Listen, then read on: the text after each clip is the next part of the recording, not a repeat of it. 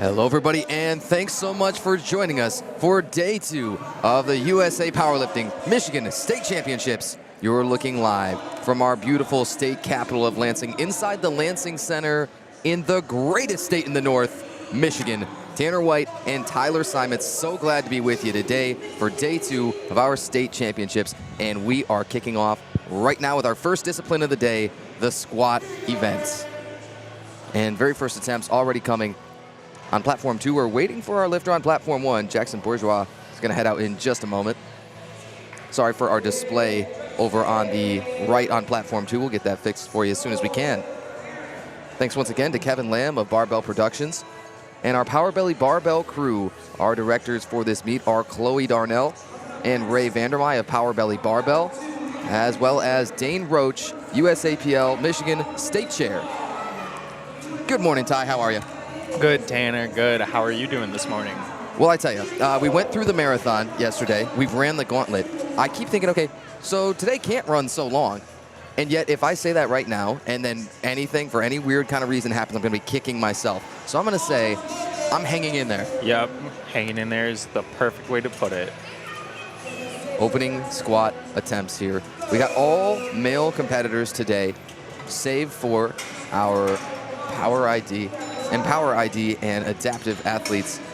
Handful of them you'll see at the very end in Flight D on platform 1. Ryan Troiano is coming up on platform 1. He's an 82.5 kg. So you had all of the men's competitors up to 75s in session 1 on Saturday, 82.5 and beyond all throughout the day today here on Sunday. Ryan Troiano, a CSCS, Certified Strength and Conditioning Specialist. He's going to open up with a good-looking first squat. And we've got time for technique talk. Plenty of time for technique talk. So I'd love to give you the platform, Ty, to give a little bit more of that. Let's see, how about the grip of our lifter on the right here on platform 2?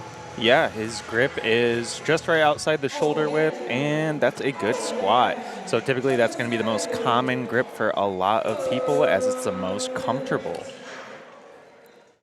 You've seen, though, we've already seen a number of lifters throughout this weekend that will like to stack the wrist almost right on top of the shoulder, and we've seen some grip almost as wide as to be able to touch the plates. Man, how do you make a determination on all that? Yeah, a lot of that is just come down to what you're comfortable with and what your body can handle. And so Alex here with an easy 165 kg squat as his opener. And as you saw, he was pretty high and tight with his hand placement. Just like on platform 2, you can see a more narrow grip when it comes to the squat. That kind of helps give you a stable shelf. Yeah, it's Nicholas Gauci there on platform 2. Again, we're still working on that display, but he did open at 185 kg. And our first 3 lifters on that platform 2, Aaron Gaynor, Mason Michael Duncan, Jeremy Wenslick. Now it's Jack Nowicki coming up on platform 2, Silas Douglas on platform 1. A teen 2, those teen age classes, you know, you're talking 14 to 15 for the teen 1, 16 to 17 years of age for teen 2. And you're on this state platform. Silas Douglas, opening 175 kg. Man, the elbow's way far back on that. I noticed that, Ty. Talk about, you know, this low bar position, and I know some people make it a little bit derogatory in the positions that people think, oh man, it looks kind of ugly. But does it work there? I mean, what do you need to do with the elbows? Yeah, typically with the elbows on a low bar, you need to have them more in line with your body. But if you don't have the range of motion for your shoulders, your elbows will go behind your midline, which we did see with that lifter on platform 1, which is very common for a lot of people. Ruben Henderson, big opener here, 182.5. You look down at the very bottom of Flight A here, and our heaviest opener put in so far is 235 kg by Saul Gutierrez. Saul weighing in at 81.7 this morning. So well within the 82.5 kg cap. And, well, you're doing the math there. That's almost a 3 times body weight opener. Yes.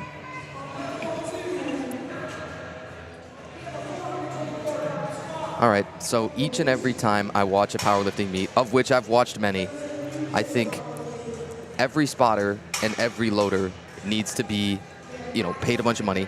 I think they need to be respected. I think you've got to get big team photos with them. I think you should get, plaques on some sort of wall of fame, because I would never in my life want to do this. I'm so fortunate that I get to do what I do here. I say, hey, my job's a lot more fun.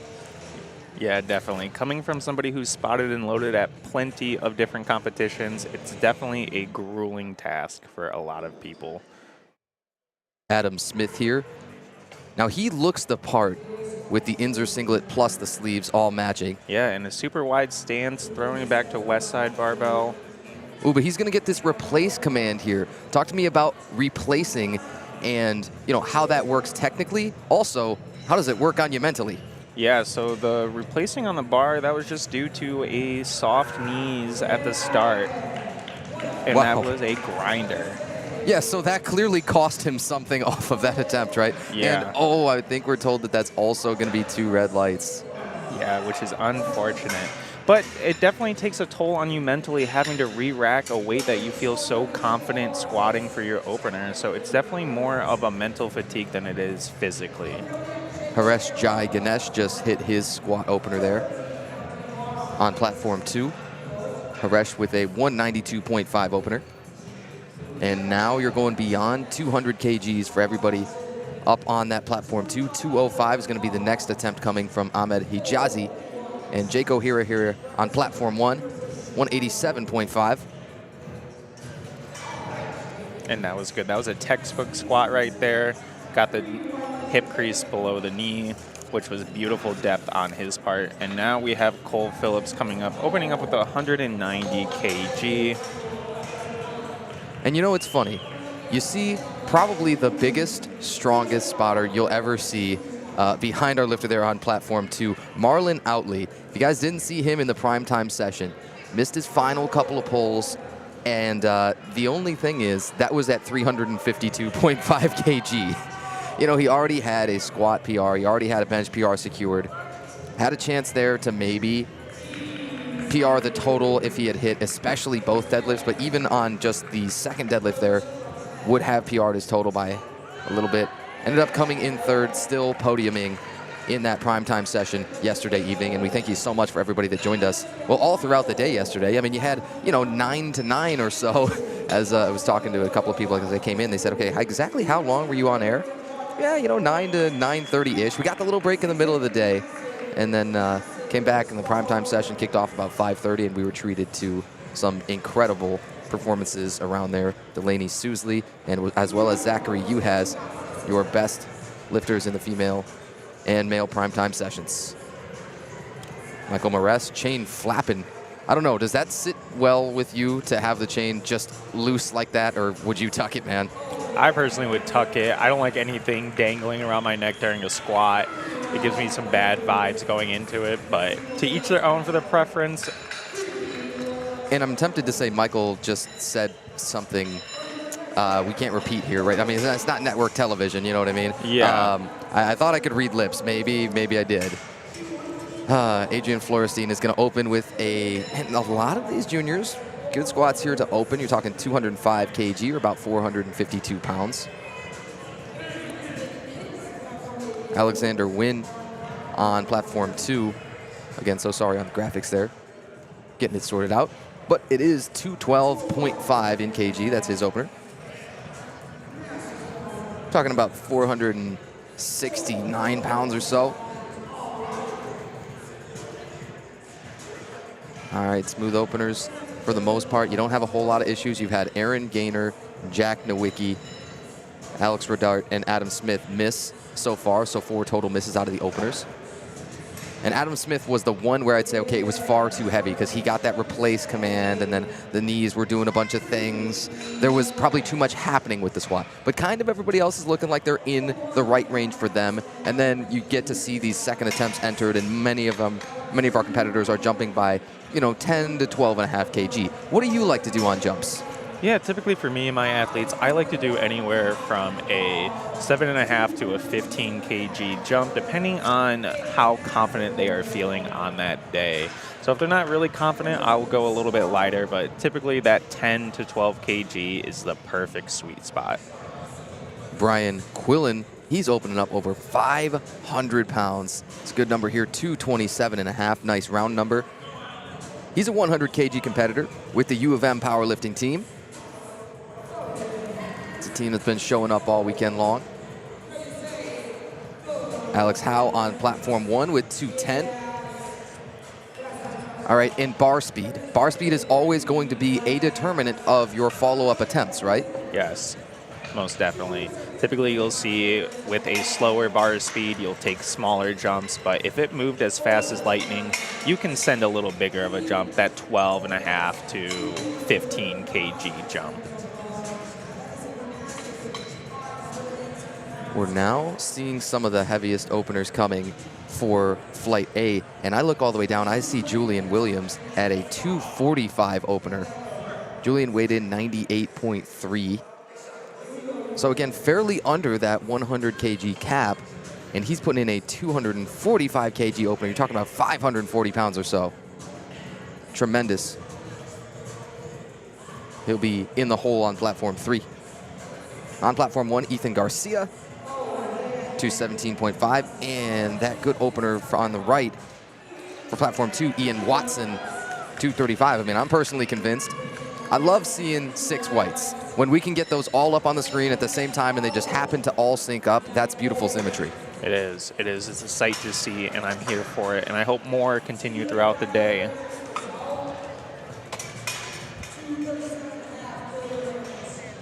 Saul Gutierrez going to come out in a moment with a 235 opener on platform 1.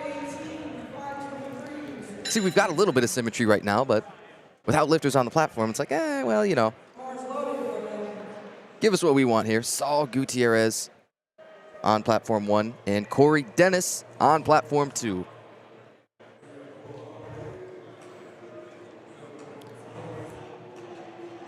Corey Dennis opening up with a 237.5 kg.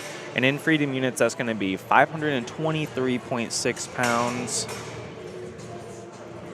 And it looks like he also got called for a soft knees on the lockout, so he is going to have to retake that walkout again. So let's see what that does to him physically and mentally. And you've got an attempt timer that's running down, right?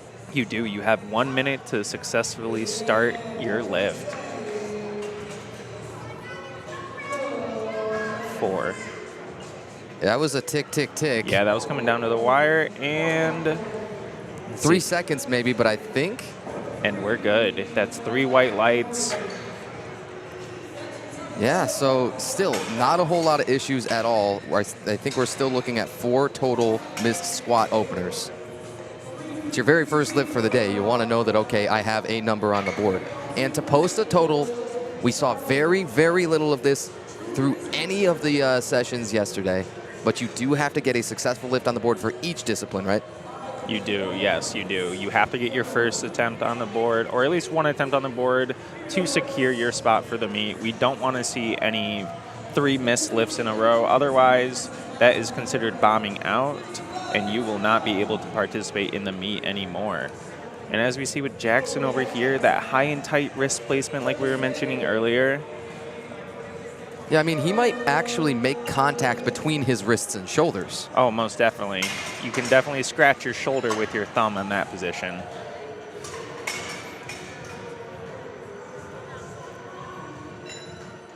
Here's Julian Williams opening at 245, Grand Rapids native. This guy says he's coached by the great Ray Williams. You know what I mean? I mean, one of my favorite lifters of all time, and still some want to say, yeah, he might be the greatest squatter of all time.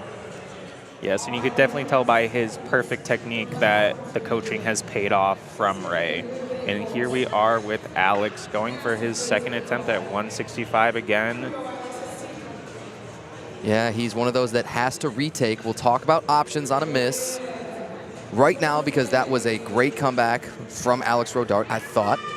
Wait on lights for a moment. It's the worst couple of seconds in the world for a lifter. Didn't have him pop up, but I'm going to say that was Alex good. was good, yes. Yep. So your attempts and rather your options after a missed lift, Ty, what are they? Yeah, so your options are you have to repeat the same number. You cannot go lower. Typically, an athlete will repeat the same attempt. If not, If they're feeling a little gutsy, they'll go 2.5 to 5 kg up, depending on how they're feeling, and if it was more of a technical miss than a strength miss at that point. Oh, so you're telling me Aaron Gaynor with this 12.5 up, you're telling me that that's not typical?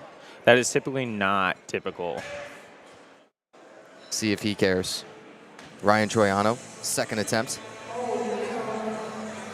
Maybe a little slower. Again, I think that is definitely good enough. Guy is from the Washington, D.C. area, the national capital, but here lifting in the state capital. And you know, I love, he says, we ask these athletes their age, among a bunch of other identifying information, right? And the guy says he's 37 years young. I said, my man, yes, you are. Adam Smith is another one who is going to elect to retake. Again, you had just 4 total missed squat openers between both platforms. Adam Smith was one of those. That replace command certainly seemed to have him a little bit rattled. Plus, he had a dramatically narrower stance after he had to replace and then come back out and take that stance again. And then an issue of depth. I mean, there was a lot going on, to be sure. You see, it's not a smooth walkout, to be certain. Oh, man. Knees and hips are going everywhere, but he might have scrapped all the way. And that bar even wanted to roll off his back. That was one of the most eventful squats I've ever seen. And for Adam Smith, wow, it passed. You got it. But at what cost? A lot of fatigue mentally and physically. As you saw those knees and hips caving inwards, that was due to his wider stance that he opted for in this run, which did pay off from the first attempt.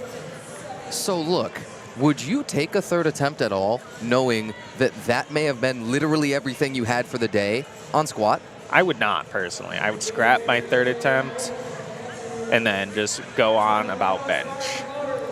Jeremy Wenslick, a miss there on platform 2. Again, Marlon Outley, I think he's going to be more than capable of catching literally whatever's on the bar there as a back spotter.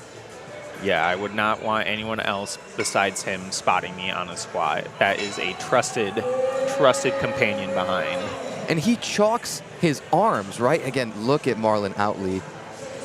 Like, if you're on the podium at the primetime session, I really don't care what quote-unquote weight class you were in. Again, there was no weight classes, all just determinant of dot scores, right? Those relative strength measures for the best lifters in that primetime session. And Marlon Outley still podiumed there, and I thought, yeah, I think he'll save you. Jack Nowicki is also jumping well up. He's going plus 10 after a missed opener. And he's got a lot of motion at the wrists and the elbows and stuff, right? Is that bar moving around? Yeah, that bar definitely looked like it was moving around, and that's probably due to his low position, but his more narrow grip.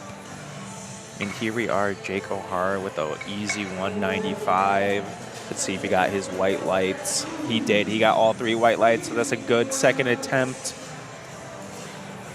Jake O'Hara says his best competition total is a 575. Says his best squat is 195. One of those where his bench and his squat aren't so far away, man. Leverages are funny, aren't they? They are. That's always a kicker when talking about different leverages. As you see, we have 2 very tall athletes coming on the platform, so you can see the lower limbs are extremely long. And that was a miss attempt at 200 kg by Nicholas. Yeah, you know, I can't relate. People say, yeah, so I've got to squat a mile down and this bar moves so far. Look at my range of motion. I said, I sympathize, but I cannot empathize. You know, everyone has their strengths, and totals win meets. A single lift does not win a meet, no matter how good you are at it. So I think we're going to see a whole lot more of that, especially probably, you know, towards the really big weight classes, right? We've got all the way up to our supers. Those are 140 plus. We've got some 140 kg competitors, the 125s just before that point. Bunch of big boys today. Harish Jai Ganesh, second attempt, 205 kg. You're looking at a much higher bar position for him than most, right? Yeah, it's probably one of the first athletes to have a really high bar placement and a wide grip. Typically with the high bar, you'll see a high and narrow grip.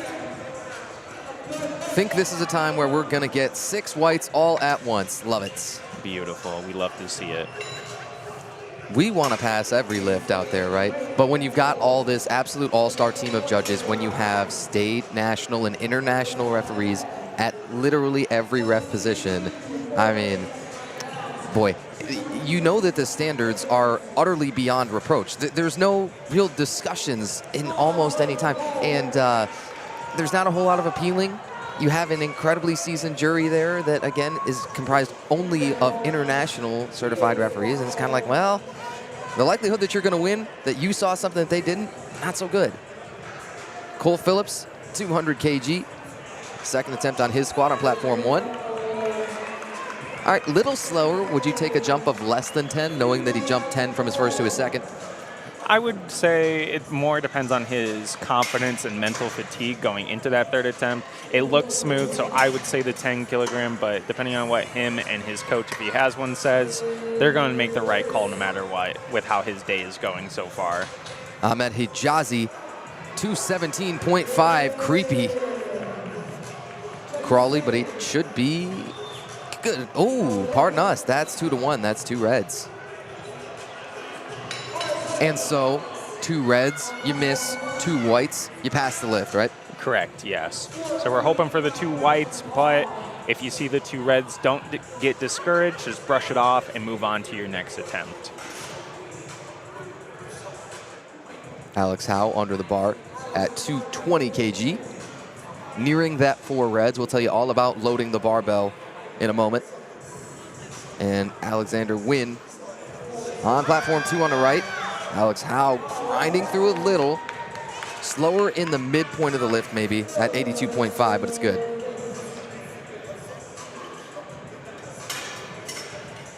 Here is Alex Wynn, settles, and launches through at 217.5. Now, did he step backward? Did he lose a little bit of balance? He did step backwards, which, for those of you who don't know, you do have to maintain complete control of the bar in your lockout position. So any tumbling or stumbling, that will automatically give you a red light. So we do have to be careful about that and be confident with our lockout. That's the very first time I've seen that this entire evening, and I tell you, or this entire weekend, that is, and we've been around quite a while.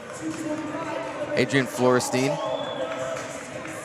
been through a whole bunch of different weight classes, says he's been up as high as 110. He's an 82.5 here. Wow. It's a dramatic change and still carrying a ton of strength around. 220 kg second with a 15 kilogram jump. He's got it. Andrew Barreras on platform 2, 225. Now that's 4 red round things. I like that 225. That is money. All right, so let's talk about loading the barbell here because we get to see all of our loaders working real hard here. 20 kg barbells, right? Power bars, Texas Strength power bars. Those red plates, each one of those 25 kg, a pair of them, 50. The competition collars, 2.5 kg each for 5 total. You got a whole bunch of other denominations of plates, blues being 20, a pair of those being 40. Yellows being 15, a pair of them being 30. Greens are 10, a pair of them 20. Whites are 5, a pair of them being 10. Blacks and silvers, 2.5 and 1.25 kg. Ethan Garcia, say hello to 230 for the second attempt from the 82.5s. And you see on the right, you've got your 100 kg junior Brian Quillen, nearly squatting that same weight there. But again, we've got at least 5 out of 6 whites. We'll take that. We told you Saul Gutierrez put in a huge 235 opener. He's also going up by 15. He wants 250 for the second. Corey Dennis will also be taking 250.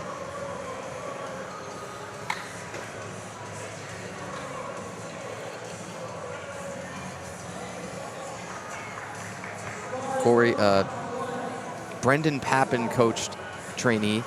I mean, the momentum team that Brendan Pappen has brought out here today and this whole weekend has just been absolutely killing it. I saw him handling Delaney Sousley, who absolutely blew everybody away with a 530 plus dots, winning female best lifter in the primetime session. just coaches a bunch of animals, and Coach Papin himself will be here. Saul Gutierrez. Oh, man. He could have fooled me toward the midpoint. I thought, I don't know.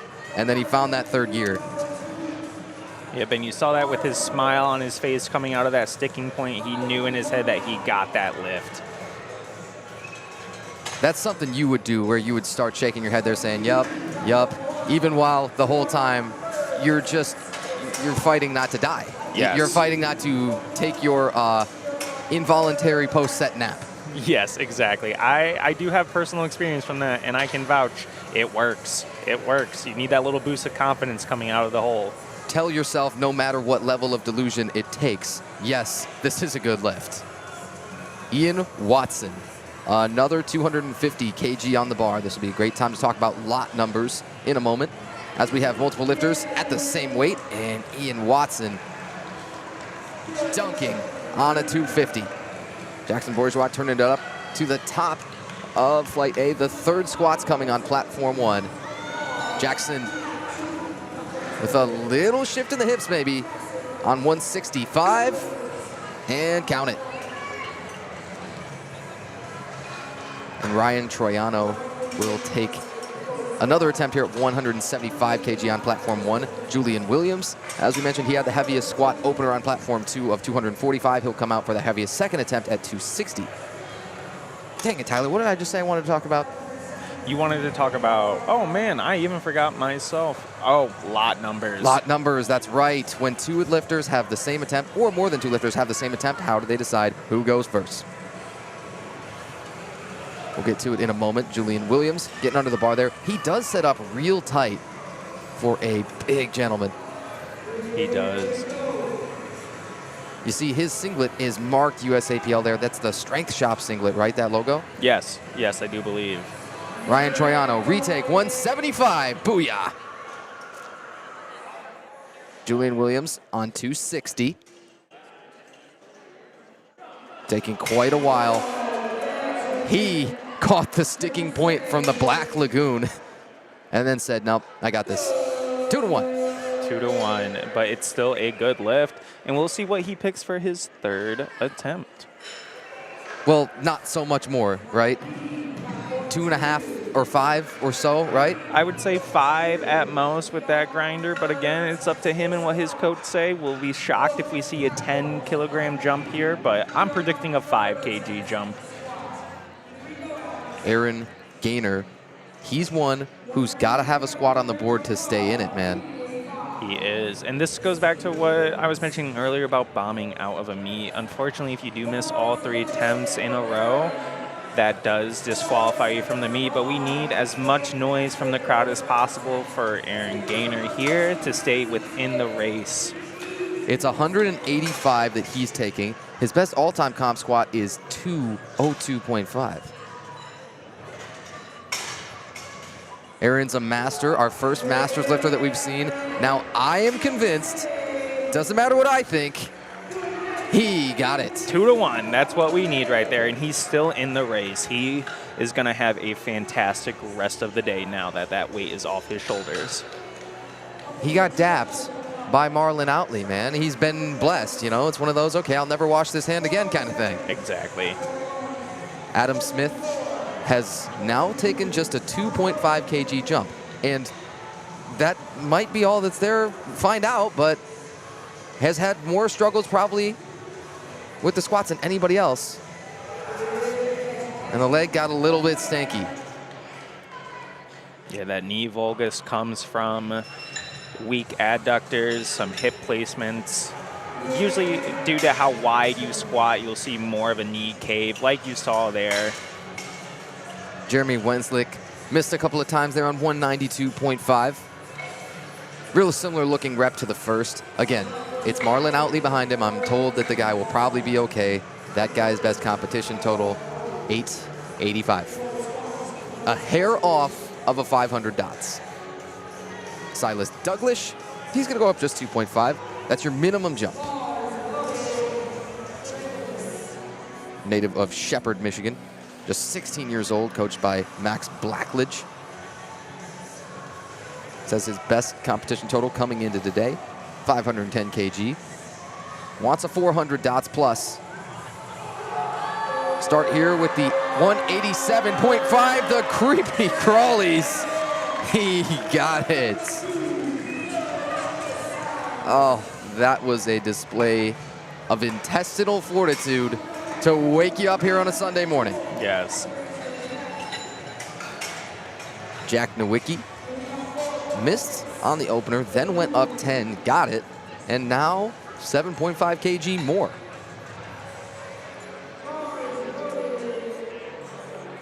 Ruben Henderson and Jack Nowicki coming out on platform 1 and 2 respectively. These are the third squats of the opening flights here for Sunday, day 2 of USA Powerlifting's Michigan State Championships, live from the Lansing Center in the capital city. Jack Nowicki at 205, 452 pounds or so, but you wouldn't have known it. And I like that he seems to have made some adjustments. He seems to have let that bar move around less, right? He did. It definitely had less shift, but that is a no lift for Jack. Yeah, I wonder what else did you see as the lights flash and the cards flashed, what exactly they got for him? I believe I saw the red card for 2 of them, yes. All right, so missing on depth then? Yeah, so the side judge and the middle judge called him for the depth, which, you know, like you said earlier, they're experts. They know the calls by heart. And to everybody's credit, we've seen so little issues of depth. That's a huge jump and a great, wow, is that 205? That's a 17.5 kg jump. One of the biggest that we've seen throughout the entire squat flights here.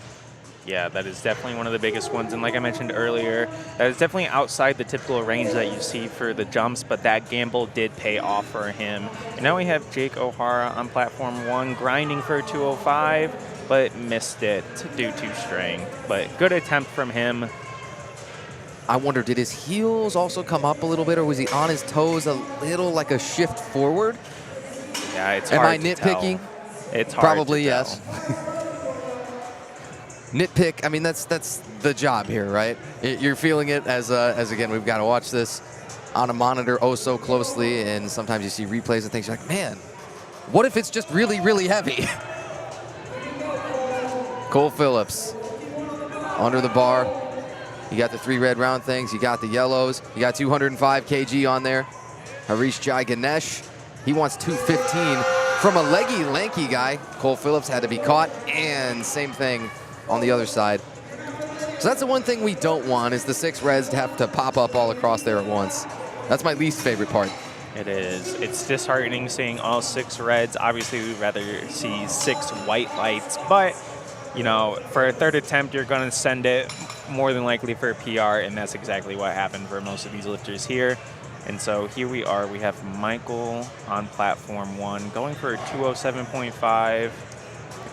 And Alexander Wynn will also be coming up on platform 2 in a moment to take a competition PR of plus 2.5. Michael Moraes has a pretty aggressive setup. You know, just the heavily chalked back. The chalk was flying up as he was kind of scratching his back there with the barbell. Michael Moraes on 207.5, yeah. So wasn't happy with the opener. Again, he mouthed something that we probably can't repeat. And then second one, not so bad. Third one, probably in that right range where he wasn't going to get a whole lot more out of it. Yeah. Alex Wynn, again, comp squat, PR, on the line right here, 217.5 kg. I like it. I think that's dunked. I think he does too. Oh, pain. And that's 3 reds. So you get no chance to appeal? Unfortunately, in this scenario, more than likely not, as you stated earlier, we have international referees here who know what they're doing. And so on that, you just brush it off and again, move on to bench. And so here we have Alex Howe ending with a 227.5 squat on platform 1.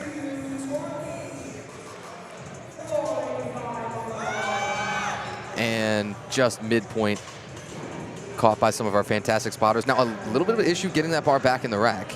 Well, I don't envy them at all, never will. Ahmed Hijazi from Ann Arbor. Best comp squat coming in, he said, was 195. This would slap 25 on. I'm no good at math, but I think that's a lot. Now, I think he might be complaining that, hey, you guys took that a little bit early. I wonder if he's going to go, and Marlon Outley tapped his chest. He said, yeah, that's my fault. Do you have the option? Does the jury have an option to award a retake? They do. If the spotters help too early, they typically will have a retake available for it. And it looks like he was speaking to one of the jurors over there, and we'll see what conclusion they come up with. I haven't seen a situation yet this weekend that warranted that until now, because of the fact that Marlon Outley himself, who, I mean, the guy just squatted 337 and a half, but 12 hours ago. So he might be, a proponent of that. He might say, yeah, actually, that guy should definitely get a retake there. Adrian Florenstein at 230 kg from the 82.5s. More power, said Tim the Toolman Taylor. Remember that show, Home Improvement? Wish that show would come back. That was one of my favorite ones growing up. I loved Tim the Toolman Taylor. Uh-huh. Andrew Barreras, 235 kg. What are they feeding these juniors?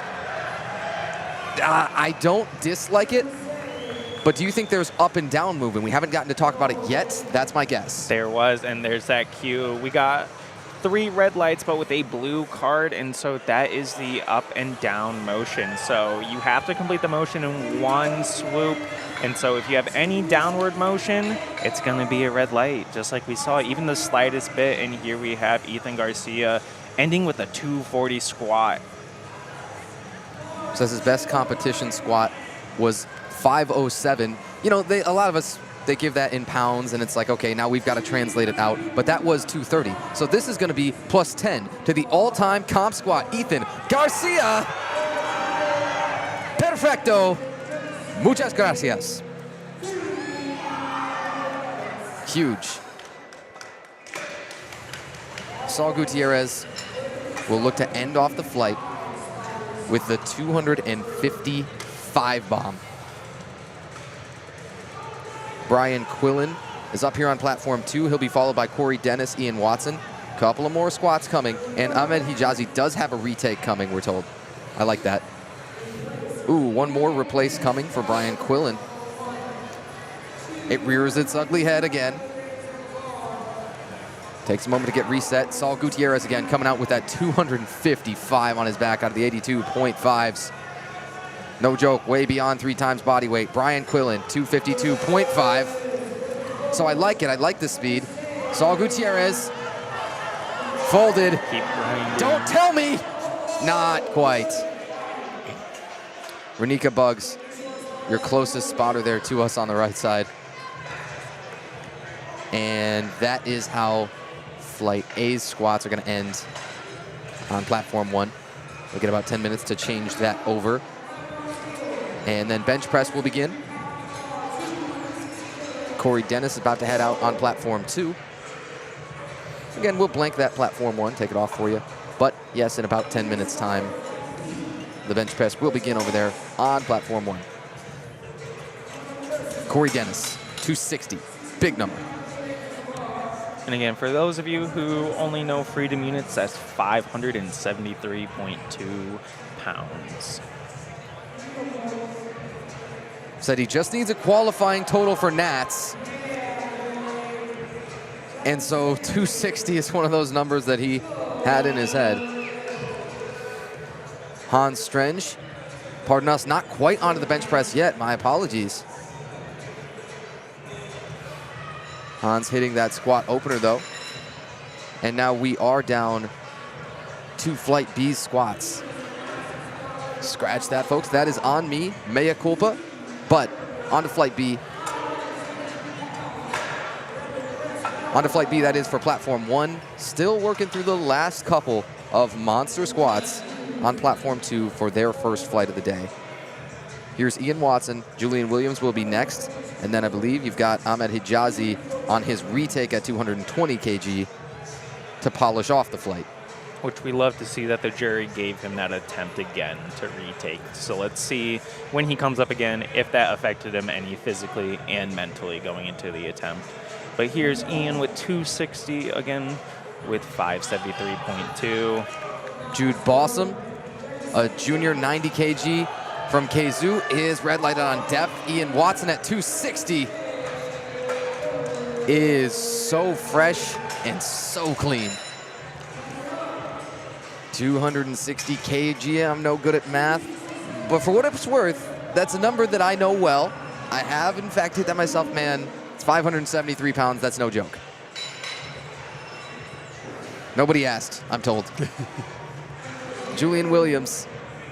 So the heaviest squat of the day so far here for day 2 of the USA Powerlifting Michigan State Championships will be 267.5 kg. I say so far because you got a lot of monsters coming towards the end of this Flight B, down into Flight C with all the big boys, all the heavies, the super heavies. Xander Griffin Rodriguez, a teen 2. Again, that's 16 to 17 years of age, opening with nearly twice body weight, and the bare knees.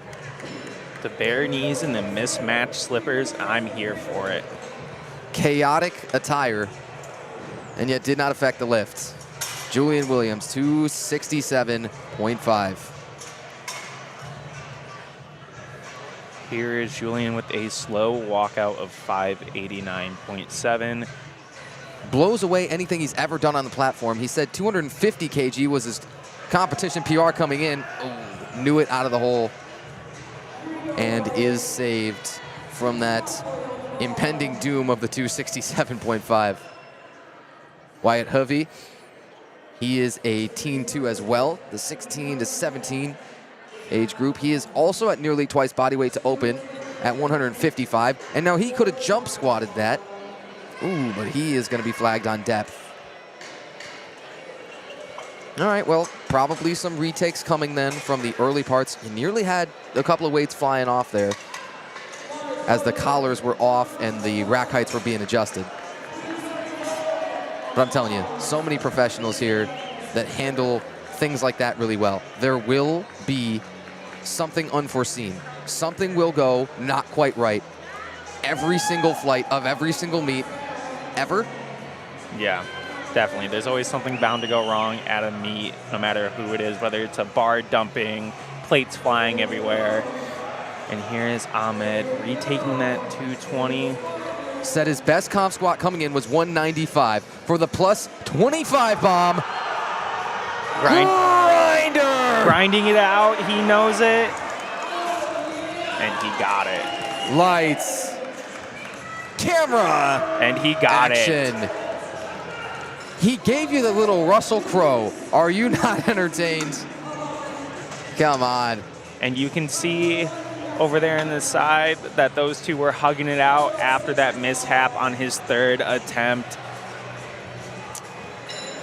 That was gutsy. I want to say it's my favorite squat of the day so far. I think we're going to have a lot more awesome ones. I don't know, Ethan Garcia at the 240 was pretty awesome there too. And that ended up being the second heaviest flight out of, or the second heaviest squat of the flight, of Flight A there on platform 1. Saul Gutierrez with the 250 just missed on the 255. Now we are down to Flight B on each platform. Teddy Dennison, still largely in the teens here. He's a teen 3, that's 18 to 19 years of age. Then you jump up to junior after the teen age division. Stephen Barry here is one of our masters, a Masters 2A, 50 to 54 years of age. And he opens at 170. Super, super convincing to me. You bet. All right, so the ins or knee sleeves. It's a black sheep. It's an elephant in the room. Have you tried them? Do you think it makes a big difference? I have tried them, and I do think they make a really big difference. Just with the material that they're made out of, you're able to get a more snappy explosiveness coming out of the hole. Everyone's own preference is different. I personally don't like the feel of the compression of the Inzers, but Tanner, I know that you have used them in the past, so what do you feel as somebody who uses them quite frequently? I have gotten some boosts to my comp squat with them on. It doesn't mean that that's come entirely from the knee sleeves themselves. I had, you have one career day with the knee sleeves, and then you're going to be attached to them. You're going to have that feeling of, I want these every time I'm trying to squat my heaviest. However, I think that there's lots of other factors at play. It is clearly the most common, the most popular knee sleeve. Nathan Hamp had a ton of pop on that opener at 190 on platform 2. That looked really, really good. So I do think that we'll continue to see those be the most popular, but then I think somebody's going to innovate. I think there is going to be another somewhat absurdly compressive sleeve, somewhat aggressively compressive sleeve that takes over. Justin Redmond, 192.5 kg, his opening squat. 3 whites, good to me. Then we go beyond 200 there for platform 1 for the rest of the attempts here. Again, you progress throughout the flight in order of your weight lifted, lightest to heaviest. Hans Strenge has scratched his next 2 attempts, so I'm wondering if he was one of those where he just needed a total or something like that. If he's got some goals that we're not quite aware of, or, dealing with an injury or something, or just looking for a PR for a single lift, something like that. Christopher Erskine with a 195 opener. Getting to a bunch of big hosses here. You got men's raw competitors up to 110s so far. Thomas McCarty is the next one up. Vincent Monaco on platform 1, 202.5. Yeah, so him out of the hole looks different than some other competitors. I mean, sure, maybe you slow it down a little bit as you get there, but you rebound, and when you start coming back up, man, that looked different. Benjamin Filius is going to open at 220, and Thomas McCarty at 205. Looks like Thomas here is taking more of a high bar position, and I do believe that he is one of Momentum's athletes as well, just based off of the cool shirt that he is wearing. Shout out to the design team for that, aka Papin himself. Yeah, you bet. That Brendan Papin guy, dude, inescapable. Benjamin Filius is coached by one of my favorite lifters of all time, Matt Venna. A Canadian, typically IPF competitor. Guy's won a couple of 93 world championships. And he is coaching some fantastic athletes himself. Good opener. He says his best competition squat is 232.5. Got every reason to think that and more is going to be there today. Derek Gottschalk coming up. He's going to be our very first equipped competitor of the day. And we'll talk about the raw versus equipped distinction in a moment. Landon Rogers at 210 kg from the 110 kilo class. Racking his squat. And only got it from the front, did not get the lights on the sides. Yeah, those side judges called him for depth on that one, which was very questionable from my point of view on this screen. But who am I to say when I am behind a screen, Yeah, well, everybody talks behind screens now, don't they? Derek Gottschalk. So here's the knee wraps, Ty. Looks a whole lot different from the sleeves. Feels a whole lot different from the sleeves. And gives you a little boost right toward that midpoint. Man, you ever squatted equipped? I've messed around, I've dabbled in practice, but not in a competition setting. And I will say those knee wraps are no joke. Think of them like the Inzer knee sleeves, but even more compressed as you are wrapping your knee as tight as possible to help give you that bounce out. But I will definitely say with wraps, it is way harder to walk it out of a combo rack than anything. Typically you see that with a more monolift where you don't have to move from that stationary period. But here we are with David Jurgens on platform 1 at 250. David, a native of Ann Arbor. Entered both Open and Masters classes, Masters 1A. That's the very beginning of the class, but still, in your 40s, how many of us are going to still be doing this? He says his best competition total is a 720 kg. And with that opener, I'd say, yeah, well, that could happen. I believe it. I believe it. Now, here's an interesting thing that I just noticed. Progressing through this flight, I saw, okay, Brendan Papin is up. I knew that the guy had been dealing with some injuries in training and things. And typically a 90 kg competitor. He weighs in a little bit heavy. Plus, I'm now told he is competing bench only today. It does seem that way. Looking at liftingcast.com, he is bench only. So it looks like those injuries were persisting and nagging him leading up into meet day, which is unfortunate because we were all looking forward to see him show his expertise on the platform for squat and deadlift, as he's been working super hard on the deadlift this offseason. But as Jude Bossum is going to miss there once more at 142.5, he's going to need one to get on the board for his third and survive. I'm told it was a lat injury that Coach Pappen was working through. I believe so, yes. Yeah, and so, well, then if you're going to compete bench only, hopefully you have a great bench. He put in an opener of 140. It's a big number. Again, he will be a 100, weighed in at 92.3 kg this morning. Harrison Smalley, that is not a small man. Not at all. So you mean to tell me the juniors there are 20 to 23? Can I check the man's birth certificate? I think we might have to based off of that performance right there. And on platform 2, we have Chris Curtis coming up to bat. Yeah, that's right, a guy we're well familiar with. Xander Griffin Rodriguez, platform 1, taking a 10 kg jump. Good on 155 his first time. This is 165. And the knees as bare as ever. Puts the cross on the singlet with the chalk. And he did miss a little bit on depth. Again, got it in the front, did not get it on the sides.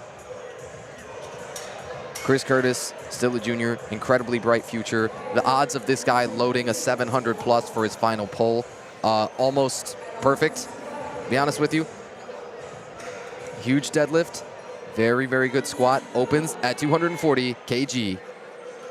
And that is dunked like nobody's business. I mean, that's one of the deepest squats that I've seen all weekend, and I've seen a lot of squats. Yes, most definitely. He had immaculate form coming out of the hole there. I'm excited to see what he puts up today. Wyatt here retaking 165. Let's see if that... And that's all 3 whites. He did go up from his first attempt, which was a bold move. Yeah, that's right. That was up 10. It's easy to think, 10 is too much if I've missed, because what happens if I hit that second one and maybe the depth wasn't quite right again, and then I have to make more adjustments on the third, and then you're risking the bomb out? Yeah, well, forget about it now. Numbers on the board. All right, the all-name team is adding Delvantre Durham as a captain, man. Native of Saginaw, my favorite name out here, I think. Coached by Nate Hamp of +2 XP Strength. Says his best comp squat involved a 300 kg squat, that is so. Got a ways to go, but opens here at 245. Looks the part with the SBD everything. Rack should be good. Besmir Jahaj on 180. Now see, he squats that so fast. I keep saying, like, somebody could jump squat one of these on accident. I wondered if his heels came up off of the ground because of the speed of it. Peter Cherry heading out, a raw 110. And then Teddy Dennison is going to take that minimum jump of just 2.5.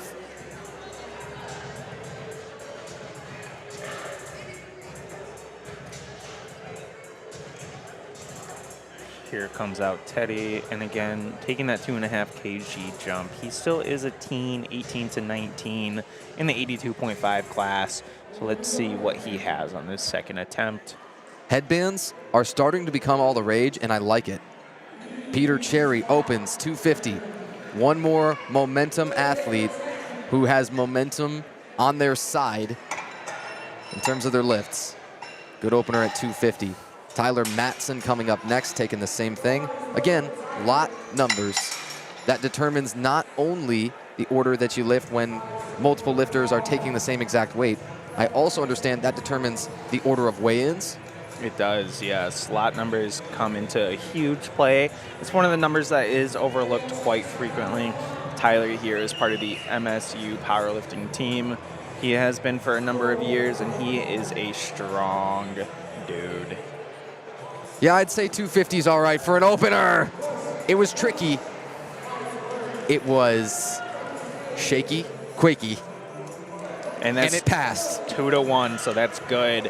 It was a slight misgroove coming out of the hole, so let's see what he attempts for his second one.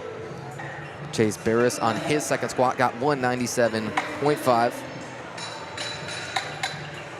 Cameron Goschke and Justin Redmond are going to be our next two lifters up. Did my eyes deceive me? No, that says 262.5 for an opener. Yet mathematically speaking, you're talking about 579.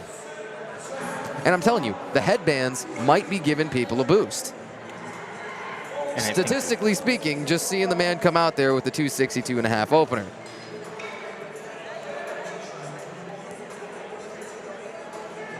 Cameron Goschke, here he comes. Sitting fourth right now among our open 110s. Buttery.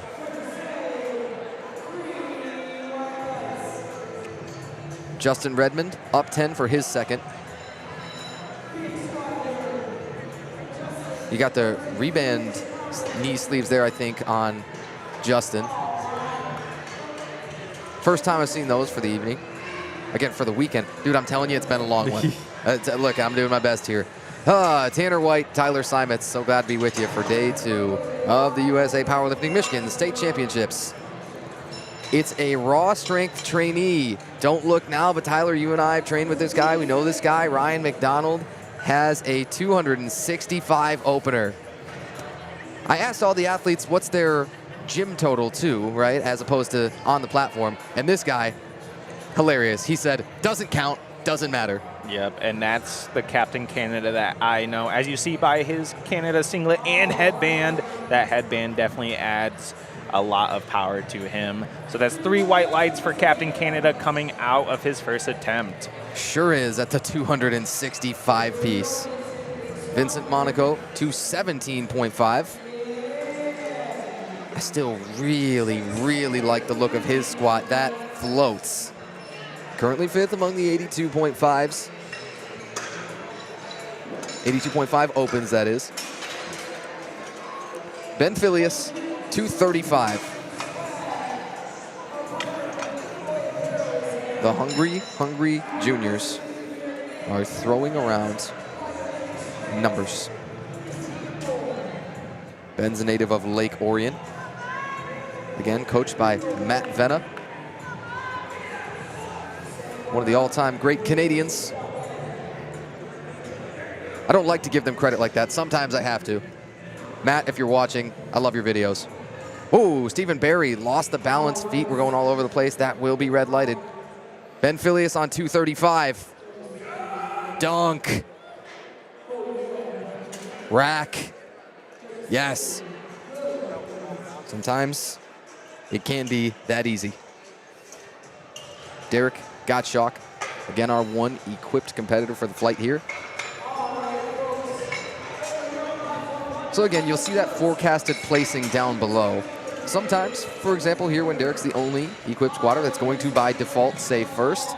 However, for everybody else that does have multiple competitors within their class and division that they are competing against, those will update based on where they're at with their successful attempts. Nathan Hamp, Derek Gottschalk on your right and left, respectively. Nathan Hamp going up 7.5. Derek Gottschalk going up 12.5. Again, he's got the, that's the Inzer wrap you told me, right? Yes, it is. Slow descent, way slower coming up. Funny how that works. Bingo on 265. And here's Nathan Hamp. He also got called for a re-rack, so let's see what this second walkout does for him.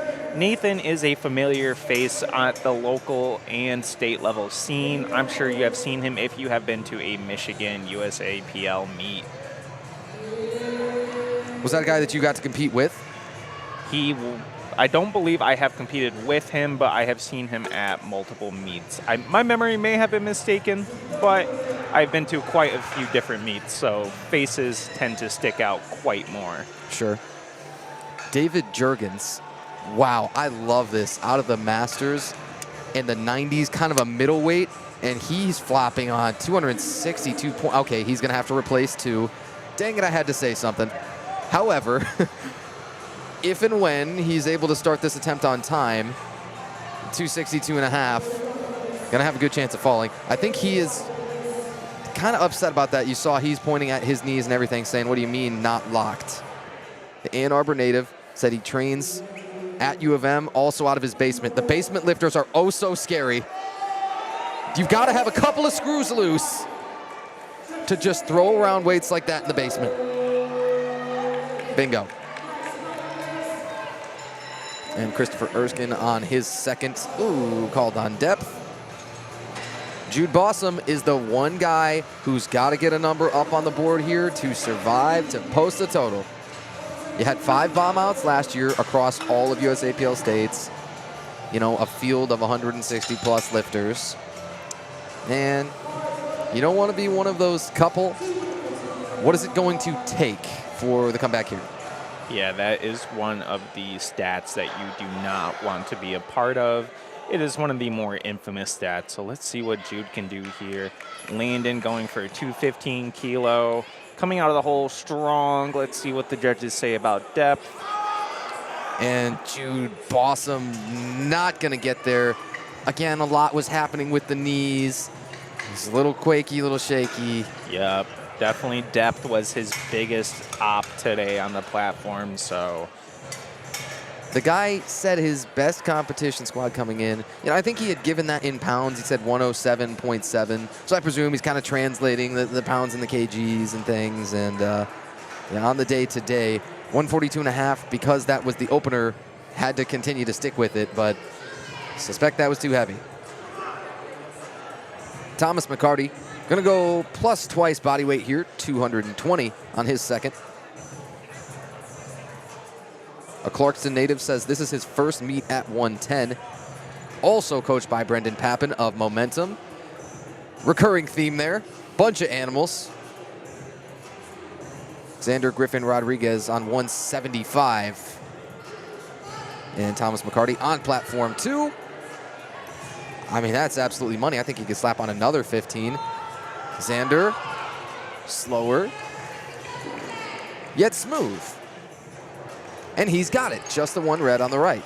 Yes, Xander said he doesn't need matching shoes or knee sleeves to get a successful squat, which you saw there. And on platform 1, we have Wyatt Hove coming up. Yeah, Wyatt wants 175. Missed on his opener, however, had to come back at 165 for the second.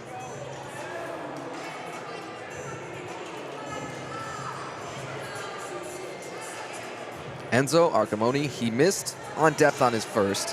Had a very high bar position relative to other lifters you'll see as he comes out there. Yeah, but with Enzo, he definitely had a shaky first attempt. Man, speaking of Wyatt Hovey, I definitely noticed hip shift, so I'm sure everybody else did too. And then I think they're also talking on depth. Yes, most definitely. So let's see, take a look over at Enzo.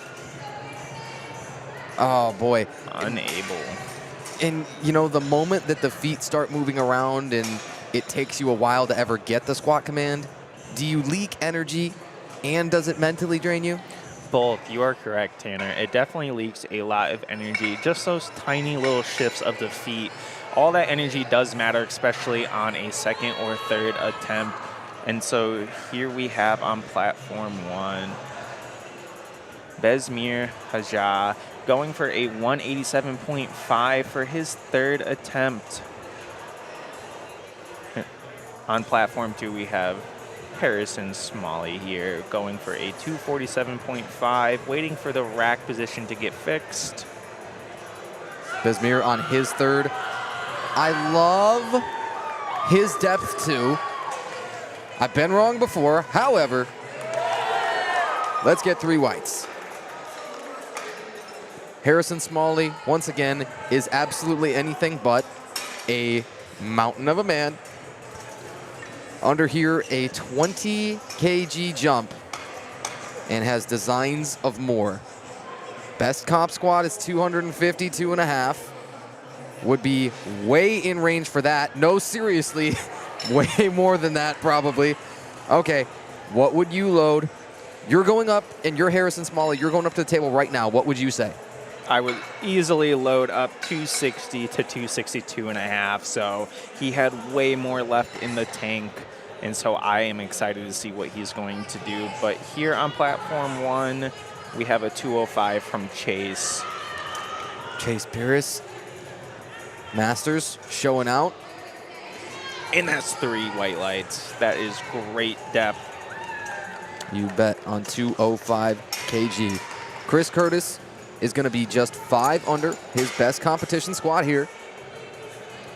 So since he's hit 260 in the gym, this is 252.5. He also takes a while to settle it. And then continues to just drop that thing to the basement, to the cellar, to the deepest, darkest depths of you know where. Yeah, if we don't see a 260-plus squat from him today, I would be shocked. Teddy Dennison, a huge jump. 17.5, and I think he's good. Okay. Out of the teens? Sure. It's your prerogative. You can jump as much as you want, right? Nobody's going to tell you not to, except your coaches or your handlers, hopefully. Hopefully if they do their job, they are your voice of reason. But, you know, sometimes our ego can get in the way, and we will say YOLO and put a number on there that we have been dreaming of. And so here is Teddy Dennison squatting. Nope, my apologies. There we go. Justin Redmond on platform 1, again, my apologies, with a 212.5 for his 3rd attempt. And Delvontre Durham on the other platform over on the right side with 260. The 82.5s and the 140 pluses. It's a funny dichotomy. But in the end, the one number that matters, what's on your barbell? Delvontre Durham, good second squat at 260. And Tyler Matson's going to take the exact same thing here. 260 kg. Vincent Monaco coming up at 230 for his 3rd squat. He'll be at nearly thrice body weight.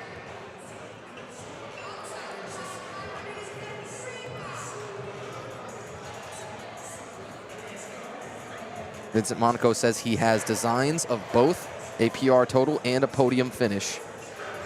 This would tie his best competition squat. Also got a big deadlift on him, especially for an 82.5 of 250 kilos. Currently sitting 3rd among those 82.5, so that is a podium position. Now that's all well and good, but you gotta have bench and deadlift also go your way to stick around.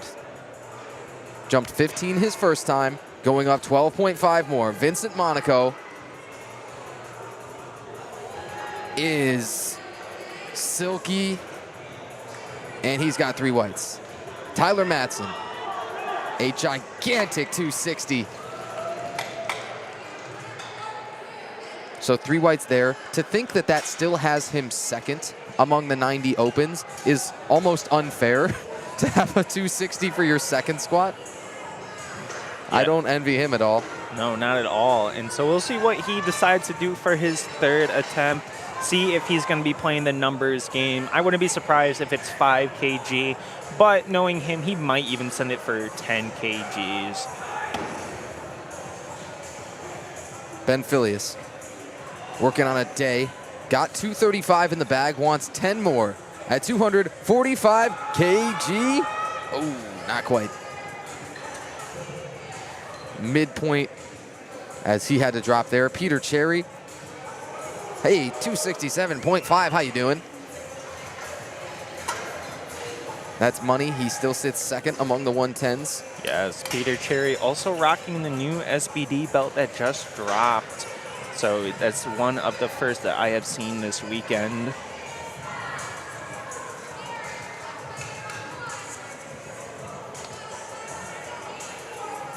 Derek Gottschalk, again, our one equipped competitor. He wants to go up just 2.5. Fought for his life and probably saw it flash before his eyes on his second. Cameron Goschke is going to get under 275. That is a big number for his second. He's leaping over the 600-pound mark. It's about 6:06 or so. Cameron Goschke. I love the Stoic singlet. In fact, I'm a little bit biased because I like so many things that Stoic puts out. I use their knee sleeves a ton in training, and it is a mindset, right? Stoic's not just a brand. It's kind of how you want to lift sometimes too. Take much of the emotion out of it. Take much of the numbers out. Take much of, you know, the environment, the noise, the whatever. Because it's you and the barbell. At the end of the day, these lifts that you practice tens of thousands of times, that's what matters. Here on platform 2, we have Ryan McDonald going for a 280, a 617.3 pounds for a second attempt. That is the Captain Canada that I know.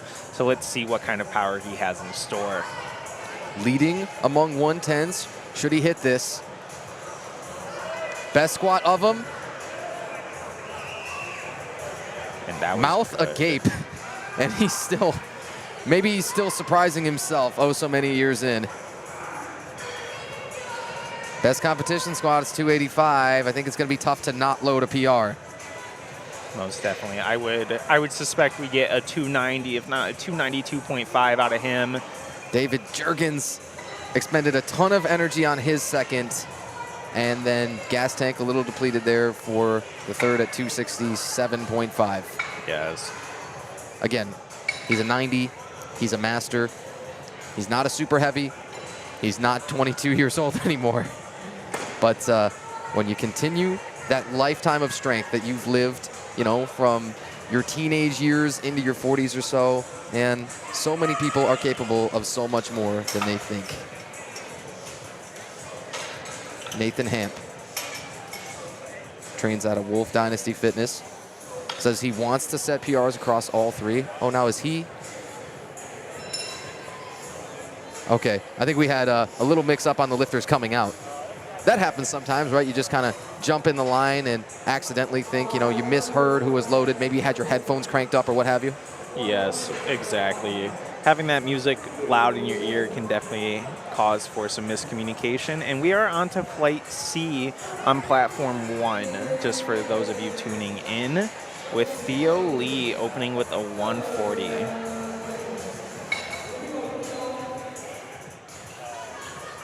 Oh, man. That is your Olympic weightlifting squat. And that's so pretty. I'm shocked to see even one blue card on that. You know what we were looking at? I would guess that it was a call for a double bounce coming out of the hole. With how low that he got, it definitely could have seemed like he did a slight bounce coming out. But on Platform 2, we got Stephen Barry making a jump to 202.5 after missing 187.5. So let's see if he has it in the tank today. Wow. Kind of savage for him. His best comp squat is this at 202.5. And the way that moved, he definitely had another 10 kg at least in the tank. Kogalan Janarthanan. He's got an opener at 167.5. And so fresh, so clean. Quentin Gritman going to be up next, 190.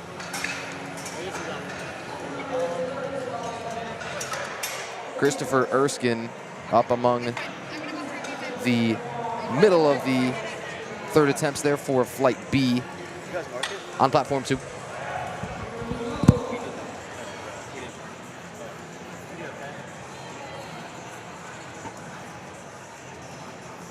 Christopher adjusting the belt. That's one of the only things that you are allowed to adjust on the platform. For almost all other equipment, you have to adjust that off of the platform and then step on there. And in fact, the referees will typically tell you.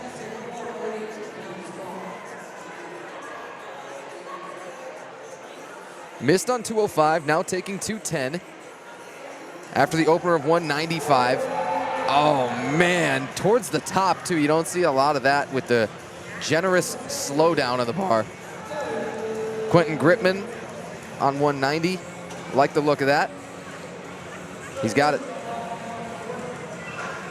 Enzo Arcamoni is another one who has got to get this third squat to stay in it.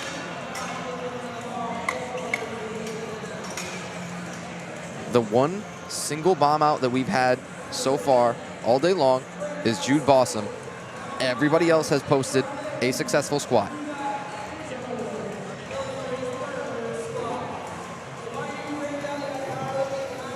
Tim Bish, he's up under the bar with a 195 piece. Saginaw native, a master out here.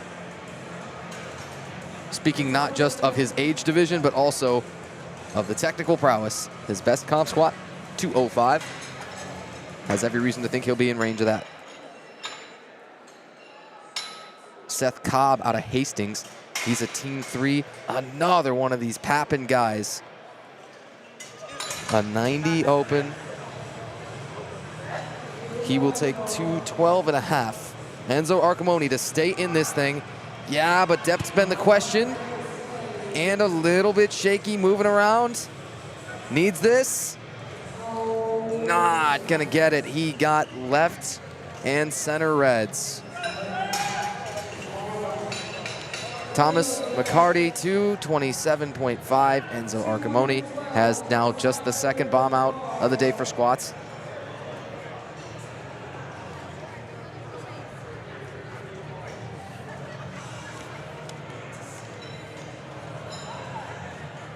Now, Seth Cobb has a much bigger gym total, says 646 kg as opposed to 570 on the platform. So wouldn't be surprised at all to see him make a tremendous leap on that total. Starts with an opening squat, got a number on the board of 212.5 kg. Shiloh Koch is going to take that same number.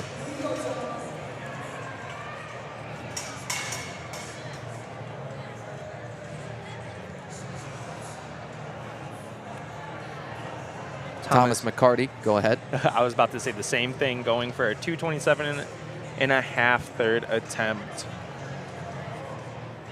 Sitting sixth right now among the 110s. Ryan McDonald still in first place among those 110s. Over that 500-pound barrier, it's as much mental sometimes as it is physical. And he's got enough. Shiloh Koch, opener, 212.5. Man, beet red, tomato red, whatever color, that's what his face was doing. Best all-time comp squat, 230. Doesn't have tons and tons of room, I'd speculate, to go up. But you'll be surprised on the day, especially with the state championship on the line. So on platform 2, we got Landon Rogers coming in at a final attempt of 230 kg, which is 507.1. So let's see how he's going to end the day.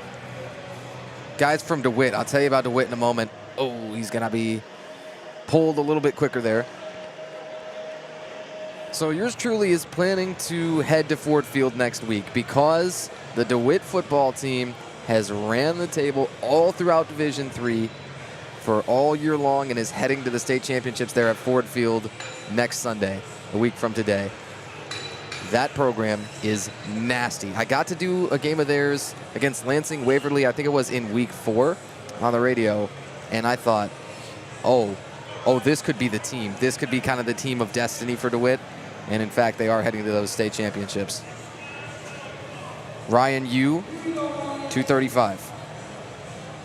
He is in the men's 90 open. And that was a lightning fast squat. Let's see what the judges say. And that's 3 white lights. That was the quickest squat I think I've seen today.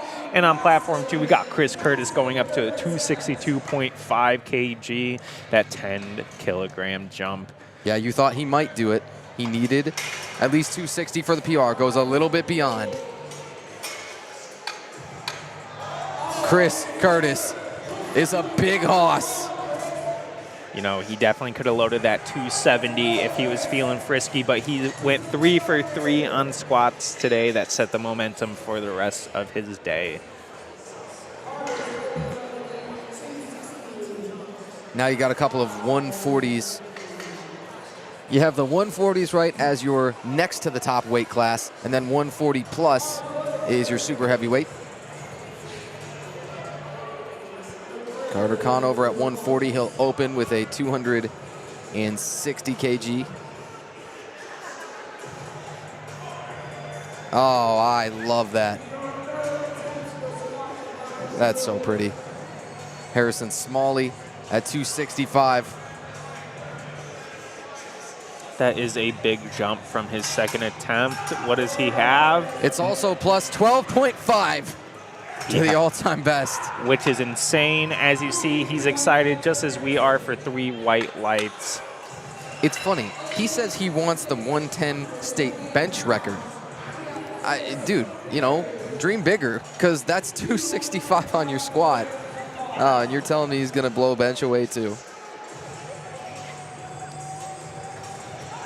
All right. Huge squats only when we get to the bottom of the flight. That's how it works, because you progress through in order of the weight lifted, so you just know it's going to get more and more nutty as we move on. Tyler Matson, yeah, take about 3 times body weight. Don't you worry about it. And over on platform 1, we got Chris Berry with a 285. And as you see, the uprights are tilted in more, and that's just so he can get that extremely wide grip that is just his advantage for leverages with an easy walkout. Ooh, Tyler Matson had to be saved there. That was caught on 267.5. Heaviest attempt that guy's ever taken is 275 at USA Collegiate Nats this year. He was a 110, or rather was a 100 kg competitor, so did go down a class here. But even so, that guy posted a 720 total as a 100. Delvantre Durham is going to go up 15 again. And boy, that's 5 red round things on there if I'm counting that right. 275 kg. Jaden Nash is even going to open up beyond that at 287.5. Jaden opening up with a 633.8 squat, while Delvantre is squatting 275 kg, which again in freedom units is going to be 606.3. We have some monster weights being moved around right now. Both taking their time setting up, as this is some extreme weight on their shoulders. Jaden Nash, coached by Jordan Bywater. He's got a ton of animals here. Jaden Nash, opener at plus twice body weight. Delvantre Durham, 275. Is perfect. Gonna keep him in first among your super heavies so far.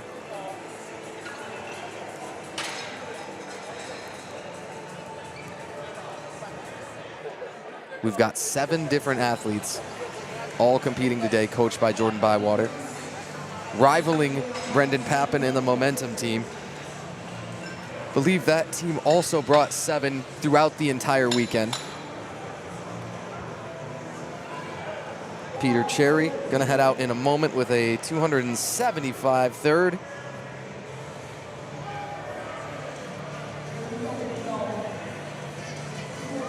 Well over 600 pounds. One more Momentum monster. All-time comp squat was 275. Rather, was 290. So this is minus a bit, but it's not about that. It's about building your total, building your dots, and just getting better. Peter Cherry, got it. Theo Lee got 1 light first on that, rather got 1 blue card on that first squat. Now no issues on the second, but he did take a real small jump, probably for that reason that he had that blue card in the back of his mind. Yes, and here we are on platform 2 with Ryan McDonald going for a 287.5. This is about to be a monster squat on platform 2 by Captain Canada. Yeah, well, do you think this guy knew his squat PR right? Do you think he knew what he needed to beat that? And he's also coached by Dane Roach, our USAPL Michigan state chair. Dane's looking on right now. There's nothing more that he can do for Ryan, but watch his guy let it fly. 287.5 all-time competition. Squat PR going down. To stay on top of the 110s. Oh, not quite. They say when you miss right in the midpoint of the lift, as Ryan did there, it's just a strength thing usually, right? Typically, yes. Or it could just be a misgroove with your hip shifting out of the hole, which I think I saw a slight hip shift from Captain Canada. But going 2 for 3 on squats with a monster 280 for his second attempt is a good way to go into bench, which, looking at his number for bench, is a really crazy number, folks. I won't spoil it quite yet, but be on the lookout once we get there. And so now here we are on platform 1 with Quentin going for a 200 kg squat. And then on platform 2, we got Cameron going for a 287.5, matching what Captain Canada just attempted. Quentin Gripman sits 6th among 90s so far, can start to make up a little bit of ground with 2 good squats, especially of 10 kg apiece. Cameron Goshki. Oh, not quite on depth. I don't think I minded the look of it. I'd like to have replay on it. It would be nice to see the replay there, or even talk to the jury to see what the overrule could be. The thing is, though, not able to do that once you get the 3 reds to go and appeal it, right? I do believe you are correct. I think it has to be a 2-to-1 standing in order for it to be overturned. Sierra Weller is your women's Raw Empower ID competitor. Always special to be able to get these in. We'll also see our adaptive para-powerlifting athletes in the very last squat of the day. In the very last flight of the day, that is. Tell you all about them when we get there. Tim Bish at 207.5. He's got gas in the tank. 3rd among your Masters 1As 90s so far. But again, he can make up ground, especially if he goes for 2 12.5 kg jumps. Sierra Weller under the bar for 110.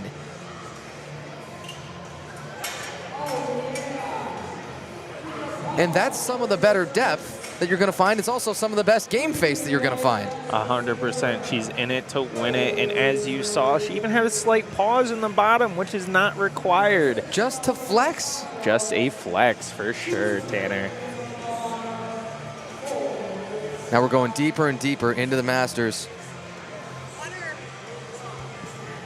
Shiloh Koch is at 220 as a 90. But Brian Briegel, who you'll see on platform 2 in a moment, he is a Masters 3A. That starts at the age of 60. Love it. Shiloh Koch, oh, a sticky, a devious second on 220. I thought it looked perfect, but the speed is just miserable. And sometimes you'll have it where it's going to be a slow grinder, but you can still get it up. And here we are with Brian. And again, he is a Masters 3A, but he's also part of the push-pull, which you don't see quite a lot of. Guys, best total is just beyond 1,000 pounds at 455 kilos. That's about 1,003.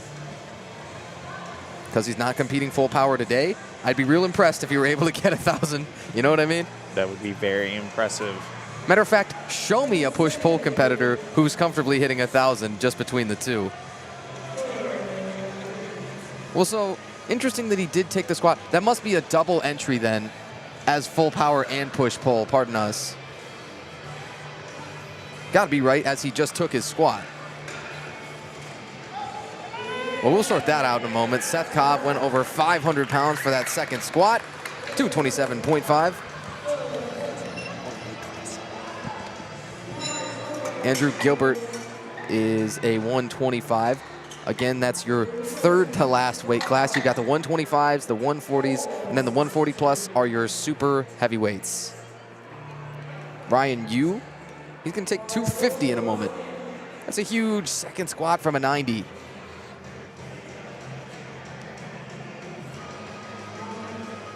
Don't know if I've seen this singlet before. It says Virus on the front. I was just thinking the same thing, Tana. I do like the look of the singlet, but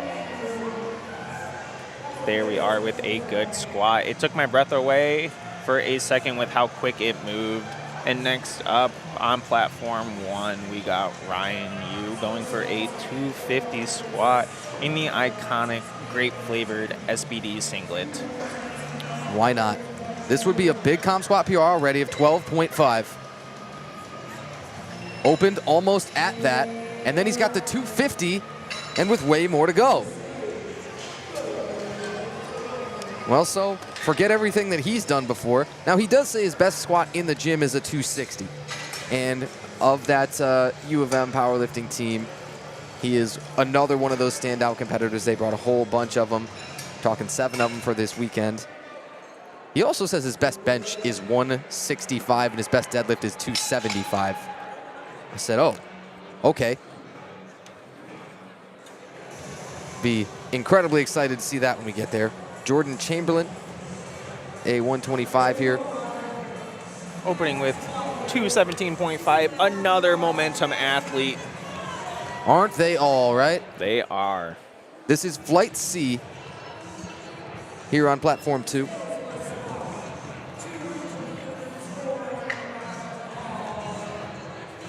Carter Conover is a 140. They're waiting on him still. I think the attempt timer's running down a little bit. Unless we didn't get that bar is loaded call yet. Maybe that's a loaders and spotters thing. I think that's what it is, because here comes Carter Conover. Opened at 260. Nice and smooth. Also, Ryan Yu put in the 262.5. Yeah, he's another one. He knew his lifetime PR, no matter if it was a gym lift or not. See if he cares. He will be going for that all-time PR. Also, weighed in only 86.8. That's well underweight for that 90 kg class. Yes, it is. Mateo Perez will open 220. Carter Conover got that 277.5. He's well beyond 600 pounds. Yes. Mateo's opener is... Good. I was going to say it's good by me, but I'm told they don't care what we think. Right, exactly. And here we are, platform 1 with Chris Berry. He is retaking his 285. Let's see if he has what it takes to match that opener again.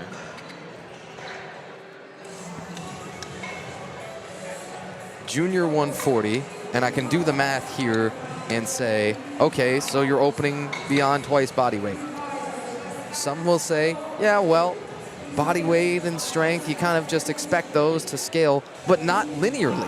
And I think that's what people tend to miss, and everybody towards the highest levels of the sport. Again, you noticed these posts real heavily tilted in there. When you go to re-rack and it's 600 and whatever, it's 700 and whatever for the monsters at the very top of this sport, like Raj Singh here you just saw on the right with a 250 opener. Ooh, and he's going to miss on depth there. He got 2-to-1 reds. But when you go to re-rack, you can't have any questions of getting that thing back in the hooks. Chris Berry on 285. Retake. I like the look. I like it just enough. Yeah. It'll pass. So did the judges, giving him a 2-to-1 call. And so now on platform 1, we have Jaden Nash coming in the 140-plus open category with a astonishing 300 kg squat. I believe that's the first 300 we have seen today. So I'm excited to see what he is going to do. But taking a look at platform 2, we have Lucas Kern opening with a 255. He's in the 125 men's open. And that was a lightning fast squat. I think it's due to the Titan singlet, a classic, iconic look. Yeah, well, whatever you got to do to get that plus 10 strength out of your equipment.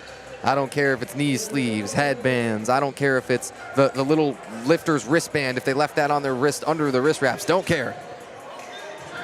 Jaden Nash, under 300 kg. His all-time best squat is 307.5. The heaviest he's ever attempted is 312.5. Technically, if you're going linear, he could take a swing at that. Oh, yeah. Right? I mean, you got to. Look at that. We might see a swing at the 312.5 today. For what it's worth, when you go to 317.5, you are at that magical, mythical 700 pounds. You are. So maybe we'll see it, depending on how he's feeling today. It would be a jump of 17.5, not always advisable. But, you know, sometimes you have to do what the cards are telling you to do. And over here on platform 2, we have Michael opening with a 260. And let's see what the judges say on it. 3 reds.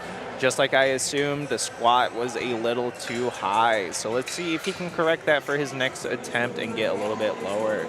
Theo Lee coming in for his 3rd attempt at 147.5. And you see he's taking smaller jumps today just because of how squats are feeling, and that is perfectly okay and normal. Yeah, well, if you still come out with all 3 of them, you've still got a little bit of momentum.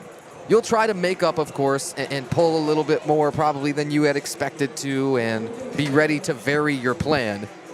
Not completely deviate, but just change a couple of things here and there. Theo Lee, sticky in the middle. But look at the size of his legs from the 82.5s. You know, as a teen, the 18 to 19s there in the top of your teenage division, you still have so much more time to fill out. There is, in all likelihood, another weight class that's beyond where you are right now that's going to be your best to settle into. When you're a guy like that, like Theo Lee, where you see that you've got the promise, you see that you have beautiful technique and just time and space to add muscle. Yes, exactly. And here we are, Zachary E. Hare opening with 262.5. And it looked good. Let's see what the judges say to it. 2-1, we'll take it. That's what we need to be on the board. Yeah, well, it's the size of the hips and the legs of competitors like that when you start to get into your 140s and your 140 pluses. Kogalan, Janarthanan, he should be good enough. I like that 3rd. He's shaking his head. Oh, man. Okay, that's one of the most upset competitors that we've had. You still have a chance to go and talk to the jury on it. You do, but with what they were calling, it does look like that it was mostly a soft knee issue. So we'll see what he can do for that 3rd attempt. And so on platform 2, we have Eric Thompson going for a 265 opener. Looking strong. Definitely one of the highest rack heights I've seen today. Yeah, well, I wanted to talk more about lanky guys, too. Eric Thompson, I mean, you wouldn't have known it. You wouldn't have known if that had anything to do with his squat and the number he was able to load. Yes. But the difficulties, because we hear from so many taller competitors that, again, my range of motion is long and I've got to bend over and the length of my femurs makes this and that and something physics and lever arms and all that. I want to get your take on it right after we get this attempt from Quentin Gritman. This is 210. Quentin settles it, ribs down with the brace. Little twitch in his face. Got plenty enough of it. All right, so again, on squat leverages and build. What's your thoughts on it? Man, I have a lot of thoughts on it. So like you were mentioning with the taller athletes, they do have a mile to travel down to. And a lot of the time that's going to be one of the most difficult challenges for an athlete on the squat is how far they can go. As you see with Matthew here doing 270, he's kind of a taller fellow and he had a while to go down. Typically on squats, you want to have a shorter femur. You want to be smaller stature just because you don't have as far to go down and your biomechanical leverages are better. Tim Bish here with a 215. Let's see what the judges say. And it's good. And that's a great way to end it. And so, again, typically the taller athlete you are on squats, the harder it's going to be. But that's why they do make squat shoes and heels to make it easier to come down into the hole. As you see, Andy Carter wearing them on his feet, opening with a 272.5. Man, this guy is one of my personal favorites. I'm so biased here, but I got to watch him at Motor City Muscle. Guy put up a 448 dots and a 785 kg total there. Opens over 600 pounds for his squat here, and he is a hair away from the Masters and still getting better, competes across multiple federations. Again, that was a Powerlifting America competition, has also been in USPC and USAPL every time out there. Guy started competing at the age of 37. He's won his class. Shiloh Koch, and he had a couple of double bounces there, right? So he kind of knew what was going to happen with that. Wanted maybe to stick with that, and maybe if it's a gym lift, you stick with that and see what happens. Yeah, it also kind of looked like one of the side spotters grabbed the bar a little early again, but it seems like it was just a matter of timing more than anything. Here we are with Taden Robinson opening with another 272.5. That is a very common number we see here with the 100-plus weight classes. Yeah, because they know that that 600-pound barrier is right there. Guy goes by T-Bob, and he goes down and up, and there's really nothing else to say with that squat. Now, I'm surprised that he did get red lighted on the right. Wasn't quite expecting that. No, but here we have Seth Cobb on platform 1, ending his squats with a 237.5. He is in the 90 weight class, so let's see what he has in store with the matching SPD fit. Sitting fourth among those 90s so far, 237.5. A little bit of hip shift. I think we're good. Yeah. And it's good. There's no rules that say you can't be a little uneven.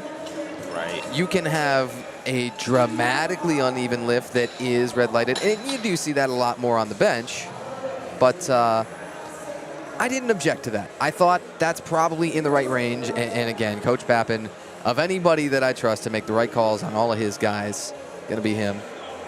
Sierra Weller, again, our Empower ID competitor. You want to talk about competing against yourself? She had an utterly textbook first. Same thing on the second. Still love the game face. Sierra Weller, wait on lights. That's going to pass. And Ryan Yu, we mentioned, he knew his lifetime squat PR. He's now going to take it. He's going to go plus 2.5. Unbelievable lifter face. The agony of the ecstasy, and put everything on the line for the heaviest squat of his life. If there's a time and place, right now. It is now here at the Michigan State Championships for USAPL.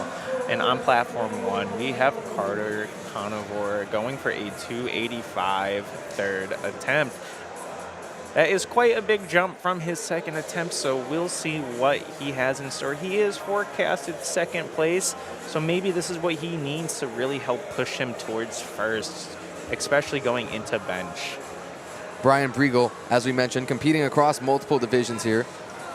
He is, in fact, entering full power, so it means he's got to get that squat. It means on his second at 182.5, he's continuing to build the total, but he's also a separate push-pull entry, right? And so he's going to, among push-pull competitors, also receive a placing. He is. And I did take a peek at liftingcast.com, and he is actually entered into 4 different categories. Carter Conover, plus twice body weight on 285 kg. Blows big kisses. Yeah, among showboats, I'll accept that at 285. I think that's fair. Maybe just celebrations. We won't call it showboats. You know, that can have a negative connotation there, but it's 628 pounds and change. Andrew Gilbert under the bar right now. He's got 225 upcoming. Ground to make up among your 125s. A native of Ubly. He says he is self-coached. Best competition total is 602.5. All right, well, you're going to add 225 on it so far to start. And his all-time best squat in the gym, 230. Real close to that. going to be able to take at least that number, the lifetime squat PR number, as it were. And Ryan, you did that same thing, right? Just recently, where, yeah, he knows exactly the numbers. Guys on Instagram, Chris Berry is as Raw Dog Berry. I don't want to ask, and as a matter of fact, I don't want to know. But what I do want to do is wish Chris Berry an early birthday. Says his birthday is on the 26th of November. And can he get... Ooh, no, that's an incredible catch, by the way. No thank you on any of us spotting that. But he took 300 and just a little bit too heavy. So he's one of those double entrants in the junior and the open classes. Because of that fact of the birthday falling right there and just feeling like, yeah, well, I know that I've got a huge number. I know that my total is way up there with anybody in the opens. But there will still be junior competitors, right? And you understand why you choose to enter both. Yeah, especially when it's your last time competing as a junior. You want to solidify your total in that weight class. Mateo Perez, 232.5 for the second. Also a junior is Mateo, and counted on 232.5. Am I reading this right for Jordan Chamberlain? Does that say 250 and a 32.5 jump? Pretty sure it does. It does. That is one of the most outlier jumps for attempts that you can see in a powerlifting meet. On platform 1, Jaden Nash with the 320. That's the lifetime squat PR, sticky. Midpoint or maybe just beyond. Again, guy knows his numbers. He knows his heaviest attempt in competition before that was 317.5, and yeah, that'll happen when you want to absolutely send it.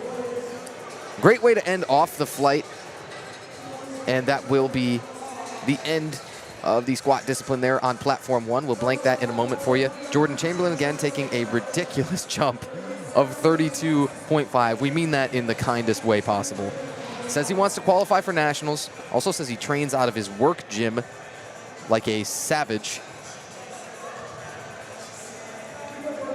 252 to start crawling back in among the 125s. I liked it. Well, it doesn't matter what I think, does it? The 3 reds do flash up. And so his only options there, stick with that 32.5 jump, or technically you could go up. You technically could, but we'll have to see what he chooses. Maybe he'll scrap his 3rd attempt, or maybe he's feeling risky to go for that 250 again. Never in my life have I seen somebody miss a 32.5 kg jump and go up. It's not that I've never seen a jump that big, but you're just, no matter, even among world-class lifters, where they know utterly within, grams what they're kind of going to be on the day, you still just don't see that often. Raj Singh missed on depth on his first. To come back, man, I liked the look of it. And I think one more time, Marlon Outley might be thinking, I grabbed that a little bit early. I thought anyway. What do you think? I thought it might have been a little bit early, but it does look like the jury is going to talk to him again. And maybe we will see that replay of the attempt. But again, you can never blame the back squatters too much just because they're more concerned about your safety than anything. And so if they see a slight dip going down or their intuition kicks in, they might grab it a little bit early. And again, they're human, they make mistakes, and especially at that pro level, he knows what signs to look for. So he is a veteran of the game, but nothing a little talking to can't fix, Yeah, I hear you. Lucas Kern, after these rack heights are adjusted, is going to come out for 267.5. Still on the second attempts of our final flight over here on platform 2. Session 2, day 2, you name it. USA Powerlifting's 2025 Michigan State Championships. I'm Tanner White. He's Tyler Simons. Any other questions, drop them in the chat. Lift weights. Lucas Kern, 267.5. Did you get all that? I did get all that. My man. Tanner. Lock in. Here we go. Sitting fourth among the 125s so far in the open category. Lucas Kern is money. Yep. A retake is what I thought we were going to see out of Michael Nadrowski. Missed on 260. Instead, slap 12.5 on. Again, it's your prerogative. Yes. At the end of the day, you know you best. And if that 260 was just a misgroove coming out, then you might as well go up. But we'll see if it was a technical issue or if it was a strength issue. But like I said, on platform 1, we are taking that slight intermission just so that way we can gear up towards bench and everything. And so on platform 2, we have Michael attempting that 272.5. And there we go. We have that single view of this platform.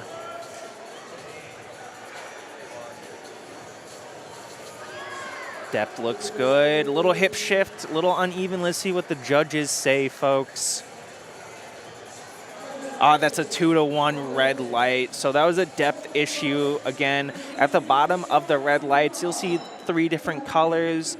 It'll be red, blue, or yellow, white-ish. And so that just indicates the different lifts and what they missed. And so here we have Eric Thompson going from a 265 to a 275 squat. His first one moved very well. So let's see what he has in store for the second attempt.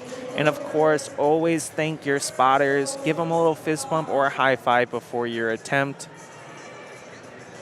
And here we are. He's in the men's open 125 class. Good walkout. Depth might be iffy. It was right there, but let's see what the judges say. And like I had predicted, that was 3 reds. So they are looking for the hip crease to go below the knee. It is not 90 degrees, but it is the hip crease below the top of the knee. And so now we have Zachary E. Hare coming up for his second squat attempt at 275 kilograms. And in pounds, that's looking at 606, just crossing that 600 barrier. He is forecasted 5th place right now in the men's open 125. Taking a more narrow stance with those squat heels that we were talking about earlier. Going down and coming up with the bigger weight classes. It is hard to tell for depth a lot of the time, but the judges give it 3 white lights, and that's what matters most. Especially if you have bigger thigh muscles, it's hard to tell half the time. So again, the judges use their best judgment, no pun intended, as that is their job to do. And so now we have Andy Carter coming up with a 285.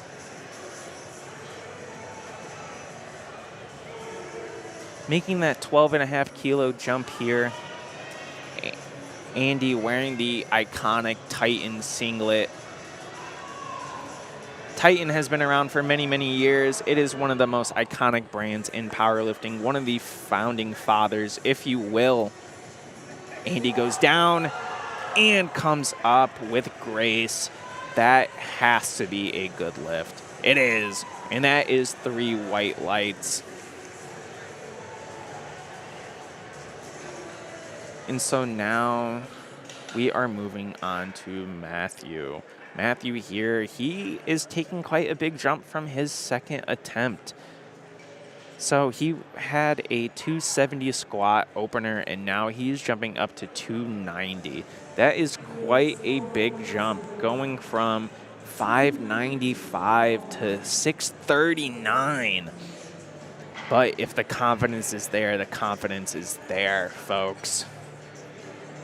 So let's see what's going on. And he's in the Chuck Taylors too. That is a statement to be had. Depth looks great. Power out of the hole is good. And let's see what the judges say. That's 3 white lights. That is wonderful. We have had some amazing attempts here. And now here is Taden Robinson coming in with a 292.5. That's another 20 kilo jump.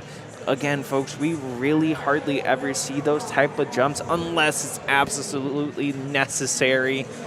And especially for him, he is in 8th place. So maybe he is trying to make up grounds on the squat. What do you think, Tanner? Absolutely. That 20 kg, you start to think, man, placings do kind of matter. You know, a junior plus the open entry, and this is tied for his best competition squat, yeah. But I think it's more about placings because he's taking it on the second. He knows he wants a whole lot more than that, and he's got every reason to think that that's going to be there.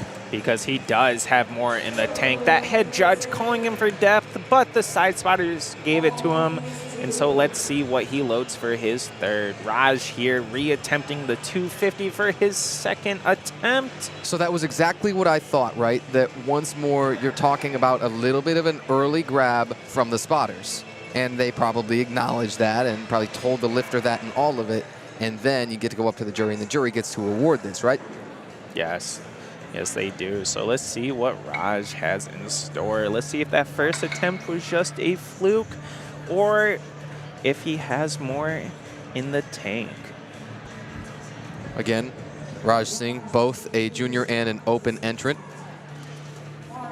Looking for a squat PR, in fact, on his second. Now, he opened with that PR, knowing that, okay, well, if I don't get this, I've got my two options, which is retake or go up.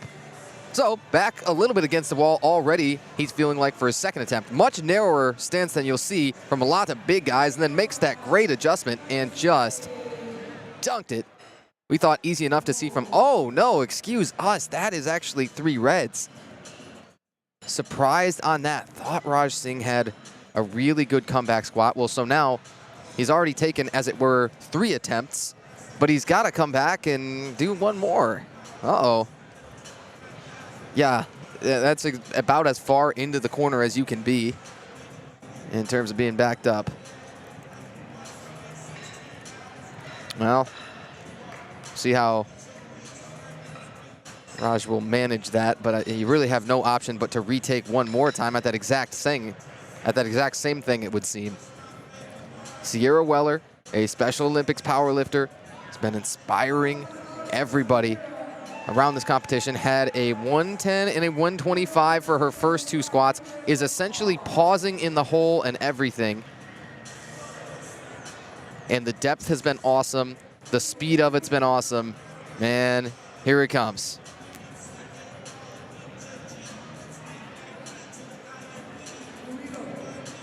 From Special Olympics Area 19. Knows she's going to go to the Special Olympics Nationals. Knows that she might have that, 137 I think had to be pulled. Let's see. There's downward movement as a possibility. Yeah, that's what the blue cards are going to be for, is the up and down. Again, that happens across all 3 disciplines. When you get that up and down, when the bar at any point starts to move downward, that's going to no lift it, no matter what happened the rest of the way. Sierra Weller taking that second squat then of 125 kg.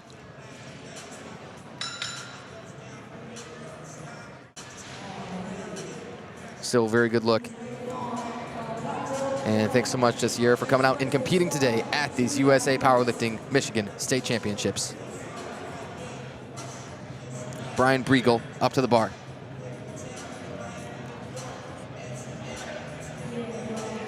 Masters 3A. Folks, what will you be doing at the age of 60? He also says he trains most out of the Detroit Jiu-Jitsu Academy. So, versatile athlete, love it. Brian Briegel on 187.5 squats, putting him in misery, and he's got to be caught here.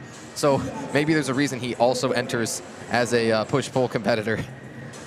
If squats are just not your favorite thing, if you just don't enjoy them, well, you get it. You get what he's on about.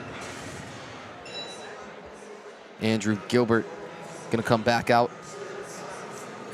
Says his best competition total is 602.5. Loads 240 here, so if you had 240 and 240 between your squat and your deadlift, and then you bench, mathematically speaking here, I think you're talking 122.5 would be all you'd need to get the PR total. If that's correct, yeah, he's got a reason to think he can be well over that competition total PR.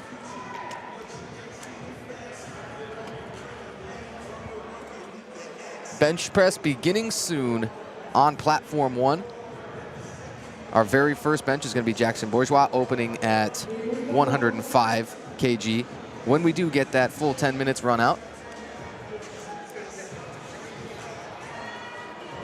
Not quite there yet. First, let's polish off some of these squats. Here on platform 2, Andrew Gilbert, 240 kg. Still love the depth, and he's still got so much speed to it too. 3 whites for him.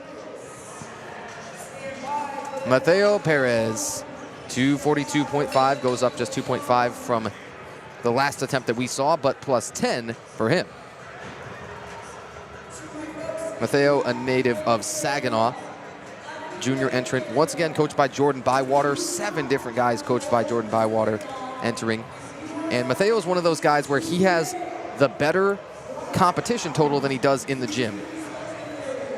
Really helps the mental status sometimes to just absolutely take swings, to take monster risks on the platform when you know that those are your PRs and when they're going to come. He's got that +5 all time, and belt flick 2.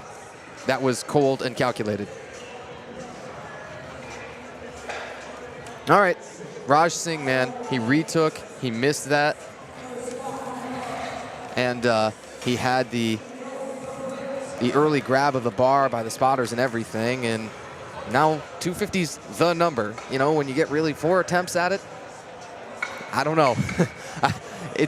I've never been in this position, and I'm very thankful for that, to have to hit a weight that I opened very heavy with and now have no other choice. Yeah. It's definitely one of those more mental fortitude things that you have to consider, especially missing the first 2. This has to be it. It's do or die for him to stay in this competition right now, so let's see what he has. You open with a PR, and you know that that's what you're going to get, and then apparently he's sandbagging the first 3. What's going on? Apparently, he dug deep for that final one to stay in the race, and that's exactly what he did. 250 was a green light for Raj. And now we have Jordan Chamberlain coming up with a 255, going up 5 kgs after missing 250. So let's see if that was a misgroove or not coming into this third and final squat for Jordan. I so often just think in Papin we trust, and he's going to get Jordan figured out. Even though I'm sure Brendan's warming up. No, actually, I do think I see him right behind the platforms here. He's still on track to compete as far as we're aware in bench. Jordan Chamberlain on 255. Needed it, found it, with squat face in full effect. Bang. Now, Raj Singh wasn't the only guy that needed to post a squat on this third attempt. Michael Nadrowski is in that same spot. He is, and he's one of those fellows that he went up after missing his first one. So he accounted it to a misgroove and not a strength issue. But as we see with that second attempt, it was no good. So let's see if he has what it takes to make this third and final one count. He needs it to stay in the race. What can Michael do in this scenario? Competed last year here in 2024 at the state championships. Squatted 257.5. He wants to go way over that and smash anything he's ever done before. There's no better time than right now. Will the judges give it to him? Let's see. That's 3 white lights, and that is good for Michael to stay in the race. So 257.5 was his best successful squat last year. And then you tell yourself, I must hit this plus 15, and there's no other option. Wow, that's gutsy.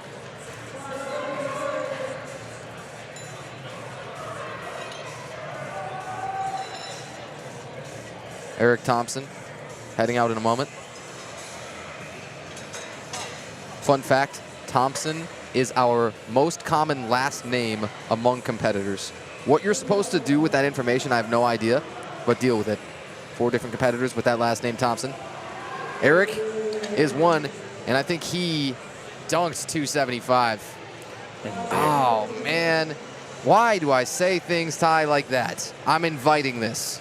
You're manifesting it, as they say. But now we do have platform 1 up and running. We do apologize. We missed the first couple of lifters on their first attempts for bench. But now we do have Ruben Henderson coming up with a 120 opener. Let's see how easy this flies on platform 1.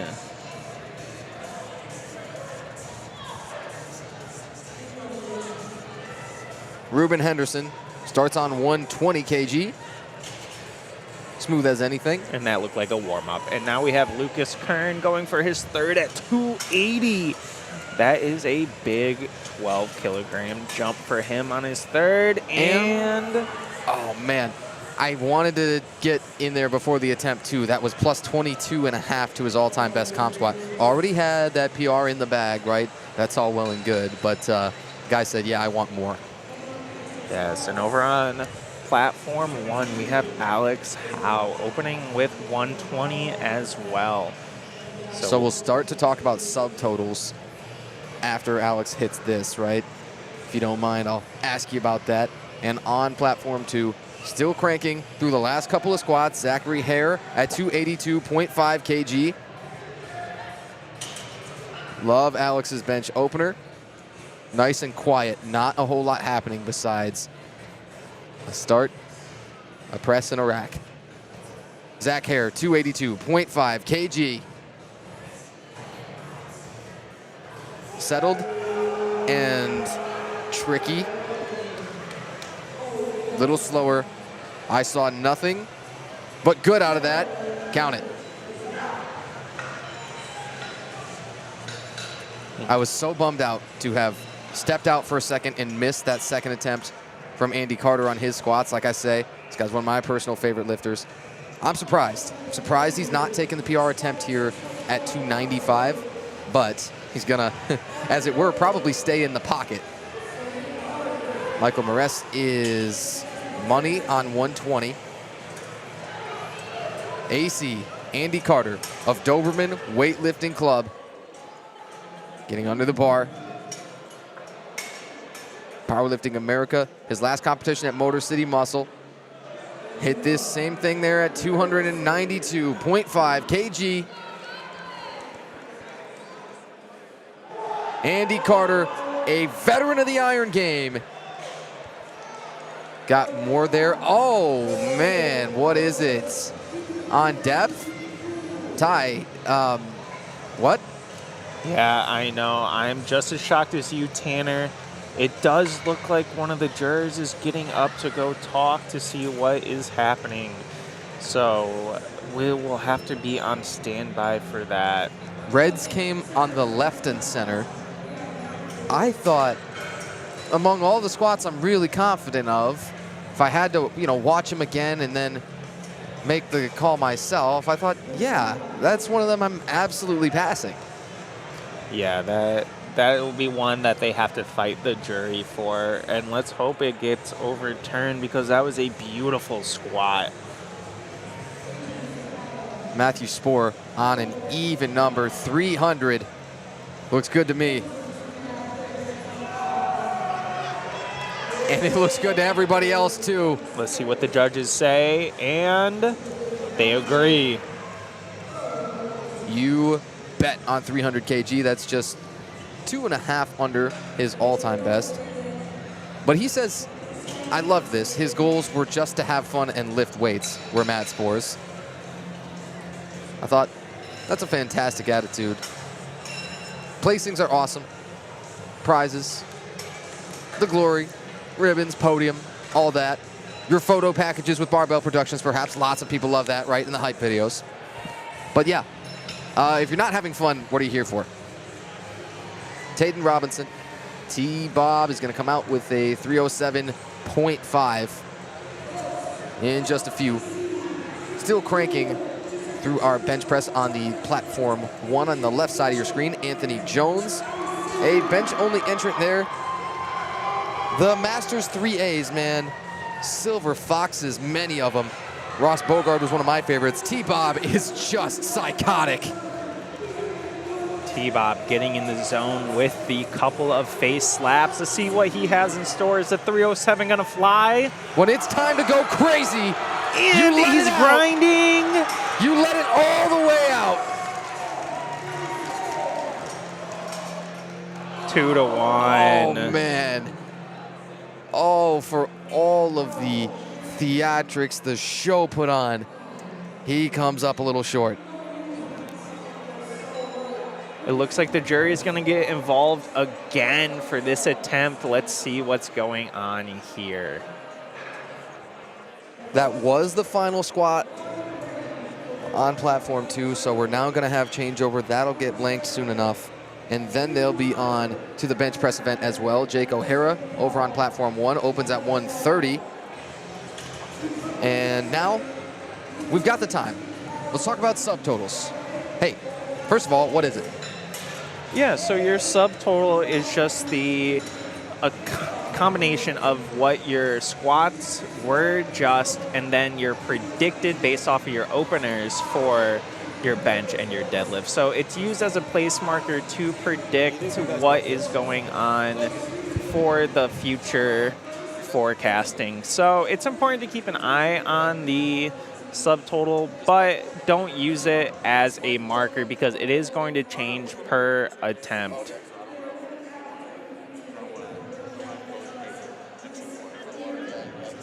So here we have Adam Smith on platform 1 at 137.5 kgs, and that is a grinder.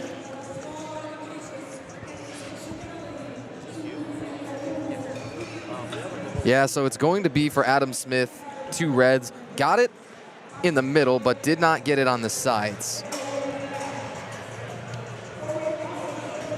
Ethan Garcia. Boy, he's got a couple of people in the fan club in the very front row with the Go Ethan signs, man. That is priceless. That's one of those core memories that you're going to remember looking out there. If in any way you're able to not black out before you come up to the platform, you know, and ever recognize that anybody's there. Ethan Garcia out of Holland, coached by Colin Thompson, trains at Grand Iron in Muskegon. All-time best bench is 155. Starts here at 140. Plenty of reason to think he's going to be able to take that or so for his final bench. We say that, but we haven't seen the second attempt yet. That is true. Saul Gutierrez, man, that squat that he hit at 250, the heaviest squat out of anybody in Flight A for today. You'll begin to see, if you're following along with live results on LiftingCast, again, go to liftingcast.com and look for the USA Powerlifting 2025 Michigan State Championship Day 2. You'll begin to see those subtotals populating right after the squat and bench columns. The sum of the best squat plus the best bench registered so far. Saul Gutierrez on 145 kg. He's oh so money. That's, you know, you're starting to talk about nearly twice body weight out of the 82.5s. Some pretty huge numbers. Jackson Bourgeois did miss his bench opener, and so a retake is coming. Oh, pardon me. No, he's actually elected to jump 2.5.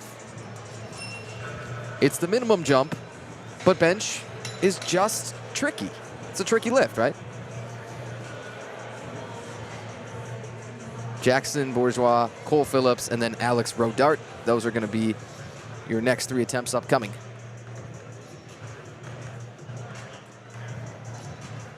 So, folks, just a quick update on those overturns on the squats from previously. It does look like Eric Thompson got the judge's favor, and it did overturn his 275 squat. So that is now a good squat attempt, and same for Andy Carter. Man, I love that.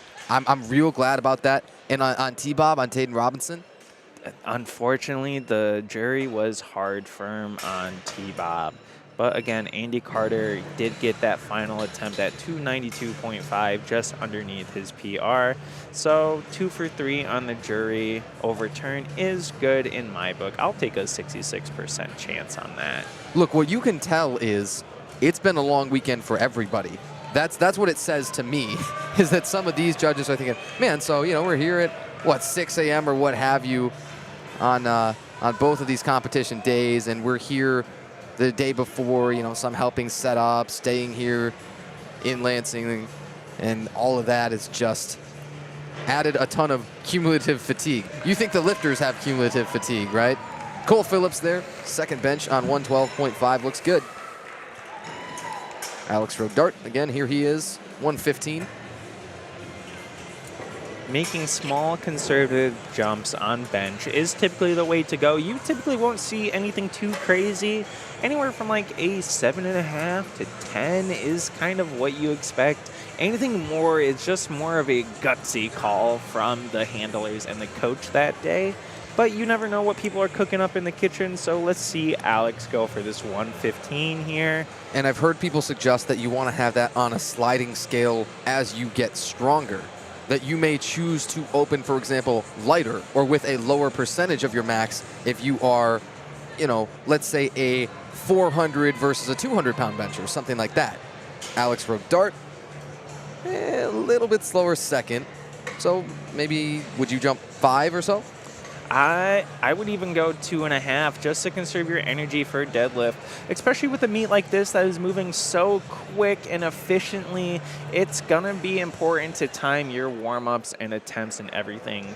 And so here we have Ryan Toriano coming in with a 120 bench, and that is going to be a 7.5 kilo jump. Just like I said, anywhere from that 7.5 to 10 is the ideal range for a lot of people. This is also a competition PR here for Ryan Troiano at 120 kg, and you wouldn't have known it. Thought that's as technically sound as anybody. Again, sometimes we're not going to see the lights flash per se. Look, he's still waiting on him. This is agony.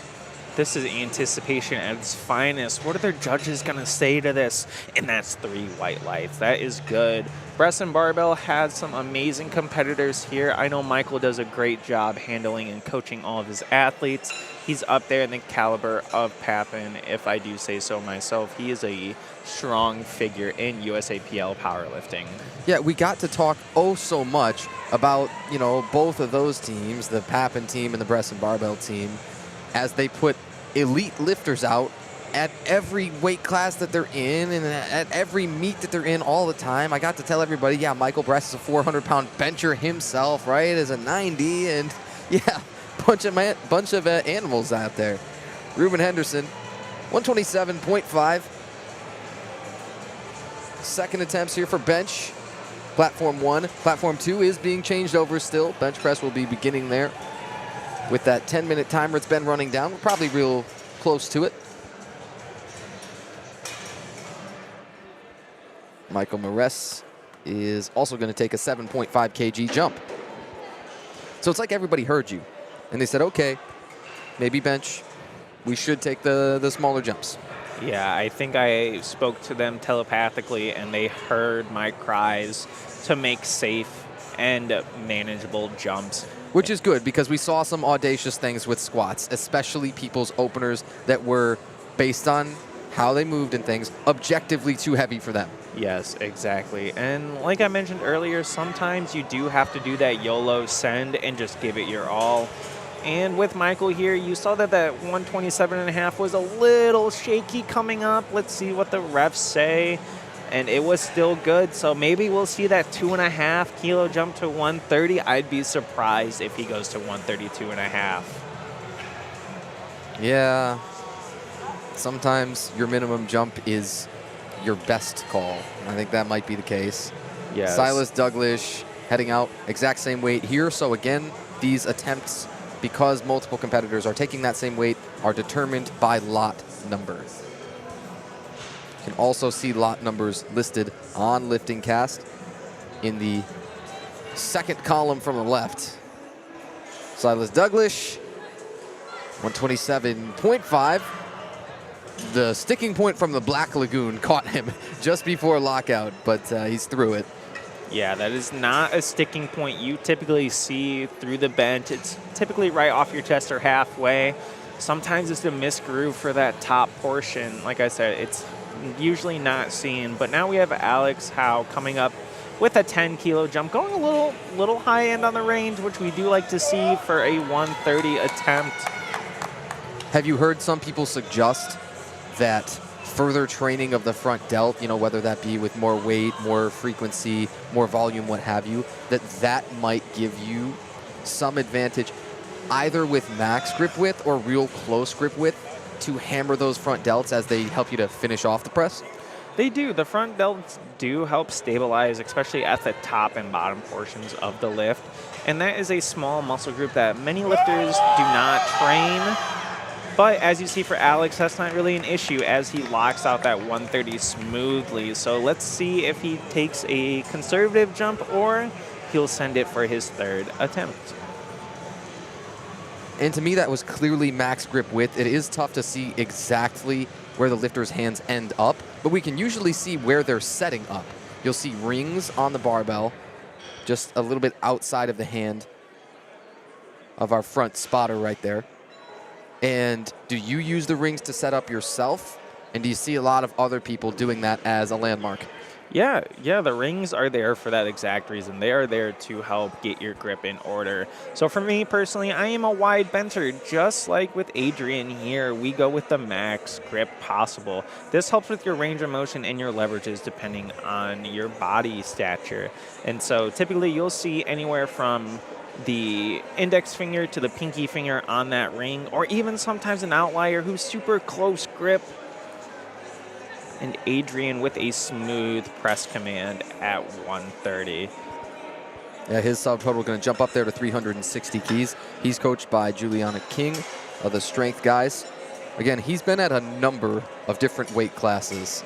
Guy said his best gym total, you know, he put some qualifiers on it. He said, well, my old sort of total was 622.5 at 110.5 kg. That is a tremendous way from the body weight he finds himself at now, competing as an 82.5. You know, going down, you're talking 3 classes there, right? 110, 190, 82.5. Yeah. That's a journey. It is a journey, and it's a hard journey. Anthony Jones here with a 137.5, a 10-kilo jump from his missed opener. Let's see what the judges say. Let's see what they say. Is it going to be 3? It is 3 white lights. So that first one was just a technical issue. Nothing too crazy. But now we have Adam Smith retaking his opener attempt. And again, folks, that's typically what you do see with a missed opener is retaking the attempt because you want to solidify that and you want to have the confidence going into it. And now on the screen, we have the pleasure of going to platform 2 for our bench press with John Curtin opening up with 75 kg. And he is going to be in the Masters 4B. He's 75 to 79, and he's doing a push-pull at the 100 kg weight class. We love to see veterans of the game coming in this late with an iconic orange singlet, too. John is going to hopefully smoke this bench press here. Adam Smith on his retake on the left. That is the most aggressive sink bench I think I've literally ever seen. Here's the thing. Utterly within the rules. And all you've got to do at some point is bring that bar to an appreciably motionless stop. Yes. So I've got no issue with it. It was just shocking at a while to see there. I mean, it's sometimes, you know, kind of reserved for the super heavies where there's just a tremendous mountain of flesh that they're bringing that down into. John Curtin on 75 kg. So pressing roughly his age. Guy said he's 76, so he'll get there. Ooh, and that's 3 reds. I'm surprised. And you've got yellow and blue cards going on there. We'll talk about it in a second. Jake O'Hara, really grindy second. I mean, it counts on the 140, but I don't expect now a whole lot of jump. Yeah, what happened with John on that first attempt of bench press was he jumped the press command, unfortunately. And I believe there was a little bit of a elbow issue as well. That's why you saw the yellow lights.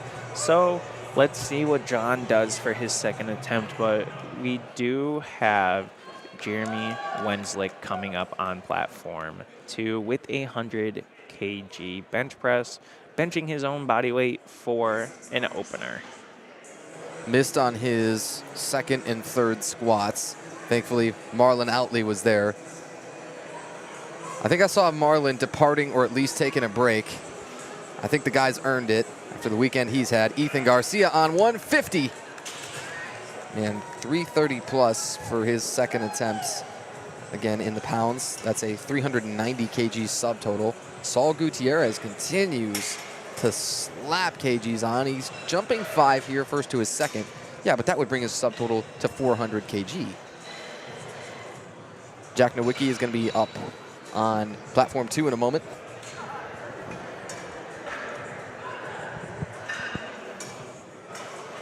Take another moment as we see the spotting and loading process in great depth, and just tip our caps to everybody and then say thank you profusely that we're over here.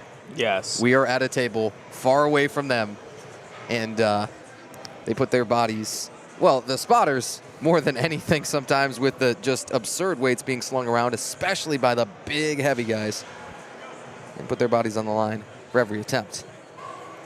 Jack Nowicki, love it. Saul Gutierrez, a little slower, but kind of the same. Besides that, so Saul's got the one red that came in from the left. And another survival bench coming. Jackson Bourgeois is gonna take another 2.5 jump. I'm surprised. Yeah, you know, sometimes it comes down to getting the total on the board, but also getting a number that's going to help with your forecasted total towards the end. So maybe him and his coach decided to go that 2.5 just to either hit a PR or to even just help cushion his total, which comes down to the numbers game ultimately. So here on platform 2, we have Harish Ganesh here with 115 kg bench. No liftoff needed from him. Not even with arms of that length. Yes. Come on. Harish is good on the first. Jackson Bourgeois to stay in this. Commands have been an issue. Gonna look up, wait, and breathe a sigh of relief. Yeah, that definitely helps relieve a bunch of anxiety going into his deadlift now. So on platform 2, we have Aaron Gaynor coming in with a 120 kilogram bench. Let's see how this moves for him. Aaron also coached a female lifter, Alyssa Barney, who competed yesterday. Aaron, a native of New Baltimore himself. Masters 1A, again, that's the first division of Masters, starting at the age of 40. Aaron's 42 years old and still getting better.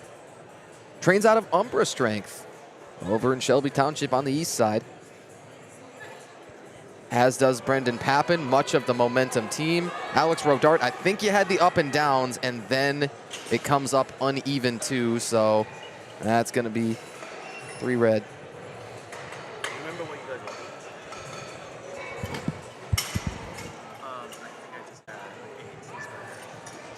Cole Phillips is up next here. Andrew Barreras on platform 2.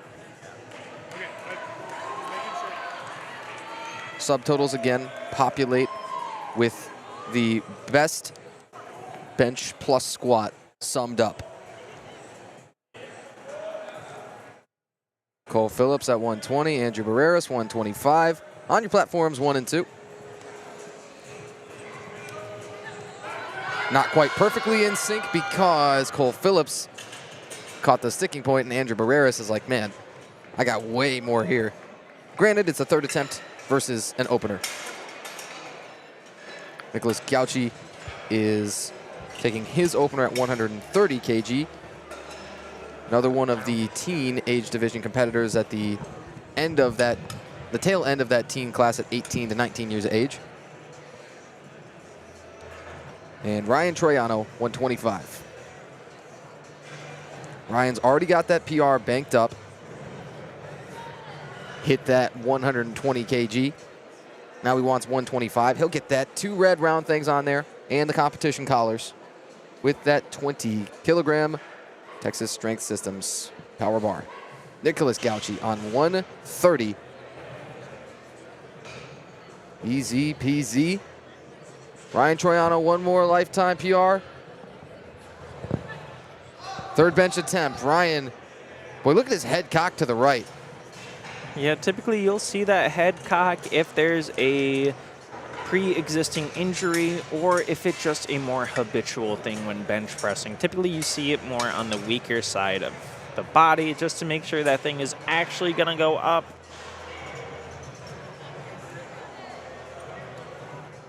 All right.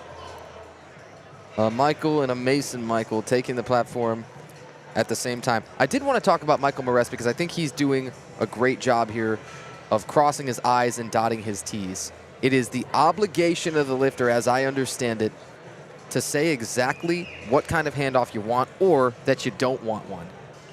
Yeah, exactly. Each lifter is unique and have their own handoff preferences. Michael Moretz stalling shortly off the chest. Not quite. Going to drop just 2.5, though. That was a good attempt from Michael. So as you see, he took that 2.5 kilo jump just to be sure that he could successfully attempt it. And in that scenario, the cards didn't play in his favor. So, you know, again, just brush it off and go into deadlifts head held high. And so now we have Silas here attempting the same weight at 131 on platform 1. And then we have Alex Wang going on platform 2 with 130 kgs. Same weight. Yeah, but again, it's openers on 1 and big hosses, the 100s. And third attempts on the other, but Silas Douglas was pretty clean. You got 1 blue card from the middle, but he's going to pass on that 130. Good enough.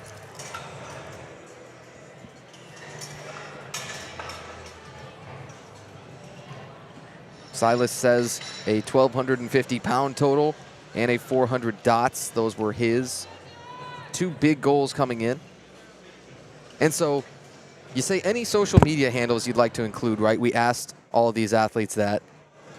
And he leaves that one blank. And then he says any other fun facts.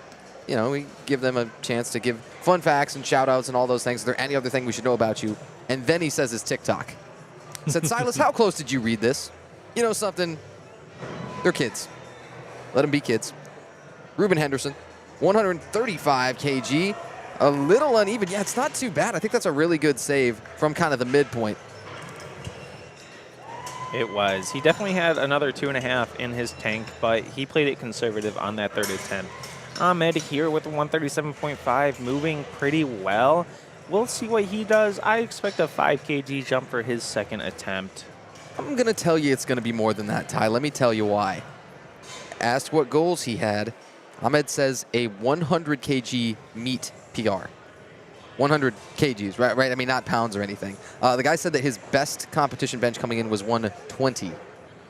I'm not going to tell him he's not going to do it. Are you going to tell him he's not going to do it? I'm not going to tell him, but looking at lifting gas right now, it seems like he went up, let's see, he went up 5 kilos, it looks like. So he is gunning for that 100 kg PR. Adrian Florestein, 137.5. Close to his best bench from up 3 weight classes, not quite. Again, sort of midpoint for him. And as that drops down, he'll have to sit on the 130. But it is a PR for him at this much, much lower weight class. And in fact, better than he hit at his first meet as a 90 kg. Yeah, like we mentioned earlier, going down 3 weight classes is a feat in itself. It's not easy to cut down that far. So kudos to him for making that and for securing a bench close to his heaviest weight class PR. And so now we have Anthony Jones on platform 1 going for a 140 kg, just a small 2.5 jump. Let's see if he gets it. That's a press and a half. Can he lock it out? Can he lock it out? It looks like he's not going to be able to. Now, you know, that bar comes motionless, and there's only two things that can happen. Either it goes down pretty quickly, or it comes up pretty quickly. Julian Williams opens on 140. Again, man, wingspan and leverages, I would not want to try to bench looking like some of the tremendously lanky, but the guys are figuring it out. Yeah, definitely props to them, especially on the bench press. Just like with squats, taller folks don't have a very good advantage. It's the same thing with those lengthy arms on bench press. You do not have a very good advantage going into it. So you need the grip width, the arch, anything to help you get a better range of motion. So here on platform 2, we have Corey Dennis opening with 157.5 kg. And if you look at him closely, he's wearing 2 different shoes, just like the other folks. It's a common occurrence, 2 different shoes today. Are you going to tell him? I'm not going to tell him. Not with that bench flying like that at 157, that looks like a good lift, and the judges agree. And so now on platform 1, we got Jake O'Hara, and he went up by 5 kilograms for a 145 for his 3rd attempt. We keep telling you, Corey Dennis and those other momentum guys, it's like, I don't really care what they're loading. I just assume that they're going to figure it out and be fine and hit what they want. Yep. Jake O'Hara on 145 kg, 319 and change. Harrison Township to the Capitol here in Lansing. He wanted to fight it for just a hair longer, but not quite. Best competition bench was 140, so equaled that. Still says he wants to total 600 kg. And you might see some aggressive third pulls. That's a theme throughout the sport when you're really kind of needing it and you thought, oh, well, something from squat or bench didn't go my way. I got to make up for it and just throw on whatever I need. Yeah, I totally agree, Tanner. So here we have on platform 2, Ian Watson with a smooth 160. Ian here has been crushing it so far today, going 4 for 4, 3 for 3 on squat, and so far his opener has been good. Saul Gutierrez, man. Okay. It's the same thing almost exactly. You had one white light there, interesting, on a lift that went all the way down. I think that's just a misclick. Yeah, so they reset him. That happens. But the same exact thing with his squats and bench 3rd attempts is that they were very close to the seconds, and the seconds were clearly pretty much limit lifts in the first place, and yet they were huge numbers. Yeah, exactly. And that goes down and boils down to, you know, that 2.5 kg is always an option. You know, sometimes we don't like to see that 2.5, but it is necessary, especially with grinders like that. And on platform 2, we got John Curtin re-attempting his opener at 75 kg. Let's see if that press command will be there. Ethan Garcia does have a huge 157.5 on. If he grinded all the way out, that'd be ridiculous. I think John Curtin made the comeback. I liked his look. The only question, of course, was commands. And bingo, now he's practically pressing his age again. His best competition bench, 82.5. Maybe he wants to take that. I don't know. Maybe 80 is the number. We'll see. Especially with that first miss, it sets him back quite a bit. But that's when it comes down to you and your coach or your handler or your friends, whoever is back there with you, making that right call. And so on platform 1, as Tanner. Yeah, no worries. Hans Strange, I'm seeing a 75 kg opener for him. That's the one red.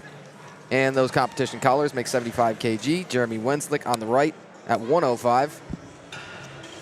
Still determining what's going on for Hans in terms of the attempt selection. Again, maybe it's one of those where he needed a qualifying total for something or other. He has posted the best competition total of well over 500 kg. You're talking 1,279 pounds. If you could, off the top of your head, tell me exactly in kg, I'd be really impressed. I know it's a 205 squat that he has and a 147.5 bench. So again, I'm not entirely sure. It could be one of those where he's just looking for the deadlift PR, but done in a full power meet, so he needed to post a number for the first two because he scratched his second and third squats and might now choose to scratch the second and third bench as well. Wyatt Hovey will not scratch. He's going to open on 85 kg. Nice and smooth. Jack Nowicki on 112.5 on platform 2. Racked and bumped his subtotal by 5. Yeah, taking a look at our resources here, it looks like Hans is just going to go for a qualifying total for whatever reason. His deadlift opener is looking the same as his bench, and he scrapped his other 2 benches. So I think Tanner's right that there's something going on behind the curtains that he doesn't want people to know about. So that's going to be interesting going into nationals here. Jude smoking a 92.5 bench opener. So he's sticking around for the competition experience, right? Jude Bossum did miss on the 3 squats at 142.5. Had some issues with balance. Probably just loaded too heavy to begin with. But going to see the rest of this through. And does have a 155 deadlift opener put in, well above what ended up sort of being his 3rd squat attempt, even though it was the same as his first. Just got stuck there on that 142.5 number. Harish Jai Ganesh, 122.5, count it. Teddy Dennison now on platform 1 on the left, 100 kg. Squatted a good-looking 205. All of these teenagers showing out. From the capital city here of Lansing and the Lansing Center, Tanner White, Tyler Simons, thanks so much to Kevin Lamb and the Barbell Productions crew. Here we are for our number whatever of the weekend. It's irrelevant. Time is a social construct. And we're still lifting weights. Besmir Jahaj is going to come up at a 102.5 opener in a moment. On the left, Aaron Gaynor on the right. Bumping his subtotal by 5 here. Should he hit this? He's your 1A competitor in the 100 class. That looked really quick. But my question then is always on commands. Forget it. He got it. He got it. That was very impressive. Sometimes it comes down to a question of the commands, especially on bench press, because each one's going to be different. They're looking for that pause of that barbell, the motionless, and so it all just depends on the athlete. And I've just recently had a talk with a number of referees across a couple of different federations, in fact, on pausing and how they go about officiating. I want to tell you that right after this attempt here from Andrew Barreras, really intentionally digging the heels in there. It's 132.5 he's got loaded for his 2nd bench attempt. It's as smooth as any second. I like it. And so, about that pause, I keep hearing they want lifters to control the bar on the descent more and go a little bit slower on that when they can, and that they will, in almost all cases, award a quicker press command for those who control it longer. It's sort of like if you do the full eccentric of, 4 or 5 seconds, that you might get an almost instantaneous press. Xander Griffin Rodriguez, 115 opener. Booyah. 290 subtotal for him now. Chase Barris coming back out. Your Masters 90s finds himself, that is, 2nd among those Master 1A 90s. Again, the very first division of Masters starts here at 40 years of age. And then everything at the end of junior and before the Masters, you call that the open class. Although you do have some Masters who have also been double entries. That's another option.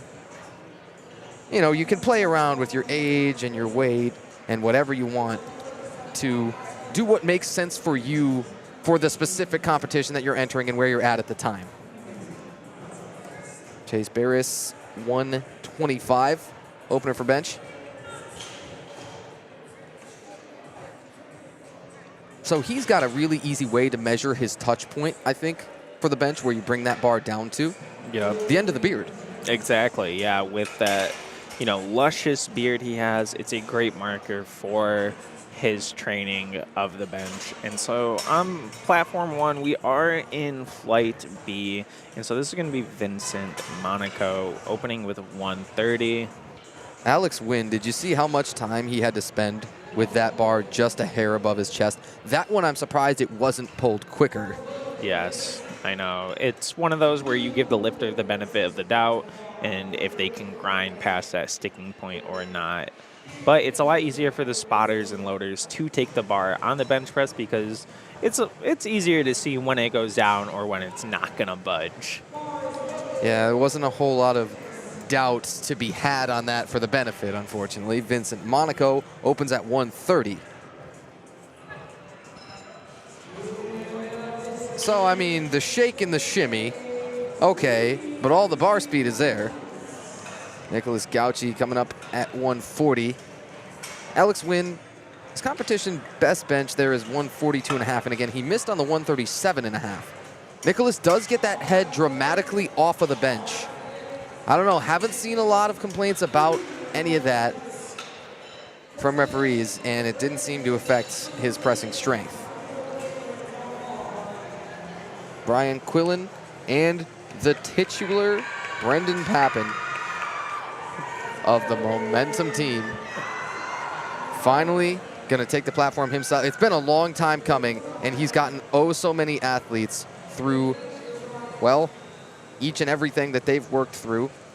Tons of big numbers, tons of PRs, and finally takes the platform himself, opening on 140. It's super, super quick.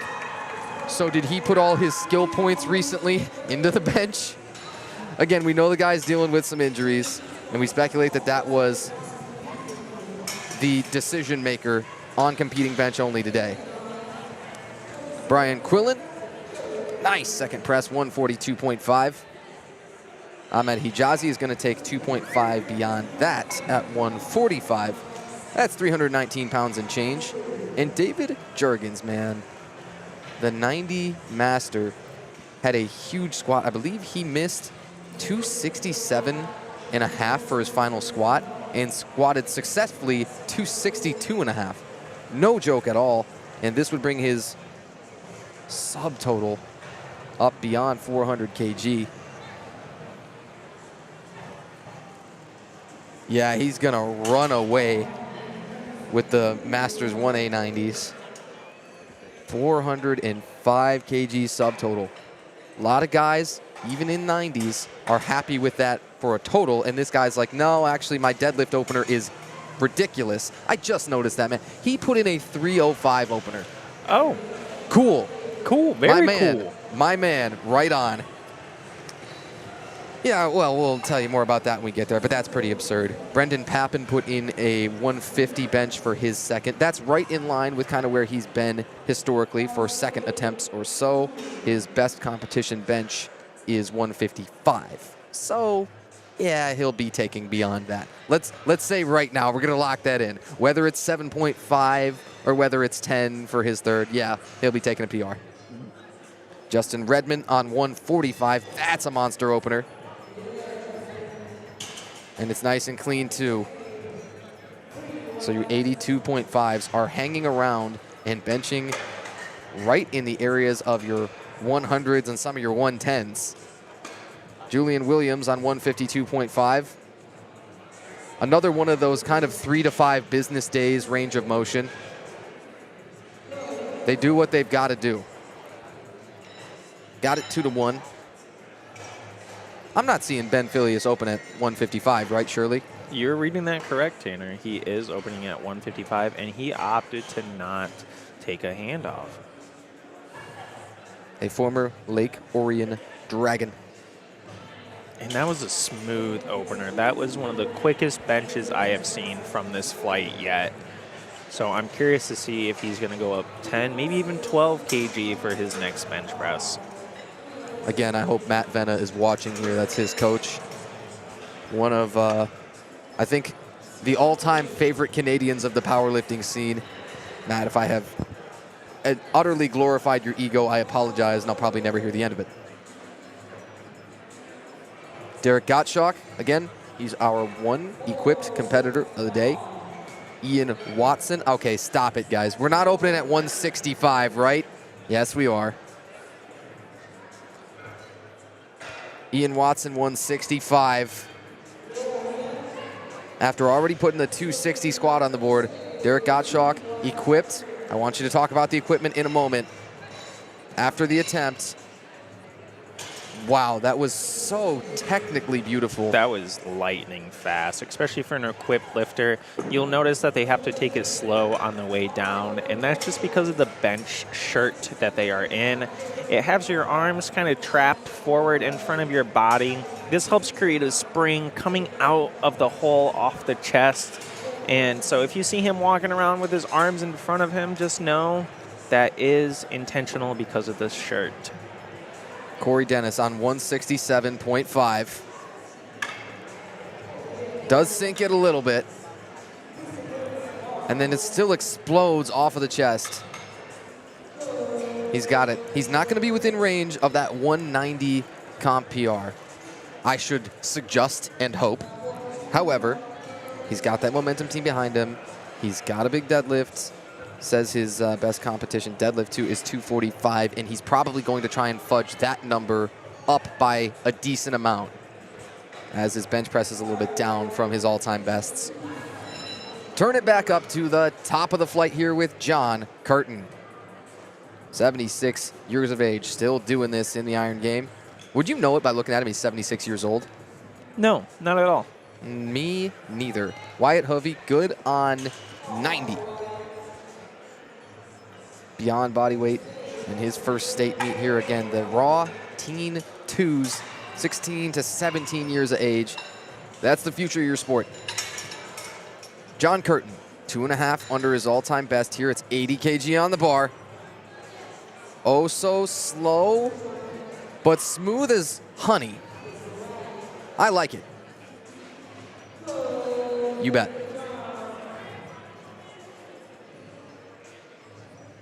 So what are you going to be doing when you're 76? Hopefully this sport. I'm in it for the long haul, so I'm hoping to see the stage just like he does. And Jude with the 3 reds, and that was for downward motion on his left side. If you go back and watch it, he did have that downward motion, so it was a just and rightful call. And so now on platform 1, we got Teddy Dennison going up 7.5 kilos to 107.5, and then Jeremy Wenslick on platform 2 with a 112.5. So these are more conservative attempt jumps, just like I mentioned earlier. Jeremy going in with a fast press command. Can he get out of the hole? And he doesn't. Teddy Dennison might have a really similar issue. That was nearly instant replays and very similar loads. Yeah, typically on the bench press, you'll see that one side will always be lacking to the other side with 99% of the athletes. And that's just due to, you know, the brain not connecting to one side versus the other, dominant versus non-dominant, blah, blah, blah. You know, at the end of the day, it happens. Just notice we're going to have one lifter scratching their third attempt. It's Alex Wynn. Remember, he had a 137.5 that was, it probably was taken too long to pull. I was surprised about that and how long they let him kind of, as the bar is drifting down and the attempt's clearly over, still fight with it. So Alex Wynn scratching his 30. He's going to have to take just 130. Jack Nowicki on the right. Besmir Jahaj blowing up a 110 piece. And 6 whites. They didn't all come across at exactly the same time, but they all count. Harish Ganesh and Xander Griffin Rodriguez on your platform 2 and platform 1 respectively. Platform 1 on the left here, platform 2 on the right. I'll tell you, if you haven't figured that out for this weekend, you're probably in a tremendous struggle and sincerely confused. So shame on us. Now, it is labeled down there at the bottom too, right? But a lot going on that scoreboard, on that graphic. And you will see at the very top, hey, that's us, right? I'm Tanner White. He's Tyler Simons. And this is the USAPL Michigan State Championships for 2025, Day 2. I think I nailed it. I think that's most of it. I think you did. I think you hit the nail right on the head. And so here we have Xander with the 122.5 and the downward motion that is going to be called, and that will be a no lift, unfortunately. And I wondered about the press command too a little bit. Harish Ganesh on 130.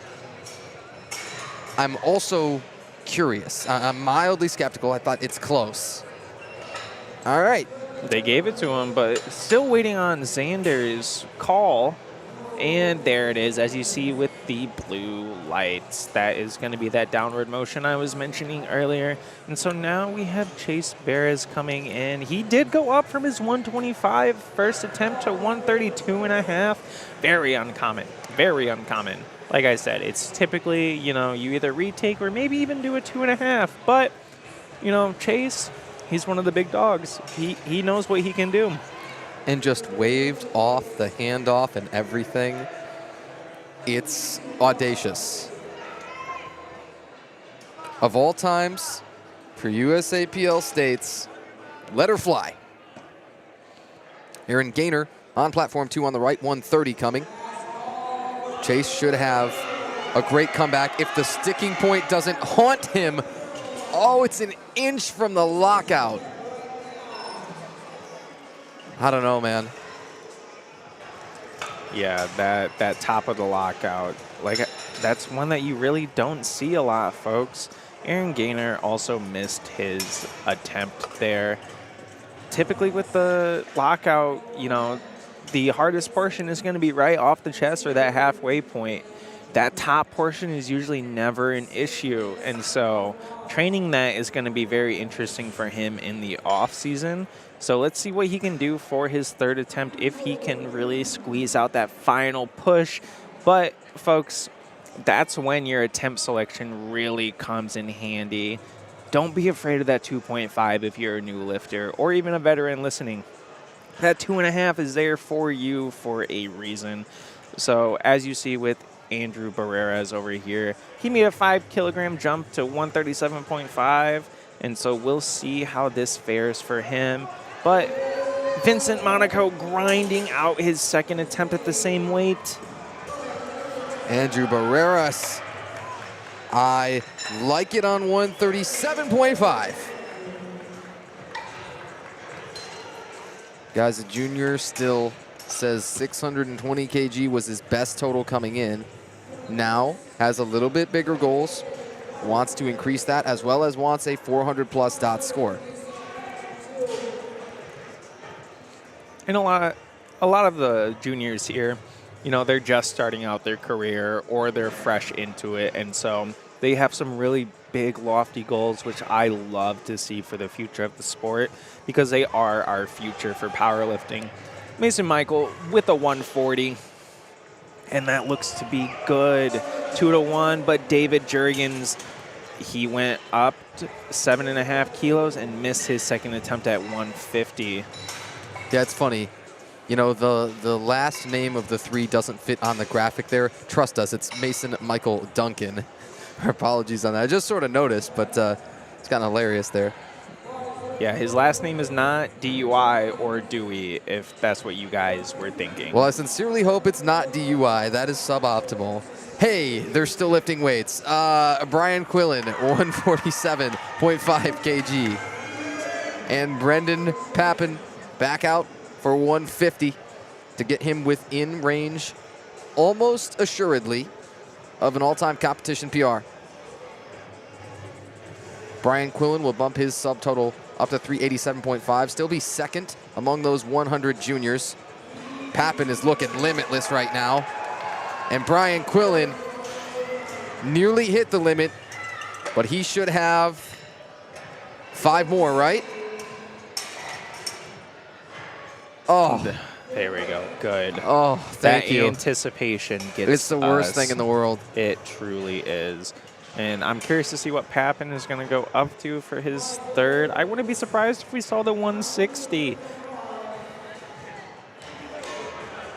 He put in 157.5 at the table.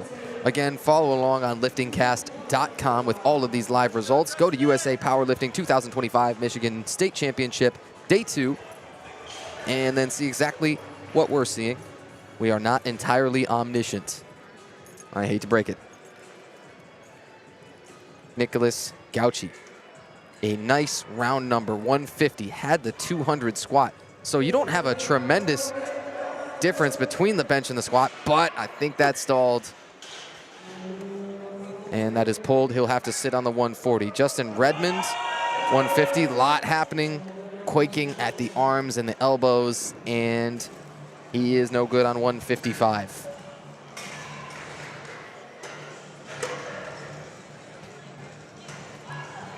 Ben Filius. I thought, okay, 150 was kind of absurd for an opener, right? And now I see that he's slapping 10 back on. It's almost like, hey, could you not? Right? Just for all of us around here that know that I'm not benching that. The Matt Venna effect, some have called it. Now, he says his best competition bench is 167.5, and so 2.5 under that. I mean, forget it. That PR is utterly in peril. Ahmed Hijazi might have one awesome grind, but little downward motion, and that is pulled. He'll sit on the 145 with a 365 kg subtotal. Derek Gottschalk really liked his opener, as did we.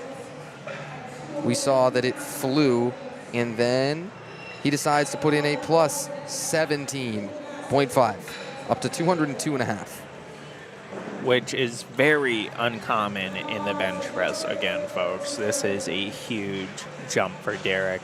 The confidence, it must be through the roof, and especially for equipped lifters, you can take bigger jumps. But for more raw lifters, the smaller the better. But with that shirt, that's going to just help spring you out of the hole if he can control it down, because that is the hardest part of equipped lifting, is bringing the barbell down to your chest. As you'll see here, he goes super slow, having to squeeze everything together, and it flying up. Yeah, I liked it a lot from Derek Gottschalk. Okay, it's 2-1, even still. I've got in mind his best equipped bench. Best he's ever hit, 217.5, has attempted as heavy as 227.5, which is over 500 pounds. I think that kind of 500 number is out of play, but the 227.5 to equal the PR would be a plus 15, or if you're feeling a little bit audacious, 220 is an acceptable number. If you have to close your eyes and throw a dart, what do you think he's going to do? I would probably say the 217 just to match his old PR for that confidence boost heading into nationals, if that is his plan, which I do hope to see him at Equipped Nationals. But right now we have Wyatt Hove on platform 1, going up 7.5 kilos to 97.5, and then Ian Watson on platform 2 here momentarily.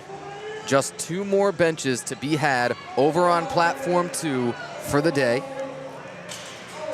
For this flight, that is, Ian Watson and Corey Dennis at the very bottom of Flight A's bench press. And folks, it seems like Derek did scratch his 3rd attempt, so he's keeping it contempt at 202.5, so he's playing the long game.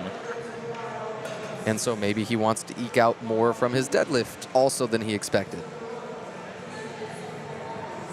Ian Watson under the bar at 170. If you take off the competition collars and you throw on another one of those red round things, that would be 3 reds even. And if we're even, we're leaving. Booyah! Jude Bossum retake. Oh, excuse me, jumped 2.5 on 105. I liked it. He got it. Again, Jude Bossum, one of those guys, he's sticking around. He's going to see it all the way through post numbers. Though the total won't count, he'll know that, yeah, I was still able to do everything else that I wanted between my bench and deadlift. Corey Dennis, 172.5, make it about a 380-pound bench press for his final attempts. He's got to be spurred on seeing the success of Coach Pappen. Teddy Dennis, retake 107.5, and not far off the chest, plus a little uneven. Corey Dennis to polish off the flight with an unnerving 172.5. So ends your first flight of the bench press on platform 2. We'll turn it over to flight B coming up. Enzo Arcamoni is another one sticking around, gonna see this through. Bezmir Jahaj on 112.5. This would run his subtotal up to 300.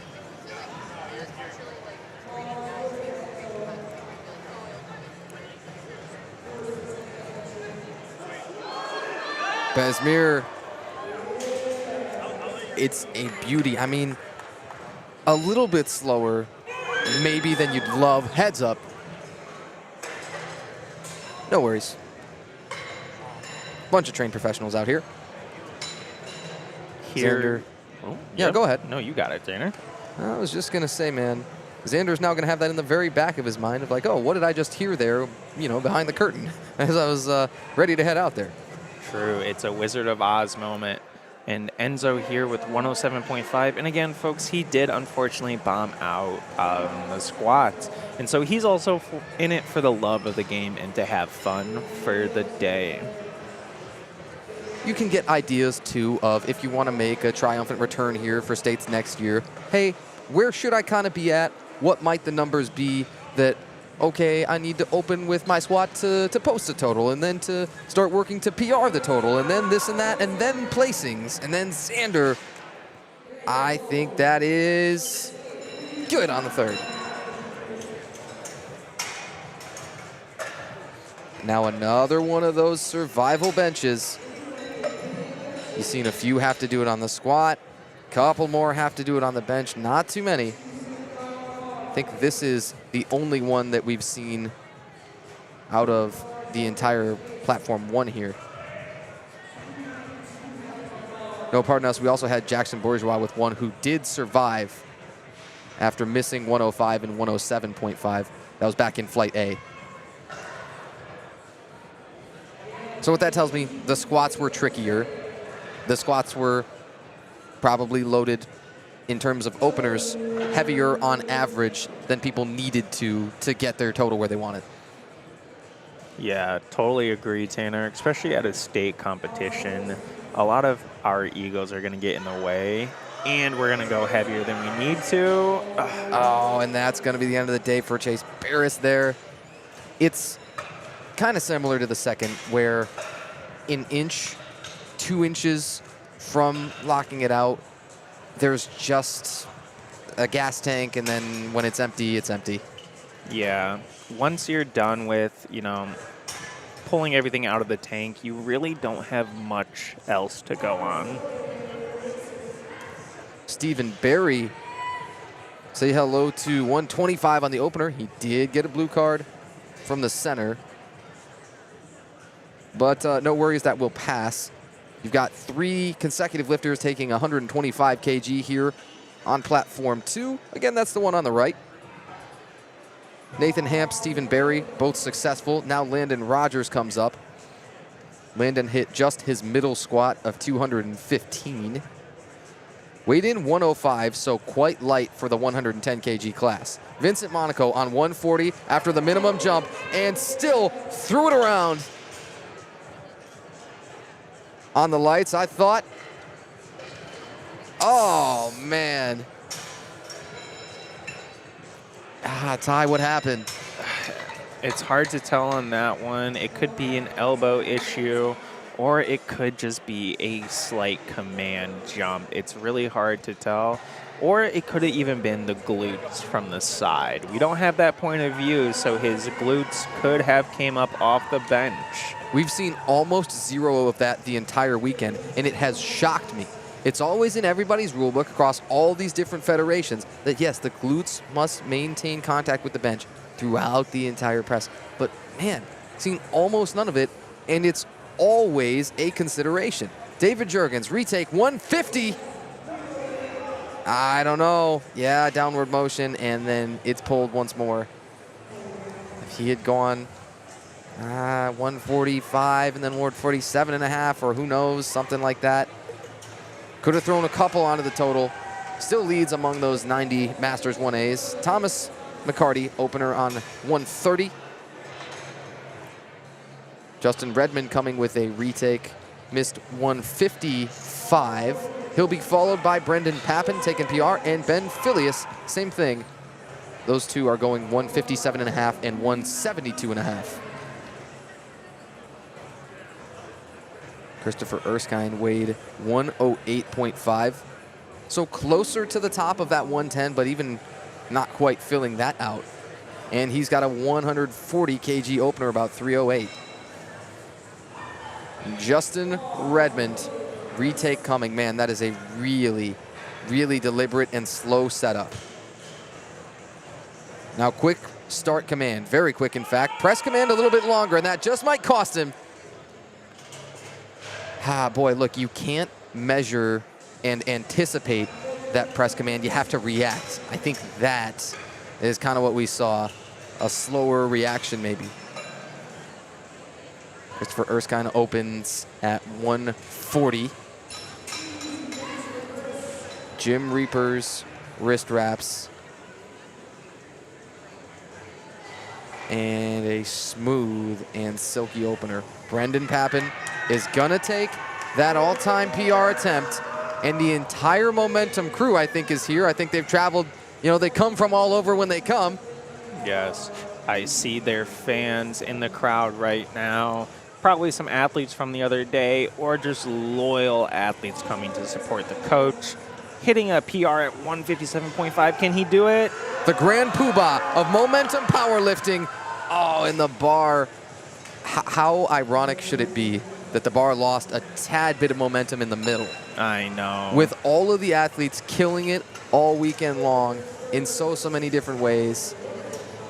And Brendan comes up just a little bit short of a lifetime PR on the platform here on the bench. Yeah, and like we mentioned earlier, he was dealing with a injury to his lat, so that could be a factor here. Or it could have just been the attempt selection, you know, the adrenaline going on with a PR attempt and just doing bench only. Going out and trying it, that is what matters the most. And so he knows what he needs to work on going into the offseason for his next competition, which hopefully will be a full power for him. Yeah, and not shocked at all if and when it's back here at States, tell you the truth.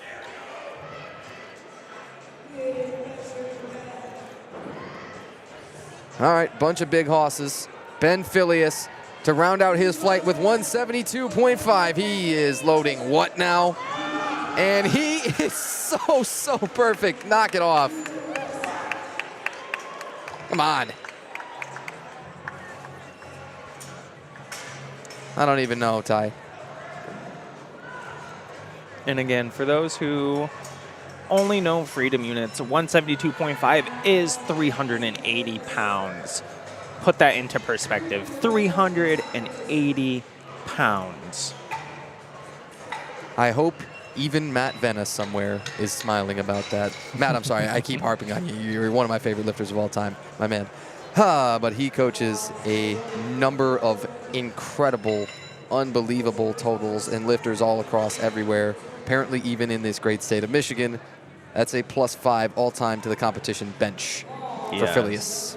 And Chris Curtis, he was so quick with moving 147.5 that we did miss it, but he is taking a 10 kg jump to 157.5. And so when he makes his round to the platform again, we'll have to make sure to pay extra attention because he is going crazy today. Yeah, and then we'll talk about deadlift openers when we get there with Chris Curtis. Yeah. That's what the guy does. It is. Cameron Goschke, hello, 167.5 opener. Oh, unnerving too. Theo Lee, good on platform 1 at 100. And across these two, I think we got 6 whites. Yes, we did. Oh boy, Harrison Smalley to ruin all of us poverty benchers forever. Opening at 180. Tim Bish has 105 loaded.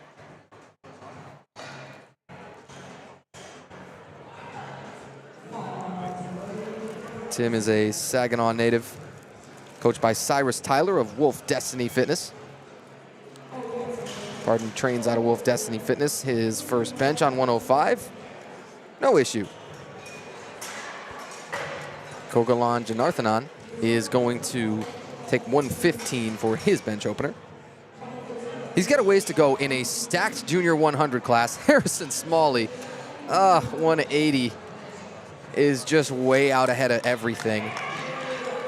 Delvantre Durham at a 190 opener. To believe it or not, that's not even the heaviest bench of this flight. This flight B is just stacked when it comes to bench. You look down at flight C, and they're not as heavy on average, those bench openers. Not nearly, in fact. Delvantre Durham, 190 upcoming in a moment. Kogalan Janarthanan at 115. Booyah.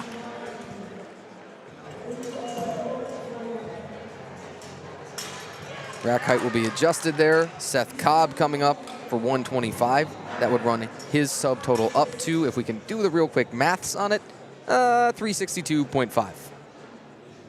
Delvantre Durham opens, mind you, with 190 kg in the area of 419 pounds. A little bit of sink into the chest there. But again, that's totally legal. That's all a choice. It's a technique move. And then you really get a lot of athletes that like to do that. They'll have a really quick rebound back up there immediately off of the press. Seth Cobb, 125. Like it. Guy had the option to enter as a junior. Entered the open class as well in those 90s. And he got 2 for 3. That counts.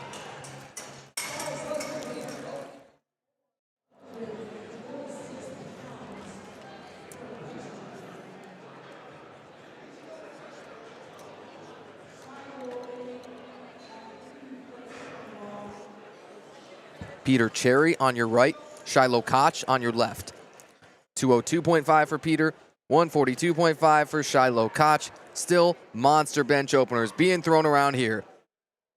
Peter Cherry.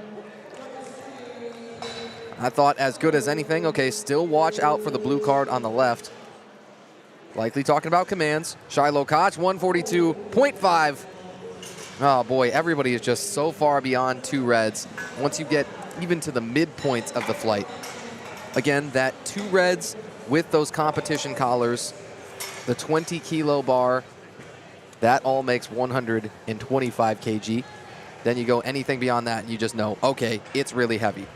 Ryan McDonald, so affectionately known as Captain Canada, training out of Raw Strength in Kalamazoo. Kalamazoo native and coached by Dane Roach, our USAPL Michigan State Chair, takes 202.5 for his opening bench. And has so much more probably to get out of it. 215 is his best all-time bench. Said he really wants to PR his total. He swung for that squat PR of 287.5, came up a little bit short. Quentin Gripman on 145. That is about as good an opener as you'll see on the bench. Enzo Arcamoni is going to take a small jump, relatively, from 107.5 to 115. Enzo with that 7.5 kg jump. Again, he did bomb on the squat, did not post a number for that. But as Tyler's mentioned, he's in it for the love of the game. Ryan Yu coming out. He hit the big squat PR that was undeniably a risk. And the number that he chose there was 262.5. Knew that his lifetime best in the gym was 260. And Ryan Yu on that 150 opener already has the competition PR up on the board. That was quick. That was plus 7.5, in fact. And all he said for his goals for the meet was, do better. Yeah, I think you're doing better. A whole lot better than ever before. Still see those forecasted totals down in the very bottom of our scoreboard. And that refers to where the athletes are in terms of their age division plus weight class, where both of those meet, the confluence of the two, if you will. Nathan Hamp, he's going to take a 132.5 second, and Chris Berry is opening at 155. Detroit native, that was the most common answer, most common response when we asked, okay, where's everybody from? Bringing more competitors to us than from anywhere else. Chris has a utterly ridiculous best gym squat of 362 kgs, he said. Talking about in the neighborhood of about 800 pounds there. But a best competition squat of 300. It is utterly harder for most competitors to hit their best competition total than it is to hit their best gym total. And again, many of those you will see have some sort of discrepancy. Nobody likes it, nobody wants to admit it, but it's so often true. Carter Conover, Landon Rogers, your next two up. Carter with a 170 opener. Oh boy, that's huge. And it would run his subtotal to 455 keys. His subtotal would be beyond 1,000 pounds. Don't you worry about it. Landon Rogers, 132.5. He's good there. He's got a ways to make up ground in that open 110 class. Brian McDonald, after hitting that 202.5 opener for bench, he still leads those open 110 kg competitors. Carter Conover, 170 to open with after the 285 kg squat. Oh man, that's far too quick. That just made my stomach churn. Jaden Nash has 172.5. That'll be the last opening bench here of Flight C. And we do have a Flight D of adaptive athletes. We are oh so excited to welcome all of them competing here in USA Powerlifting for the very first time. And we'll be happy to tell you all about them.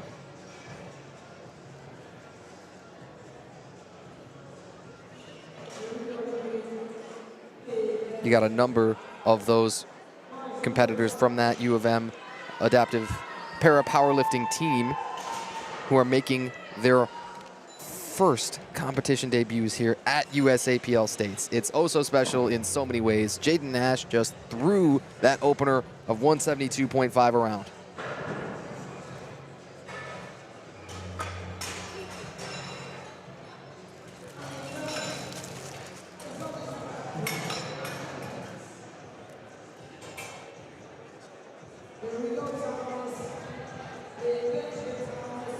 Theo Lee, second attempt comes, 107.5, pardon us. Thomas McCarty slapping on 7.5. Wasn't the easiest second, but that will work. And his subtotal is now beyond 800 pounds, talking 365 kilos. Christopher Erskine on the right for platform 2, 150 coming up for his seconds. Theo Lee, 107.5, and good.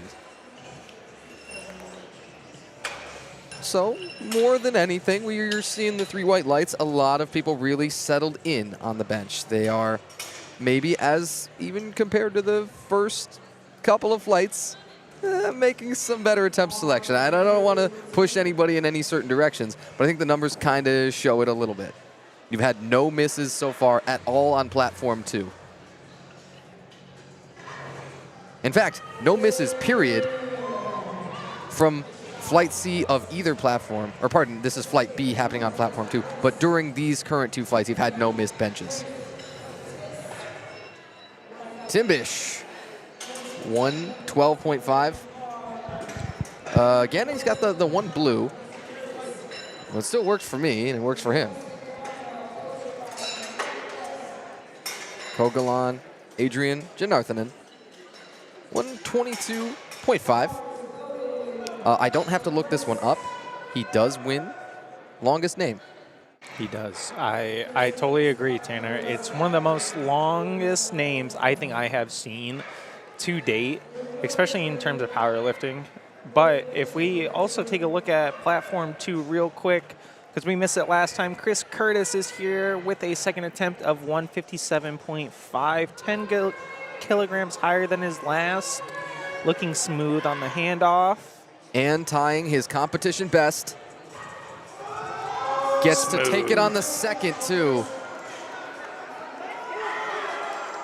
And on the level of a Kirk Cousins, I'm thinking you like that. Trains most often out of Doberman Weightlifting Club. Again, also a raw strength trainee in Kalamazoo. Pops out there from time to time and coached, as well as, I presume, still today handled by Michael Bress of Bress and Barbell. Haven't seen Michael walking around. I just typically see him everywhere all the time in the sport. But he must still be here. Yes, I think I did see him walking around in the back still, so Michael is here for Chris and a couple of his other athletes as well. So now on Platform 2, we see Tyler Madsen jumping up 15 kilos to 160 for his second attempt. Wow, long press. I mean, that had to be a couple of full seconds. At least 2 seconds. It was a very long press command, and that was probably just due to how much he sunk the bar into his chest. Seth Cobb, second bench, up 7.5 and still nice and smooth. Shiloh Koch, 147.5. So far, like you mentioned earlier, Tanner, we have had no missed attempts. Everyone watching at home, knock on wood right now, don't jinx me. Yeah, I didn't want to say anything. You should know better, and I think we'll get there, okay? Shiloh Koch. This is a competition PR on the second. Very cool. Now, got to hit it first, right? Easy to say here. Cameron Goschke, second attempt, 175. Butter. He's another one. His subtotal is running dangerously close to 1,000 pounds. That's absurd. Harrison Smalley will be in the same boat in a moment. Shiloh Koch already taking a competition PR here on the second. Oh, that wanted to stall on him. And then there was one more gear to be found. He found it. He does say his best bench in the gym is 157.5. Probably not going to take that. I would highly recommend not taking that. Right. That would be plus 10 from there. But, man, you could throw on another 2.5. We'll see. Harrison Smalley, whatever he loads, I just say, okay, works for me. Oh, it's so pretty. It's 190, and his subtotal is 455 kg. Again, beyond 1,000 pounds before you've ever thrown up a deadlift. Quentin Gripman, big benches here. This is 155. Coldwater native, coached by Jordan Bywater, among 7 athletes that can boast that, competing here today on Sunday.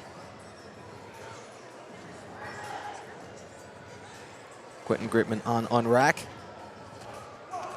Now, if that was a really quick press, then good. If he jumped it, then not good. It's good. Yeah, there's your answer.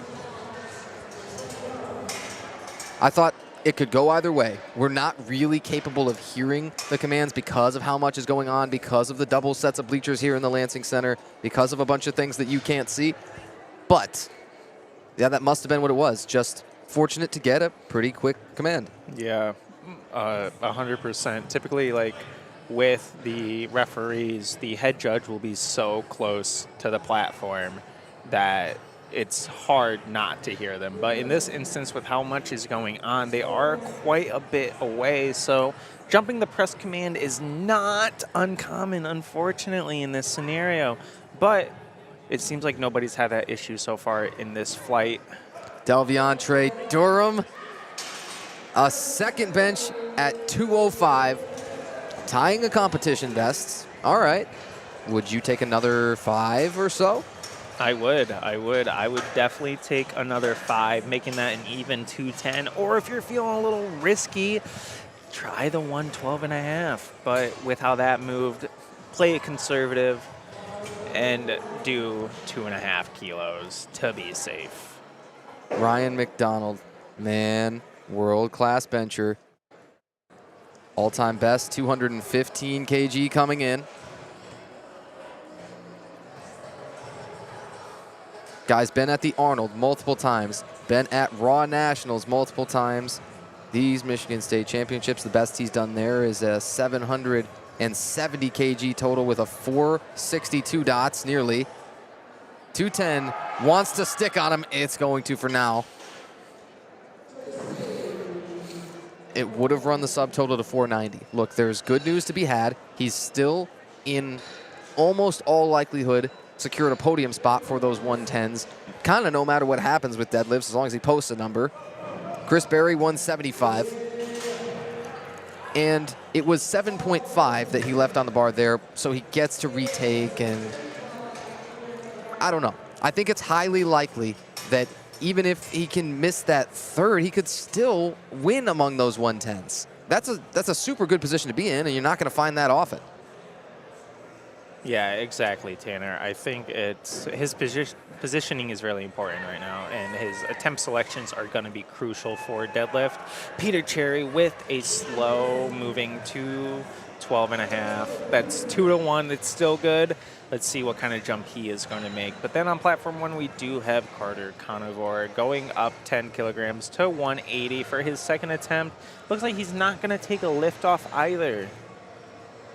Nope, bunch of savages, bunch of psychos. Carter second among those 140s. As it currently sits, oh man, that's one of her fastest second benches all day long. Oh boy. Yeah, I would not be surprised if we see a high 192.5, if not even a 95 if he wants to push it. He has so much left in the tank, and just seeing him off screen, he's so giddy about that attempt. We'll see what he put into the lifting cast. Chris Berry and Carter Conover are the two in the running in terms of the open 140s. Chris Berry with a 742.5 projected total. Carter Conover with a 702.5. Jaden Nash, second bench, over 400. Why not? Enzo Arcamoni, just not quite enough on the 120. Again, you're out of gas, you're out of gas. And after his squats were oh so eventful and bomb out there, then it's easy to kind of get mentally out of it. So those things, I think, compounded, and you know, maybe you do still stick around for the deadlifts just to see what you might be able to do when you're out on the platform next. Right, and especially for a lot of these athletes, these are, you know, anywhere from 12 to 24 week-long preps. When you come here, if you bomb out, you know, at the end of the day, you still want to show what you have put the work in. And even if squats or bench don't go your way, deadlifts are still another opportunity to showcase how hard you worked over the offseason. And Theo Lee, head came up tremendously, but still gave him the 3 white lights. And that is a good third attempt. Yeah, well, see if I care. Tim Bish, his third will be 177.5. Nathan Hamp, 137.5. Pardon me, Tim Bish, 117.5. If I've misspoken, well, let's see if we can figure out why, right? Long weekend. For Tim Bish, this is a competition PR of plus 2.5. And he said his goals were to qualify for nationals, as oh so many lifters do. For a lot of lifters, states is going to be their ticket to punch to nationals. You can qualify at the regional showcases, but nothing says proud to be a Michigander than competing at Michigan State's here in Lansing, Michigan. Yeah, in the capital, it only feels right. It only makes sense. One 7.5 kg jump coming and one of just 2.5. Adrian Janarthanan and Thomas McCarty, respectively.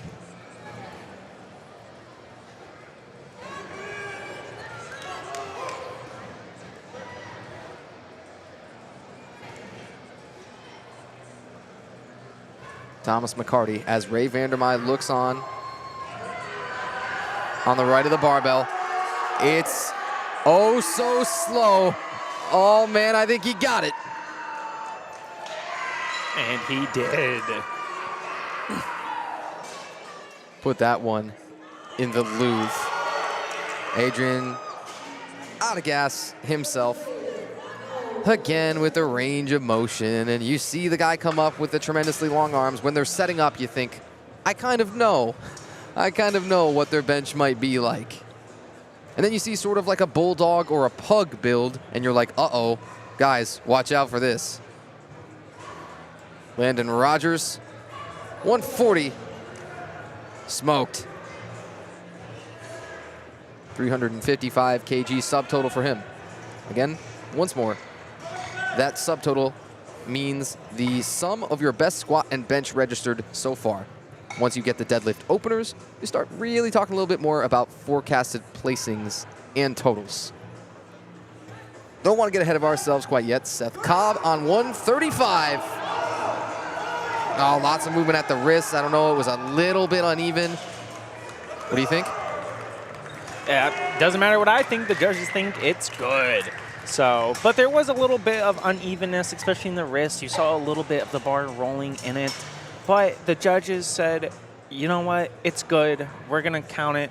So on platform 1, we got Shiloh Koch coming up with a heavy 150. Yeah, but shout out Stephen Barry first. Yes, exactly. I was just about to point out that grind for 145. 2-1, no go on platform 2. Yeah, I am a hair surprised, but only got it from the front. Did not get it on the sides. Shiloh Koch. This is a plus 7.5. Already has the 5 kilos for his best comp bench secured, but wants to toss 2.5 more on there just to build that total up. A junior plus open entrant, Shiloh Koch. I think that had the up and down to it. Yep, there it goes. Missing out again, though, on just 2.5. That's the minimum that you could leave off of your total, and so it's... you'll have to live with it. Christopher Erskine at 157.5. That came down and up pretty quick, I thought. Yeah, that's exactly what it is. So he'll miss 7.5 off of the subtotal there. It sits at 360 now. Sitting at 7th among those open 110s. Quentin Gripman, 157.5.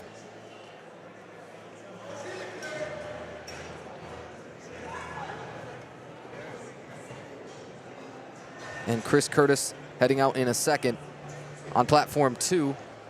Quentin Gripman on the left for platform 1.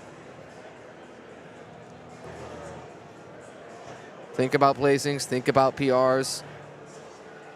It's all well and good, but totals are what win meets. Quentin Gripman, sticky.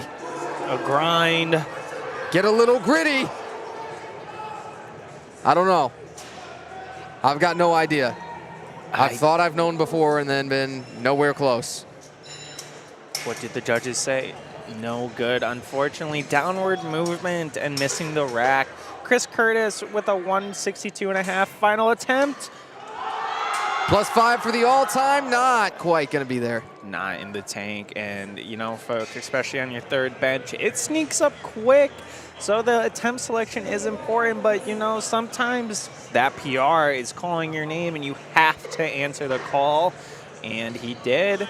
Unfortunately, it just wasn't there on the day. So let's see what he has in store for his next competition. Yeah, but you know what's going to happen, right? Whatever he's going to load for deadlifts is going to be severely concerning. I personally promise you that. Ryan, you on 165. I was tempted to say last warm-up, but I guess PR works too. And on platform 1, you have Chris Berry coming in and at a final attempt of 182.5. And then Tyler Matson on platform 2, attempting a 170. And again, folks, he is part of the MSU Powerlifting Club. We have a lot of collegiate athletes here today, primarily showing out from U of M and MSU. Tyler Matson to tie the competition best. I like it. And to keep gaining ground, those open 90s, he's still within range. He's got a chance. Sitting second. Chris Berry, 182.5 to launch himself over that mythical 400-pound barrier.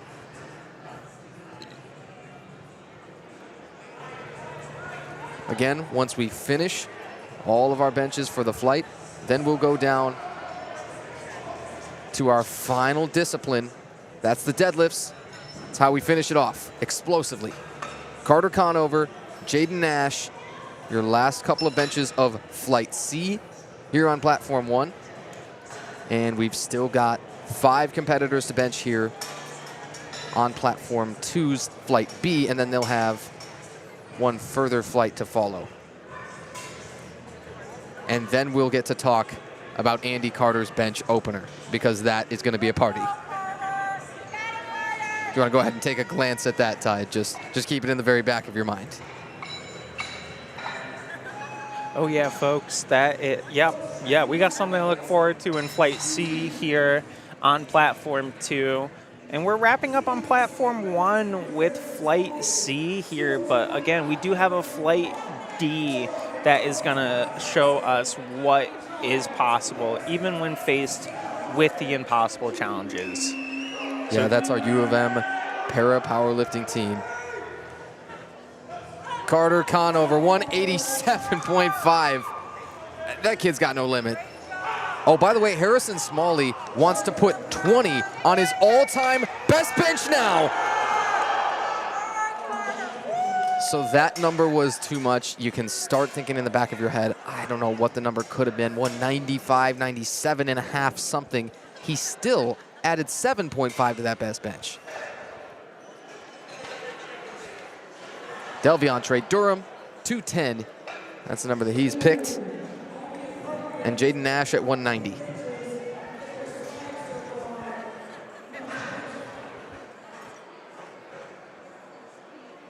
Jaden, a 140 plus, weighed in 151.7 kg this morning.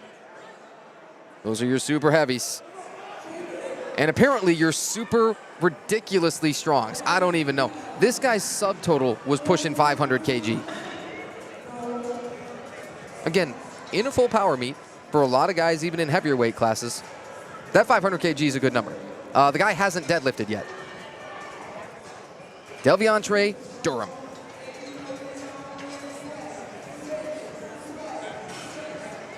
And again, folks, as you see on Platform 1, they're swapping out the bench, so that way there is more accommodation for that para team from U of M. So, of course, here we like to be as inclusive as we possibly can, and we have a big show coming up here shortly with what they have trained so hard for these last, anywhere from 12 to 24 weeks. All right, Ryan McDonald probably thought long and hard and elected to retake on 210 kg.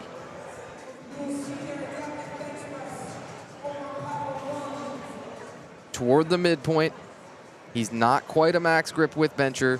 He is one of the most decorated out here. The guy's been competing since 2020 at these Michigan State Championships. Ryan retakes on 210, and I thought There's a down and up. It's, oh, I don't know. I know all the pressing power in the world is in him. And 2-1 red. Yeah, unfortunately, that downward motion, even the slightest bit, can come nip you in the behind. So, you know, he still got it up. So, unfortunately, he doesn't believe in gym PRs, so we can't say that could be a gym PR. But, again, he knows what he has to work on for his next competition, which will hopefully be nationals here shortly. So that's what he gets for saying he doesn't believe in the gym PRs, right? Then we'll have to remind him, yeah, well, Ryan, what happened at States, blah, blah, blah. If you're willing to make fun of him, I don't know. I am. I love Captain Canada. He's a good guy. Peter Cherry here finishing off with 2:15. And the press just not in the tank anymore. Folks, this far into the meet today, these athletes have been giving it their all. It's almost 1 p.m. Some of them have been here since 6:30 this morning. They're tired. They're gassed. You know, we need as much energy as we can get going into this final deadlift for a lot of them. So make sure we are dropping any emojis, any support in the chat. And we appreciate you guys for following along. And again, it looks like we're gearing up for Platform 1 to start here very shortly. All right, Sierra Weller, our women's Raw and Power ID competitor. Area 19 Special Olympics competitor coming up in 2026. Already knows that. Let's get an idea of where her total could end up before she gets there. And Mira Mutnik is your first adaptive bench-only athlete. She is a 56 kg competitor. That's all. And this is Mira's first time competing as a para-bench athlete. Mira is a PhD candidate at U of M, born with osteogenesis imperfecta, a brittle bone condition. Mira originally joined adaptive sports to just get stronger and is now bringing her training to the platform for the very first time. Mira's previous PR in training is 41 kg, so we'll see if she can match it today. I still love the length of Sierra Weller's pauses on her squats, now her benches too. And success across everything. Give us more white lights. Brittany Barros is next up. I had a fantastic chat with Brittany after I had sent out some of our lifter info. Brittany called me personally and just wanted to know, hey, so I've never been in a full powerlifting meet before. And she said, so, you know, what the heck is this about a total? And what does it look like as a whole sport? I've kind of, you know, seen the highlights and the clips on Instagram and things. She said, I'm as excited as anything to come and try it, but I just don't really know much about it. I said, well, come and watch us. Come and see. Brittany Barros will be heading out with a 57.5 kilo opener in a few. And Brian Briegel down on the bench for 127.5 over on platform 2. Flight D, our adaptive athletes. We've now seen Mira Mutnik put in a 2.5 kg jump. That's your minimum. Jacob Nelson, Jillian Deanne Crawford, Jonathan Osborne, and Laura Stark rounding out this flight with your adaptive athletes from the U of M para powerlifting team. We thank them so much for joining us here from the USAPL Michigan State Championships. Brittany Barros, positively bubbly personality there. I mean, look at throwing the M up, representing the University of Michigan. Raj Singh, 130 bench opener on platform 2.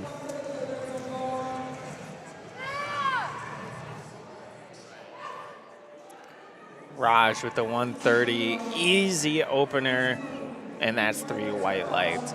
Brittany here is gearing up for the lift off at 57.5 kg.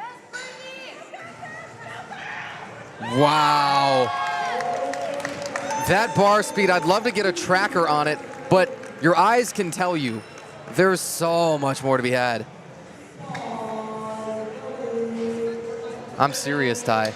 Brittany said 150. That's the number I've got in the back of my mind. She told me as well I hit a PR sort of for the first time when she got into lifting this year of 105. I think that was back in August. And she said, I think I'm going to take a shot at 150. 105 to 150 that quickly in the first couple of months of this sport. Mateo Perez. It makes me feel things, Ty. You know what I'm saying? You can probably hear it in my voice and things. Yeah.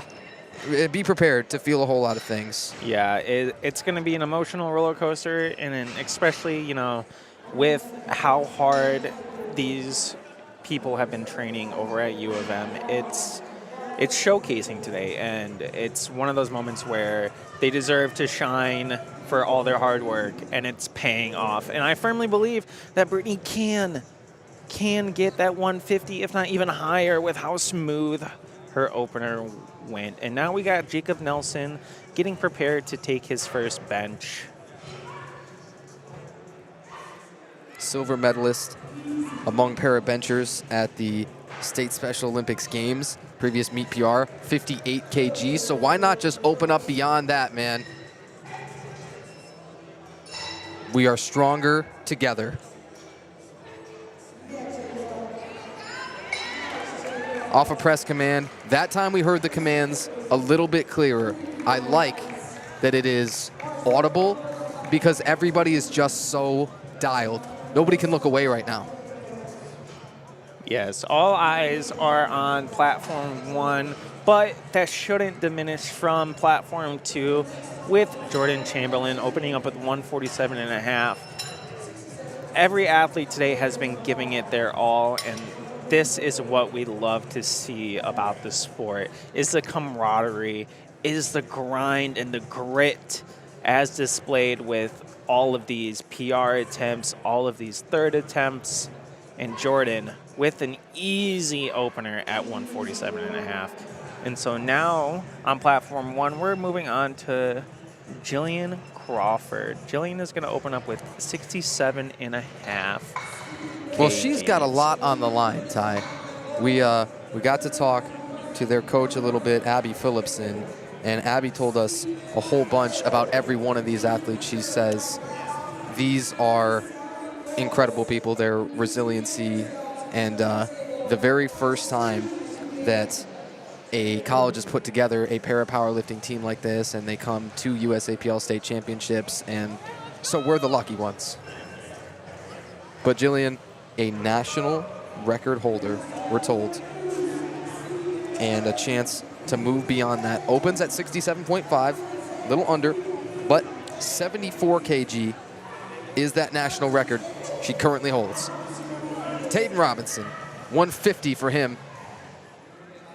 Sitting in 8th among those 125s. That tells you how stacked those 125s are, because you remember his ridiculous squat. And did that one end up getting overturned by the jury? It did That's not. right. That was the one that didn't. Had that squat passed, man, those placings would look different. Jillian Crawford, hello. 67.5 just to open. She's good.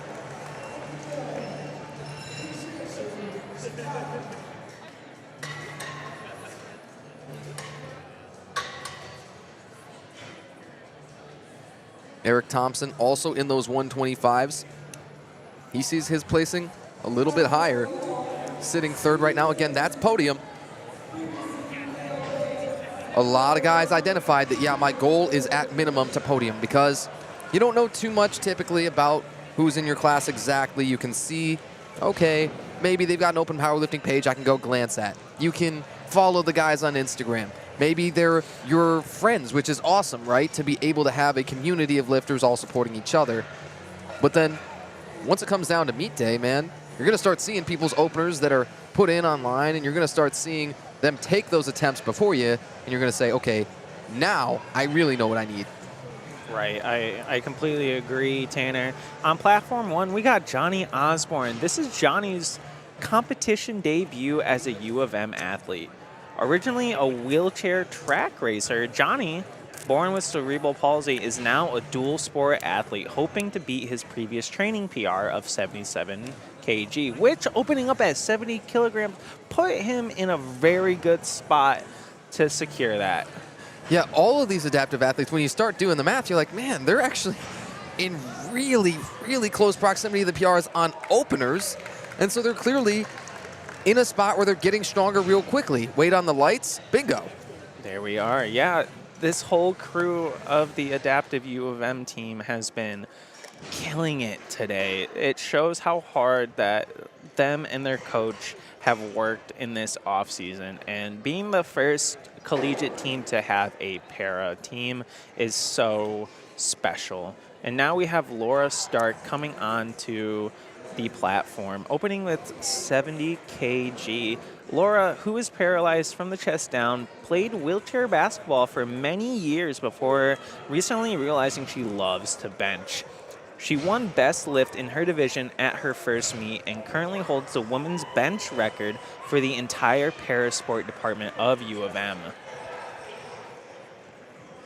Insanity. As she's opening up with 70 here, it's like, if this moves as fast as the other, well, everybody that we've seen so far, then yeah, I mean, PRs are just going to be obliterated, blown out of the water, ripped up and forgotten, and everybody's going to have all of these competition bests. They're going to say, man, we got to get more competition everywhere. Where can we go?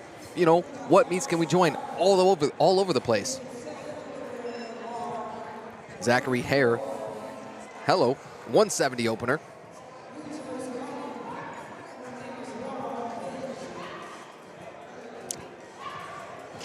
And at first glance, folks, that didn't move like a 170 typically does. That looked like an empty barbell the way he was throwing that around. So I'm excited to see what he's going to do for his second and third attempt. And on the first platform, it looks like Laura here is getting ready to start momentarily. So all eyes should be on platform 1 as she begins to take her lift off here. And you see clearly a less than max grip width. The rings outside of her hands and blows that out of the water for 70 to open. Pretty much nothing but white lights. You had just 2 total reds. Some procedural things, but seriously on the strength, it's tough to say not every single one of our adaptive athletes is going to hit PRs, because I think in likelihood, probably. And on platform 2, we do have Matthew Spohr here, opening up with a 187.5. And again, folks, you're reading these numbers right. Almost near 200 kgs for openers. All right, I'm boldly forecasting he's going to take 200 or more for the second. I thought, that's awesome. And then I saw, again, I had cheated, looked forward, and saw what Andy Carter had put in for his opener.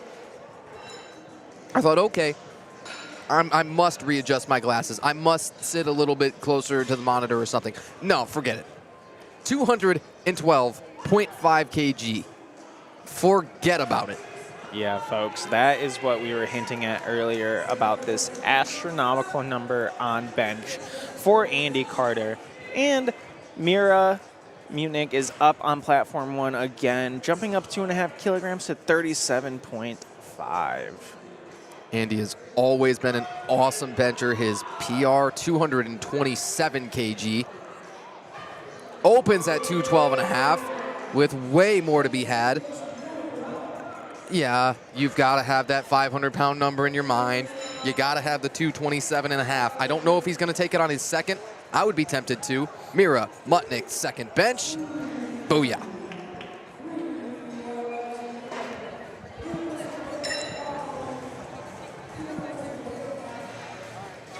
And here we are on platform 2. Sierra Weller jumping up 5 kilograms from her last attempt. She has immaculate pause work on her bench press.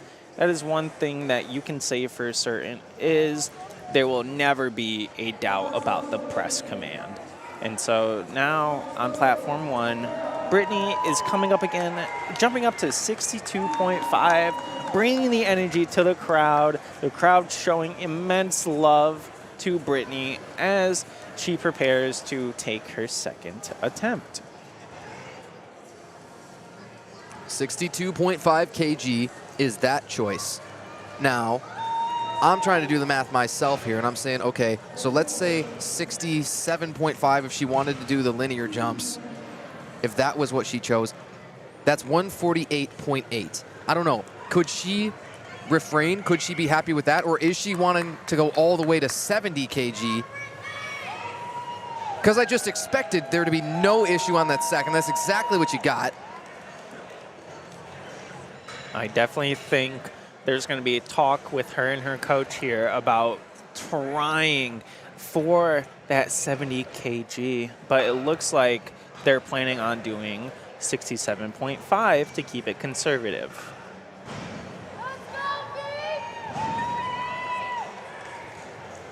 Man, that suspense and the weight on the lights for Brittany must have been ripping her apart. Yeah. Oh, the agony of it. But that will eventually pass. Thank you. Jacob Nelson out with 2.5 kg more, 62.5. And Brian Briegel, 135 on platform 2. Man, was that him screaming or was that somebody else? I think that was him. I think it was. I think that was him. And again, if he were to come up and take a little involuntary nap after the set, I wouldn't be shocked about that. No. Yeah, so you're not jumping a whole lot by any means for the third bench, I think. I certainly would hope not with how that moved. I mean, 137.5 is probably going to be the safest bet. And on platform 1, we got Jacob Nelson loading up 62.5. So I see a fairly long pause. Again, with the commands, man, they're not playing around, and I see great presses again. Jacob Nelson, count the second. And then next up on platform 1, we got Jonathan Osborne jumping up 5 kg to 75. And then on platform 2, we got Mateo Perez jumping up to 140. And again, folks, you're going to see a common trend with bench and the attempt selections being either 2.5, 5, 7.5, or, you know, you've seen upwards to 20 kgs so far today. And you never know what to expect or how bench is going. And so here Jonathan walks out confident for his 75 kg bench. Mateo, oh, there we go, grinding it out. Let's see what the judges say, and that's 3 whites for his second attempt. You know what I'm hearing, too, that is trying to pull my attention away, though I cannot look away? I'm hearing the deadlift warm-ups and just thinking exactly what some of these 125s and 140s, these monsters, are warming up with. And knowing that that might be weights I'm never going to touch. You know what I mean? I know. In the very back of my mind, I kind of think that. Jonathan Osborne, 75 kg with the red round thing on there. He got the whole plate.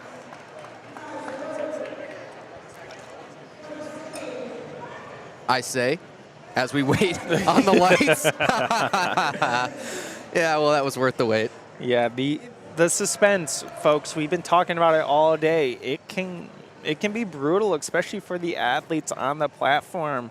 The anticipation to see those beautiful 3 white lights, it can get to you. And so now we have Jillian Crawford coming back up, attempting 75 kg for her second attempt, while Jordan Chamberlain on platform 2 is attempting a solid 155 kg. Your team captain, Jillian Crawford, looking to reset the mark of her own national record. That's the best possible spot you can be in, man. It's only you and you. It's exactly the same thing we saw from Delaney Sousley yesterday, who blew everybody away in that women's primetime session. Best lifter by a whole bunch and a 530-plus dots. Delaney, if you're watching, congratulations again. Sorry I didn't get to talk to you after the primetime session, but that's a number that I struggle to understand. Jillian Crawford, take that record. You're only taking it from yourself. And that's the 3 from the judges. Again, folks, this has been an amazing day of lifting. Every single person has been giving it their all, and a huge, huge special shout out to the para athletes from U of M for coming out here and making their debut at USAPL Michigan State Championships here in Lansing, Michigan at the Lansing Center. And again, thank you so much to Chloe and all of our other helpers here, spotters, loaders, barbell production, you name it. Even, dare I say it, Tanner White too, for this amazing broadcast going on here. And so now we have Laura coming back onto platform number 1, hitting a 77.5 kg attempt, one of the bigger attempt jumps we have seen today from the U of M para athletes. Okay, it was suspicious there, and I want to be on the record saying I'm not, in fact, paying him to say that. But look up at the top. Our names are there, and we're not the important part, but we are Tanner White and Tyler Simons. They are Laura Stark and Tayden Robinson. T-Bob on 160 for his second bench. Oh, man. That one of those technique cues that I love on bench is to row the barbell all the way down into the chest, and I don't know that I've seen hardly anybody do it better all weekend than Tayden Robinson right there. It's the short, compact stroke that's like just how the bench press is supposed to be. Yes, I completely agree, and that form that you're talking about, Tanner, goes way back to the equipped lifters and having to row the barbell down. It does carry over to the raw bench. Here Laura goes at 77.5 kg. Can she push through? She's pushing through, and that's the lockout. What do the judges say? Don't be too long. What are they saying? What are they? That's 2-1, unfortunately. Boy, okay. There's oh so little wrong with that, though. That's the thing. I think undeniably a retake on 77.5 is going to be there. My only question is, are you willing to bump it even 2.5, or do you think she's going to retake? I think she's going to retake it just for the more confident aspect of it, because she's strong enough to lift that weight. It was just some technicality, whether it was the soft elbow or down and up, maybe? I didn't see the blue card, so I'm not really sure what the head judge and side judge saw there, but they will correct what is needed for that final attempt here, and I'm sure the conversation will be had with her coach as well. And now we got Lucas Kern on platform 2, attempting 175, but it was just too much today. And so now he's faced with having to re-attempt that weight or just scratch his final attempt. And so now Mira is coming up with a 45 kg attempt. That is a huge jump from her second attempt, folks. And that is just due to how easy that second one flew. I know they all have goals out there today, and I think Mira is chasing after hers. Yeah, well, they all know their numbers oh so well. And with this bench press, man, everybody's hitting just about everything they wanted. I think that's going to be pulled towards the very end there. Mira's going to come up a handful shy, but it is a big jump for everybody. We've seen the 7.5s trip up tons of people, and sometimes when it's 5, that's been too heavy, and there are times when the tank is empty. Yeah, you know, at the end of the day, you're giving it all you got, and that is what matters the most. Just never stop pushing and trying. And so you see here, Brittany Barros is loading up 67.5, making that 5 kg jump, bringing the energy to the platform. Brittany has chosen the 67.5. I wondered if she could resist the 70. It maybe is the smarter call. We get it. It's 148.8, give or take. Matthew Spohr, by the way, did take 200 on his second bench. I thought we were going to see that, man. Oh, his subtotal's at 500 kg. Beastly. But he's chasing Andy Carter just like everybody else is in those 125s. Brittany Barros, 67.5 kg, lifetime PR, no better time. Did it maybe go down and up? I think It did. And then stalled at the very end. It did. And again, for a lot of these people, it's their first debut in a powerlifting meet, and especially USAPL, where the rules can be slightly different and the commands are a little bit longer, but the energy is still high despite her missing that last attempt, which we love to see. And that's the community aspect that we're always talking about. And as you see, Andy Carter is now loading up a 217.5, getting that start command, pressing it up like it's nothing but a little sticky at the top like honey. Let's see if he's going to load up that 220, if not a 222.5. All-time best is 227. So I think it's not probably there today to do the 227.5. That'd be 500 pounds. We love round numbers, but I think you jump 5 and it's just probably not going to happen. Yes, I agree. And again, folks, they've been working hard, tirelessly for about 7 hours at this point. They're exhausted, they're hungry, and you know, they're giving it all they have, with Jacob Nelson stepping on platform 1 again for his final bench press at 67.5 kg. If you've still got any sense of time left, shout out to you. Previous best of 58, Jacob, a little uneven. I think that was the only issue. It was. I look on the right side and I'm like, oh man, it's flying there. And the left arm was just a little bit behind it. Yep, and there comes to a point where the spotters have to determine, like, I don't think they're able to get it up. And in that moment, they did a great job with Jacob, because again, safety is their #1 priority. Sierra Weller, you're a Power ID competitor. She fought it too. Oh, beyond the midpoint by a hair. That's no good.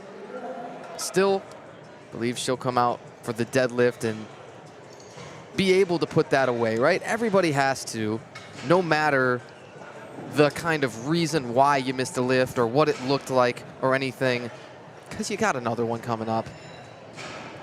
And then when it's the third deadlift, the worst thing that you can do is you just miss, and then I get to go home and rest. I get to, you know, go see my family. I get to eat some food. I get to drink some water.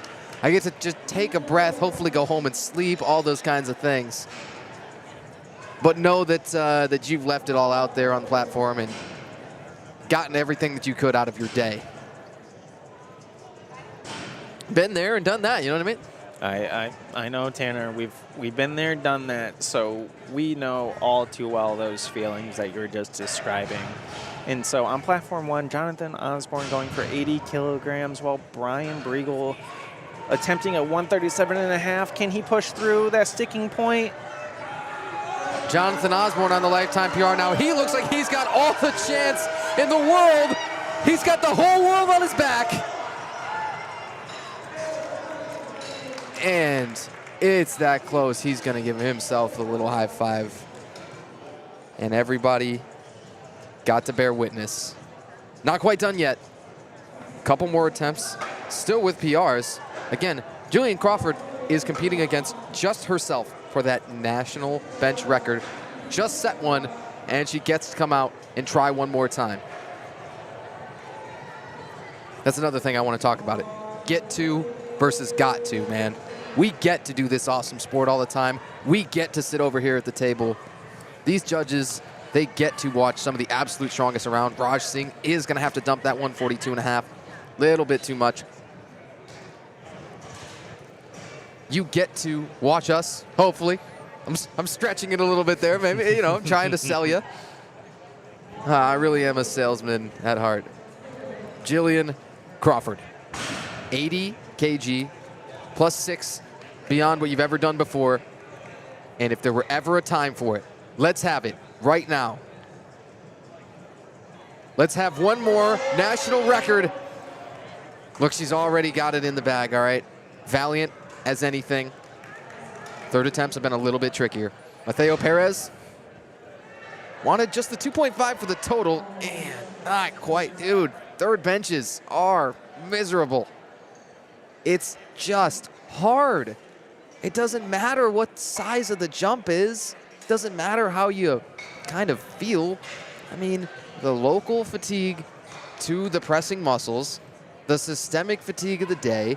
What was your sleep like? Did you have to travel a long way? Did you this and that and the other thing? It's just hard. Yeah, there's so many different factors that go into how your game day performance is going to go. Like, we have people traveling across the whole state, coming here, potentially even outside. And there goes Michael attempting 145 again.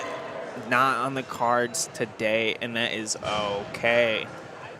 And so now on platform 1, we do have Laura Stark attempting 80 kgs, going up from her second attempt at 77.5. This is going to be a grind. And again, it wasn't on strength for her. It was just more of the technical aspect. And so I'm sure her and her coach talked, and they are going big for this final attempt. To go out with a bang, our final bench presses of all of our adaptive athletes, all down to the tremendously capable shoulders of Laura Stark. Currently holds this team's women's bench record. Can she slap a little bit more on? Got to be pulled there. She'll have to sit on the 70. It's still a huge number. She had the plate and change. Zero joke about that. Jordan Chamberlain, 160 for himself.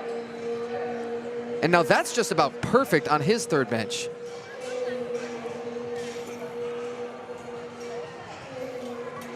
And it seems like we are getting another attempt with Jacob Nelson.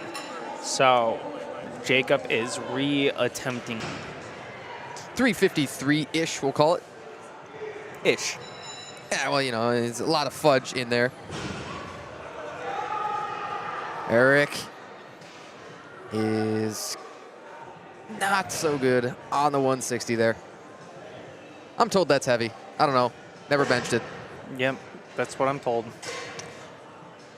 I'd like to imagine it. I'd like to visualize myself benching it. You know what I mean? One day. And manifest. Sure. Tayden Robinson, 165. And he has a chance to bump that subtotal beyond 1,000 pounds. You see that magic number. What have I been telling you? It's 455 kg that you need. All right, that's about 1,003 pounds, give or take. Jacob Nelson, one more coming, 67.5. Oh man, I saw his left hand move a little bit. Did you see as it sort of slipped on his grip? That's the only thing I think that still cost him there, that made the hands uneven. Yeah. And Tayden Robinson is butter. That's over 1,000 pounds, and the guys haven't pulled a deadlift yet. And folks, that wraps up platform 1's bench attempts. And so now there's going to be about a 10-ish minute break in between the bench and the deadlift, just to get the platform moved around and settled for all the big weight that's about to be lifted. And so now we got Lucas Kern on platform 2, attempting 175. Let's see if there's anything left in the tank for it. None today, and that's okay. Yeah, you know something? That's how I fail a bench, is the moment I go to push on it, nothing happens. And I say, okay, copy that. All right, we'll try again, like on a different day, because it's just not going to happen. It doesn't matter what you do.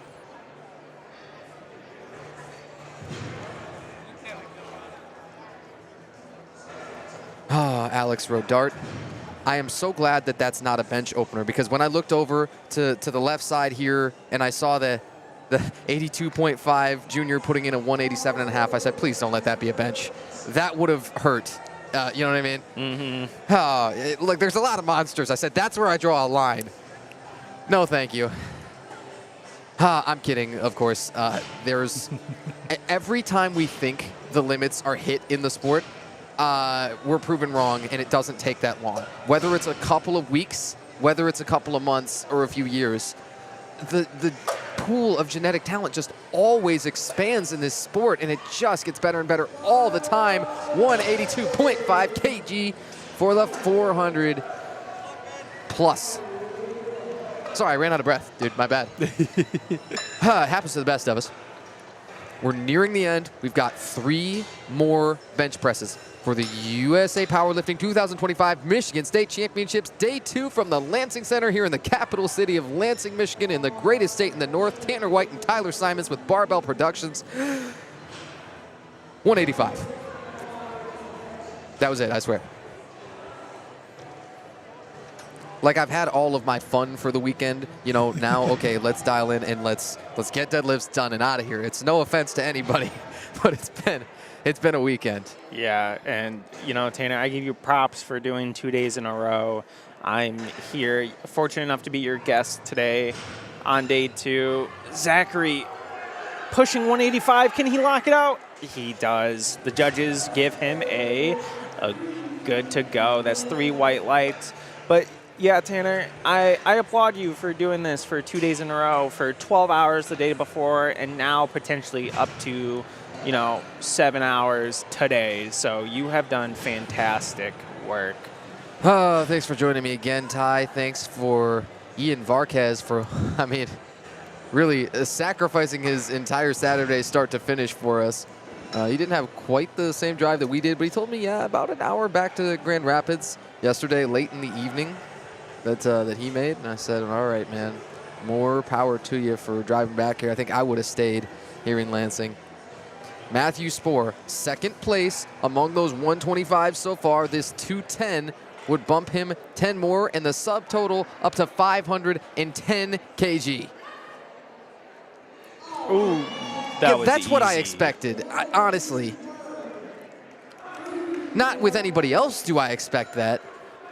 But then Andy Carter is coming up, and he's still now tied for the lead, right? You follow me, among those 125s. Boy, this is one of the more pivotal single lifts that we've actually seen the entire weekend. Of course, it's going to come down to deadlifts for somebody, and somebody's going to have to pull for a win there. Andy Carter did miss a deadlift at that Powerlifting America Motor City Muscle, and had a number of issues between grip, having to switch between hook grip at the start and mixed grip at the end because of tearing a thumb. Had some questions of lockout on his hips. And here he takes 222.5 on bench. Best bench all weekend long. Why not? AC, what you got? And pulled there. Maybe you could see it coming because of the way that the second moved. I think AC did empty the tank on his bench, though. Still 217.5 kg, absolutely no joke. And what did I say? Our heaviest bench of the weekend. All right, Ty, changing over across both platforms. Man, did you get enough out of the bench or what? Yeah, definitely. There was a lot of showstoppers today on the bench press platform, and so I think going into deadlifts today, it's going to be a show. And again, I apologize for peeking a little bit ahead, folks. There's some crazy numbers coming up for deadlift. I spot a couple 3s. I spot a couple 2 9s. Like, folks, there's going to be some amazing deadlifts going on. And so as we wait here, we have about 7 to 10 minutes before both flights start their deadlift attempt. Going into deadlift, it will be a lot quicker than most of the other lifts, just because it's a lot more simple, right? So with the other lifts, you have a start command, you have a press command, you have a rack command, you know. I mean, with deadlift, there's only one command: drop.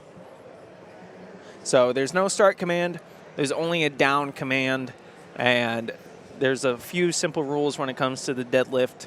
And the biggest one being, don't drop the barbell. You want to guide it down as easy and as smooth as possible.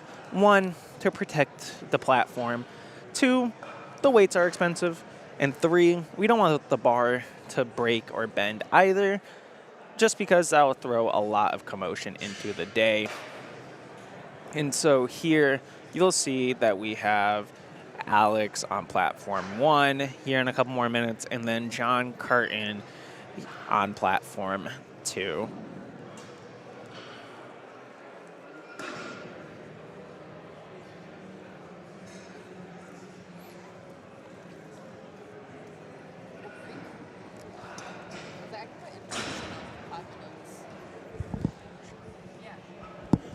And all right, folks, we're going to take a slight intermission here while we finish setting up everything. Give about 5 minutes for us until the Platform 1 Flight A begins. So tune in again in 5 minutes.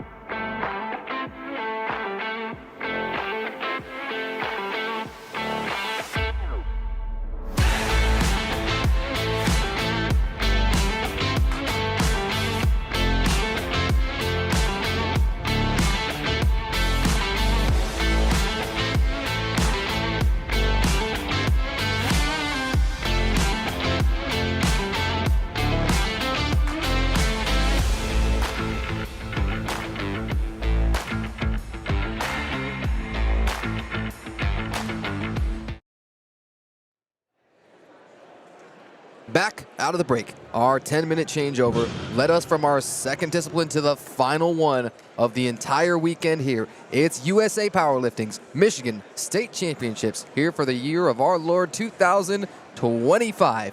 Tanner White and Tyler Simons, so excited to be with you. Thanks once again to Kevin Lamb, owner of Barbell Productions, for bringing us out this weekend. And, well, what you're going to see first is our platform 1. That turned over a little bit quicker as they were done with their bench press just a little bit sooner. Alex Rodart has the very first pull coming here of the deadlift, our final discipline of the day. Over on platform 2, we'll tell you that John Curtin is a push-pull competitor, meaning John elected not to participate in the squat event. However, benched, hit 80 kgs, just 2.5 behind his all-time best competition bench, and will also open at a 130 on his deadlift. Again, who you see in front of you here for platform 1 is going to be Alex Rodart. The very first pull here opens at 187.5 kg.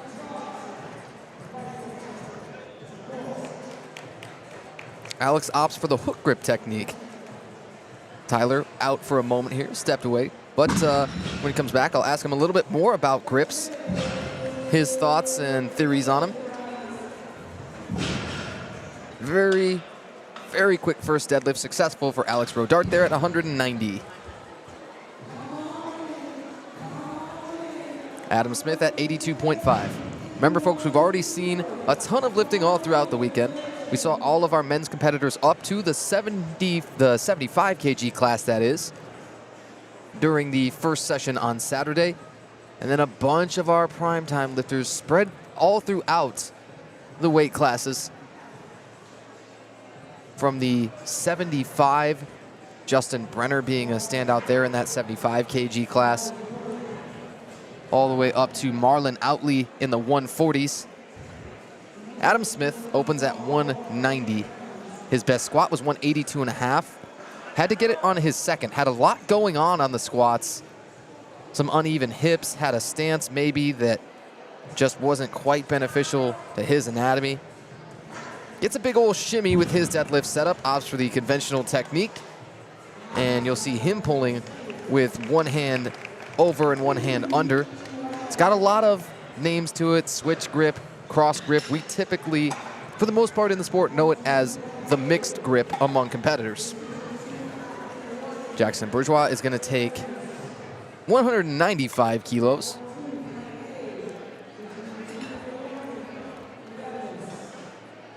Jackson is 6th among those raw junior 82.5s. So the deeper your class is, well, the more you have to consider your placings. And okay, what do I need just to podium? And then what do I need maybe to start to think about winning it, or whoever's in front of me, how can I jump over them? What kind of lift would it take to get there? Jackson's opening deadlift at 195. Well, it comes up nice and quick, but did he get the down command that quickly too? He did not, no. Unfortunately, folks, like I mentioned earlier before we took that intermission, you do have to wait for that down command. That is your only command. Unlike the other ones where you have 2 to 3 commands, you have to be patient and listen for that down command. No matter how heavy it may feel, you have to hang on for dear life. And so now we got Cole Phillips opening up with 195. Bazooka. So people will say the deadlift is the least technical of the lifts. I like to argue against that sometimes, but I know what they mean. People will say that bench is the most technical of the lifts, and usually what they're referring to is the number of commands, right? Because on meet day, that's as much a consideration, hitting your meet standards with absolute perfect technique, as the weight on the bar is for some of us. And then some of us are, you know, just audacious enough to, well, whatever I want to load, I'm going to throw it on there and see what we can do. Silas Douglas on 205. And now the totals will start to round out. For him, it's 517.5 kg right now. And now platform 2 joins us At a perfect time, John Curtin ready for the opening pull here on platform 2. Back up to the first flights. This is flight A on both sides. Ryan Troiano. This will put him all the way up to a 500 kilo total for himself on the opening pull.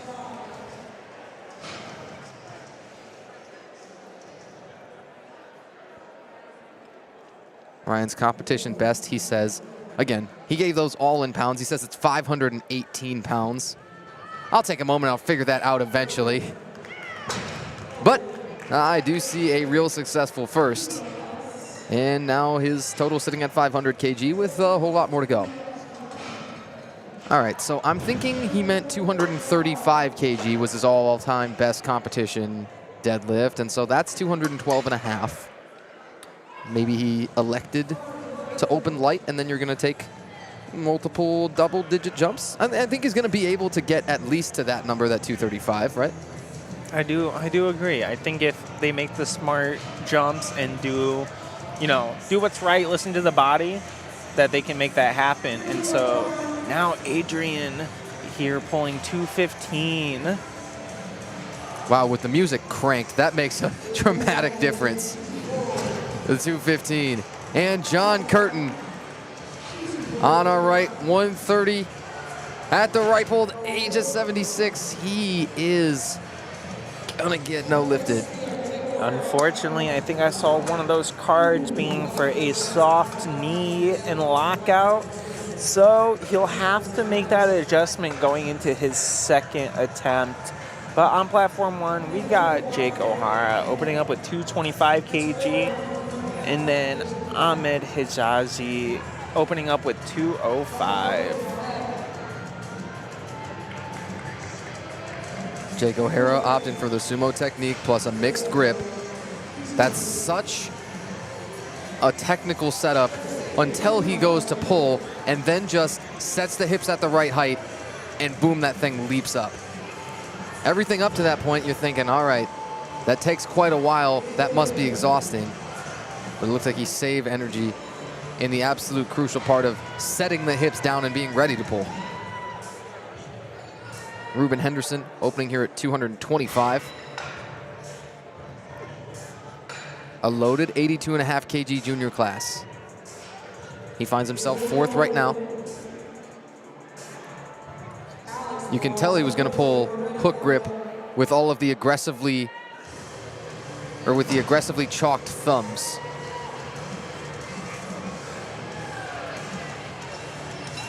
And Michael Mares is going to open beyond 500 pounds at 227.5. Alex Wynn at 212.5. Alex Wynn is at this point at a 342.5 subtotal. Oh boy, he had the down right. Was the bar slipping from his hand?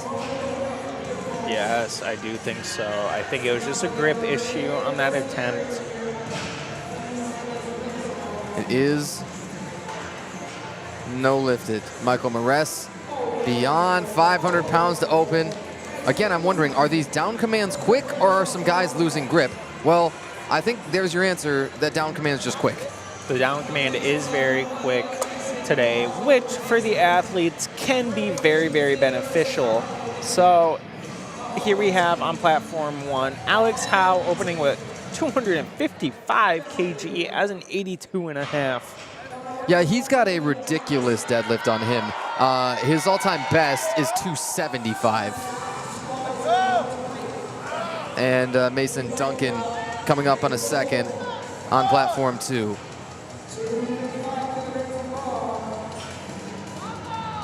Young deadlift specialist. You do what you gotta do. You coat your body head to toe. You take a bath, arguably, in the baby powder. Yes. That is a rite of passage, is a bath in baby powder.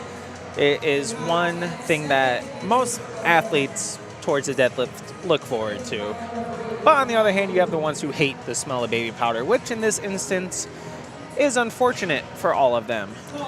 And so it does unfortunately look like Mason did time out, unfortunately. Yeah, I wonder what that's about. We'll speculate in a moment. That's my favorite thing to do. You know that. Speculate. Of course it is. Saul Gutierrez, this would already take him up to a 660 total. He's secured his PRs big time on squat of plus 22.5, plus 5 on bench already, and his total 660 as it sits right now with an explosive opener. So plus 25 on your total is in the bag, man. Oh, the sky is the limit, and that was already a 457.52 dot score. Aaron Gaynor opens there at 220. He's got one red light from the front. He'll live. Oh, I just looked at the deadlift openers down at the bottom of the flight here, and Ethan Garcia is out to ruin my day, opening with 265. Jeremy Wenslick opens at 220 on platform 2. Ooh, that is a tremendous grind on an opener. Man, how much further do you go on that? It's hard to tell. 2.5, 5. But not more, I think, yeah. No, I don't think so, unless he's going to scratch. Ethan Garcia on 265 to open. Bang. So it's going to be a really, really tight battle among those 82.5 opens. I do agree. And it always comes down to the deadlift to determine who is going to take the trophy home. Alex Howe put in a 270 second pull. I mean, geez. Yeah, deadlift, fortunately, is one of those lifts where you can take bigger jumps above that 15 kilo range if necessary, just because it is one of those lifts where you can give it more in the tank, even if you don't have it. I know it doesn't make a lot of sense, but when it comes down to the adrenaline and the pull of the deadlift, nothing, and I mean nothing, will get in the way of an athlete of standing tall with that weight. Alex Rodart up 5 from his opener on 192.5. Now, I like it on the lockout, but in the middle portion, I'd have questions. I think maybe, do you think it was supported on the leg, something like that? I think that's might be one of the calls that got him that red light, was a little bit of hitching or ramping, as it can also be known as. Julian Williams taking advantage of USA Powerlifting's rule that I love so much, not required to wear the t-shirt under the singlet for deadlifts. Yes. If you look like that guy, I wouldn't either. Norman LaFleur did that in primetime session and just mogged people. Julian Williams, bingo, good first. Norman LaFleur also attempted 295 kg, weighing in at 81 something. So, well, talk about pipe dreams.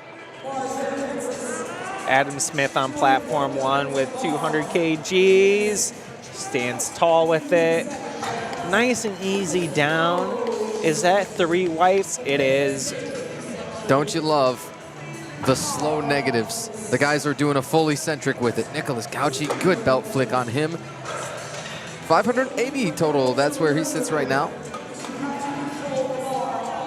Andrew Barreras, we're getting toward the bottom of the flight. Opening flight here of deadlifts on both platforms. Andrew Barreras, Jack Nowicki, Brian Quillen, Ian Watson, and then Corey Dennis puts in a 305 opener. Dude, come on, knock it off. I mean, as if he weren't already out-totaling everybody in the flight by my math, 57.5. Second closest being Ian Watson. Cole Phillips, second on 205. We like it. Andrew Barreras, chewing on the mouth guard, slaps a 165 squat, a 110 bench. However, that 110 bench came after 2 misses, and so had to survive to stay in it. You don't want to see him miss this one after the 20 kilo jump and then really have to do anything dramatic. But again, it was a losing grip thing on his first. I thought that looked much better. I think he made the necessary correction. Except the lights are going to torture us first. The eternal tick, tick, tick. Oh, hearing it, it just puts me in misery. Finally, 3 whites. Jack Nowicki, 242.5. Those with the hook grip and the repeated sort of tugging on the bar, it comes really close to being an attempt, right? Because the moment that that bar breaks the floor, you're going to count the attempt? Yeah, exactly. And so when you're pulling the slack off the bar, especially with hook grip, it's, you know, it's important not to pull too much slack out, because if that bar comes completely off the ground, some judges will call you for that being an attempt, but you just want to pull as much slack as you can initially without having to worry about that. So timing of pulling your hips through, setting your back is all very important in the sumo technique. Ryan Troiano, 2.5 under his all-time best on the platform. I like it, and I think he's going to be in range of pulling for that PR. Would need 5. Yeah, see, he was walking off the platform and gazing longingly back at the lights too. Thankfully, he got him. Silas Douglas just put in a 227.5. Jackson Burgewat, wow, is going to jump another 15. He's going to go to 230 for his final pull. And not to spoil anything, but I do think Adrian had a pinwheel hat on in the warm-up rooms. It was quite funny for those who were able to see in the back. I know we weren't, but... Interesting. Nothing I can do about it. I'll tell you, I've seen a lot of, you know, fun onesies and pajamas and things that people show up in on meet day that you probably wouldn't so much wear in public. I mean, depends on who you ask and depends on who you are. Adrian Florestein on 235. Man, so many sumo pullers. They hit another year when they find that, okay, I'm past this sticking point. Is it usually shortly off of the floor? Is it usually at the knee? What do you see? Man, it's hard to tell with sumo pullers. Typically, it's going to be off the ground that's the hardest for the sumo pullers. But you'll notice right when they get past their knees, it does tend to slow down, and that's the shift from the quads to the glutes. And if you're not timing that right, it's going to be a year and a half before you lock it out. And so we have Corey Dennis with a smooth 305 opener, conventional. Yeah, well, you might guess that that's the heaviest opener, and you'd be entirely right. Ooh, but unfortunately, it was a 2-to-1 red light verdict. Wow. Was not anticipating that. Neither was I. I think it might have been a command issue. It might have jumped the down command.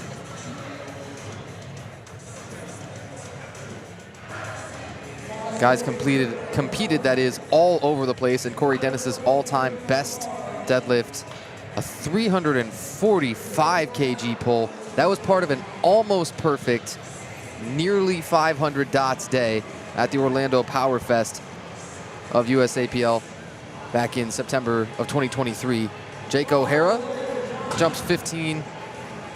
His second deadlift looked money on 240, currently moving him from 5th into 4th. Among those raw open 82.5s, as we mentioned, that's one of the more stacked classes. John Curtin, command issue his first time. He's setting up for 140, goes up 10 after a miss, man, it's tough. Mostly coming down, pardon us, that was actually to the lockout that they were looking at. The hips are the thing. Unfortunately, I think I saw a little bit of downward Yep, the head judge saw what I did. A tad bit of downward motion, but he's still got 2 white lights, so it does count. Oh, Michael Maress. Now that's a very clear example of just exactly what you were saying there, right? Of the downward motion, yeah, Tanner. Sometimes it's obvious, sometimes it's not, and so it comes down to what the judges see and what they call. So on platform 1, now you have Alex Howe jumping up to 270 from a 255 opener. Yeah, this guy's one of those, you start to do the math and you say, man, if he pulls his best deadlift, that is, it's going to be almost half of his total. That's your deadlift specialist. 270 is the number for him right here. He would remain in 3rd currently among those open 82.5s. His all-time best deadlift on the competition floor was the USAPL Tournament of Power back in July. So not a ton of time to train for this one. You're talking a hair over 4 months after he had the qualifying total set there at that Tournament of Power. By the way, guy's still 19 years of age, though I would not at all know it by looking at him, that is. 270 on the second. Oh, it drifted away and up and down. Alex Wynn needed to come back on 212.5. He's got it. Couple of Alex's, but two disparate results.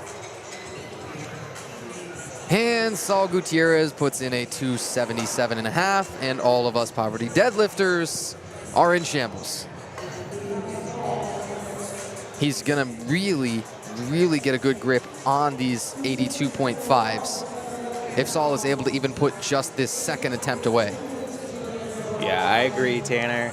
And especially like you said earlier, those deadlift specialists come out of the woodworks like mythical fairies. Sometimes you can never expect who is going to actually be a deadlift specialist or not. And then they go and they pull your whole subtotal for their last warm-up, and you start doing the math and you say, huh, doesn't really matter how much I might be ahead right now. It doesn't really matter how my squat or my bench went, because totals win meets tie. Yes, Tanner. And especially for these smaller weight classes, 90 kgs and below, that's when you really start to second guess who is a deadlift specialist and who isn't. Saul Gutierrez on 277.5. All right, so quaking a little bit on his right side, but I had no other questions. Bang.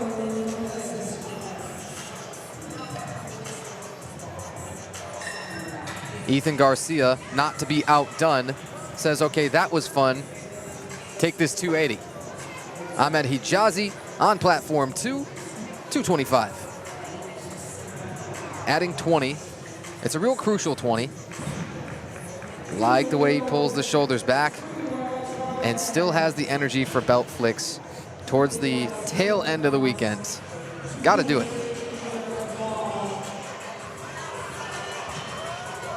Ethan Garcia. Fist bumps for everybody. Calm, cool, collected. 617 pounds and some change. Gonna need this and then something more on the third to overtake Saul Gutierrez if he's gonna have any shot. Starts here at 280.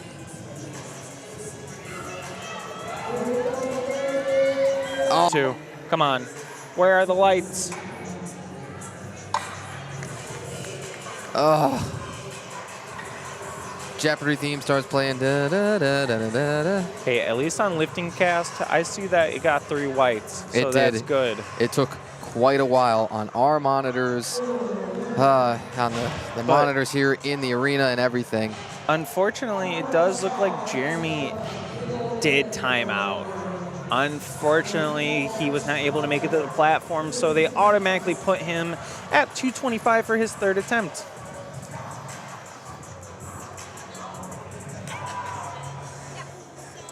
Aaron Gaynor wants 232.5 for his second.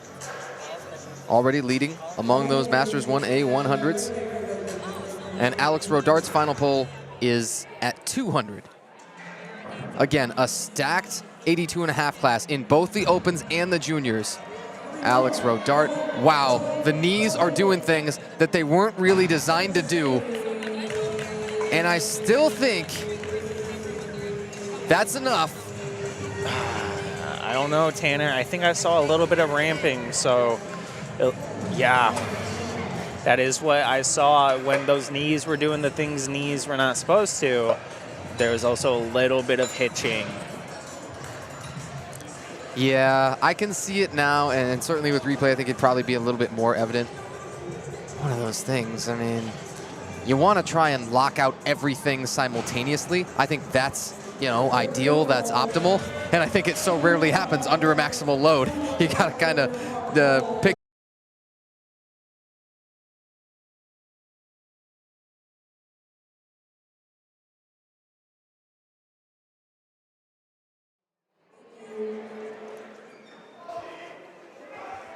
And let's try again. Hey folks, Good afternoon and welcome inside the Lansing Center here from the capital city of the greatest state in the north. It's Michigan's USA Powerlifting State Championships here for 2025. If you will pardon the interruption, you will join us in the middle of some second and third attempts here for the deadlifts. A couple of second flights happening on each platform, on your left and your right. And you missed, a handful of attempts really compared to as sort of dramatic as it could have been. Right now, Jude Bossum up on platform 1 heading out in a moment, and Brian Quillen 282.5, a gigantic number being loaded on platform 2. Jude Bossum at 165, looking up for his lights, and I think those lights have all come back. That's good news for all of us. That means that our local lifting cast results are able to be entered, and all of you can follow along at home too. Pardon us, that's not Brian Quillen. I know this one, that's Corey Dennis. So maybe still waiting a little bit on platform 2 to catch up. But Corey Dennis at 320, I thought that's such a massive number. All right, takes the belt off, gives the little bow, and it looks like Corey Dennis will have to sit on that 305. And took a jury to get him there, it should be noted, so he will post the total, and that total is 737.5 kilos. You look up at the top, and I guess you'll see the names of a couple of guys who have been here far too long. Tanner White, Tyler Simons, and all of our friends at Barbell Productions want to say thank you for all of your patience. Back online here with Xander Griffin Rodriguez, 190 kg pull coming.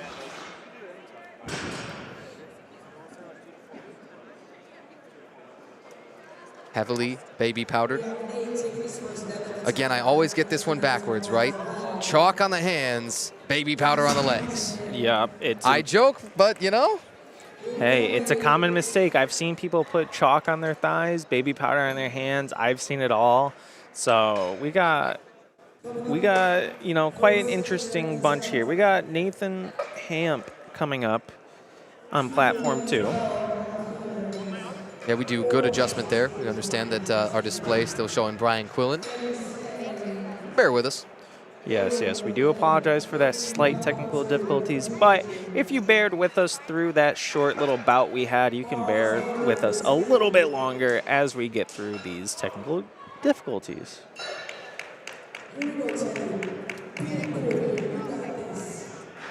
Teddy Dennison.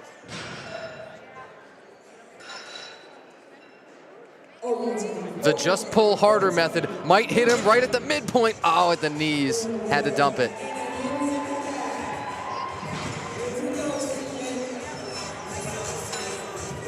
And now the music is absolutely cranked. We're all back and live. Let's do it. That came out of nowhere. Yeah, it did. It did. But I'm glad that the music is bumping. Wyatt Hoovey is going to come back out for his second deadlift in a moment at 220 keys. Oh. Oh boy. Heads up. Let's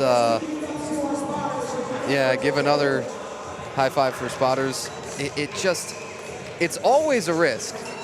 I know we've actually seen very few of them relatively this weekend, and maybe that's more of an equipped thing where, because of the absurdly sometimes restrictiveness of the compressive suits, that you do see happen even more.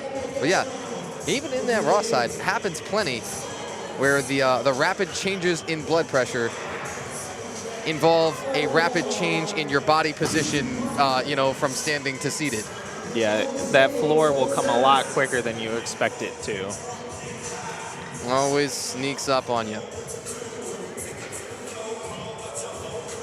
And now it should be Landon Rogers. That sounds correct to us. Finally coming up here on platform 2 with a 212.5 kg. Whole lot going on all sides of us. Like, if it's a little bit overstimulating for us over at the table, we can only imagine what the lifters are experiencing here. I'm telling you, the music is positively cranked. It is. Landon Rogers on 212.5. Looks good to us. Call it 2-1. Man, I gotta stop this time. I gotta stop saying anything at all. I have clearly invited some of this. I admit it, whether I like it or not. Justin Redmond on platform 1, attempting 247.5. I like the look of his first one. Pretty quick.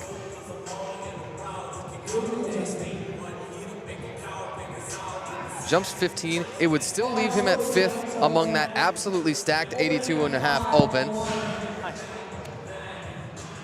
Justin Redmond and lean back.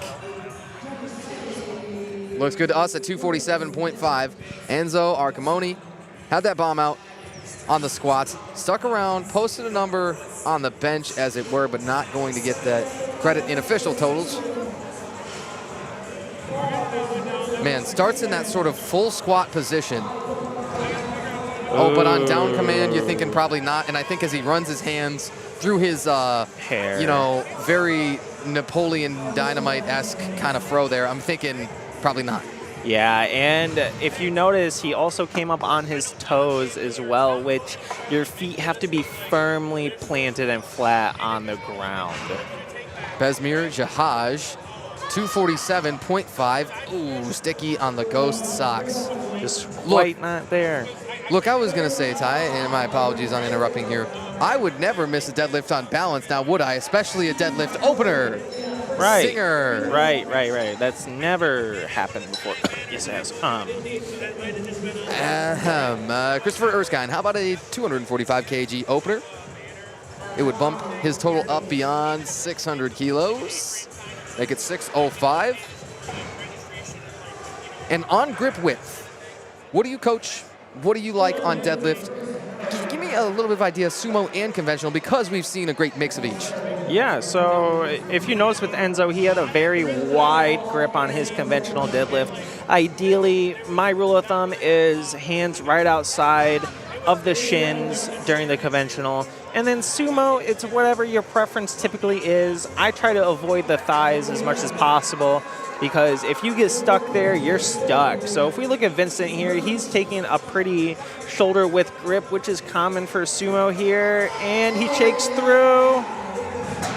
Man, he put a lot on the line. Oh, the 252.5 is good for Vincent on the left, and the 255 is good for Peter on the right.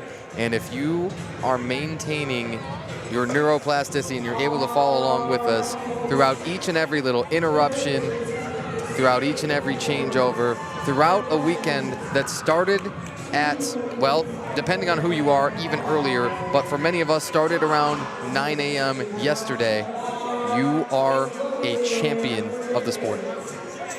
You've already won at home. Congrats. Thomas McCarty on 255 to open. Derek Gottschalk, again, our one equipped competitor. Popping out of that deadlift suit. Look at this guy. And so 2 consecutive 255 pulls. Give me 6 whites all at once. Yeah. I wanted it, and we haven't gotten enough of it. We have not. And you'll notice with the equipped lifter, he is wearing a multi-ply suit.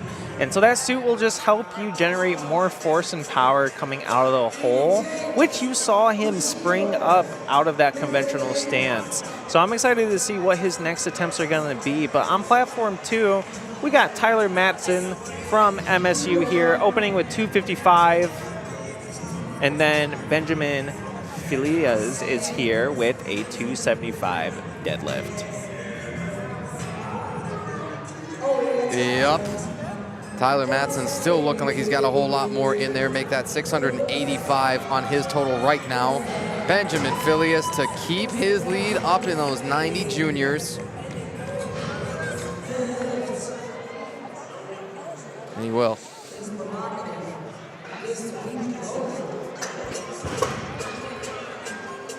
On platform 1, David Jurgens is going to attempt a 317.5 for his second pull. Yeah, well, that's pretty much going for it all. Lay it out there and get your competition PR right now. He's attempted 320. Oh, pardon me.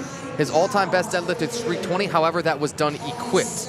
This is raw. Man, that transition, it's a big change for you. all-time best raw deadlift going down. Well, on lockout, I didn't know. That's one of the, it's totally 50-50 to me, I thought. It's tough. It may be a soft knee. It could be a ramping. I don't know. We're waiting for those infamous slow white lights to come on the board. Oh no, torture. Please don't do us like that. Oh, I gotta reload and check our live results. Yes. It is that good. passed for plus 700 pounds, man. The humanity. And now he's got the best all-time equipped deadlift to kind of think about. If he wanted to best that too, you could go 322 and a half. That's, oh. Out of 90s, that's just not common. I know, it's really not. And so on platform 2, we got Ryan McDonald, Captain Canada, opening with a 270 deadlift. And that's a speedy 270 off of the floor. Yep. Weighed in 106.8 this morning. Jude Bossum to cap off the day, looking up to the heavens and probably seeing the stars, and finishes on 172.5.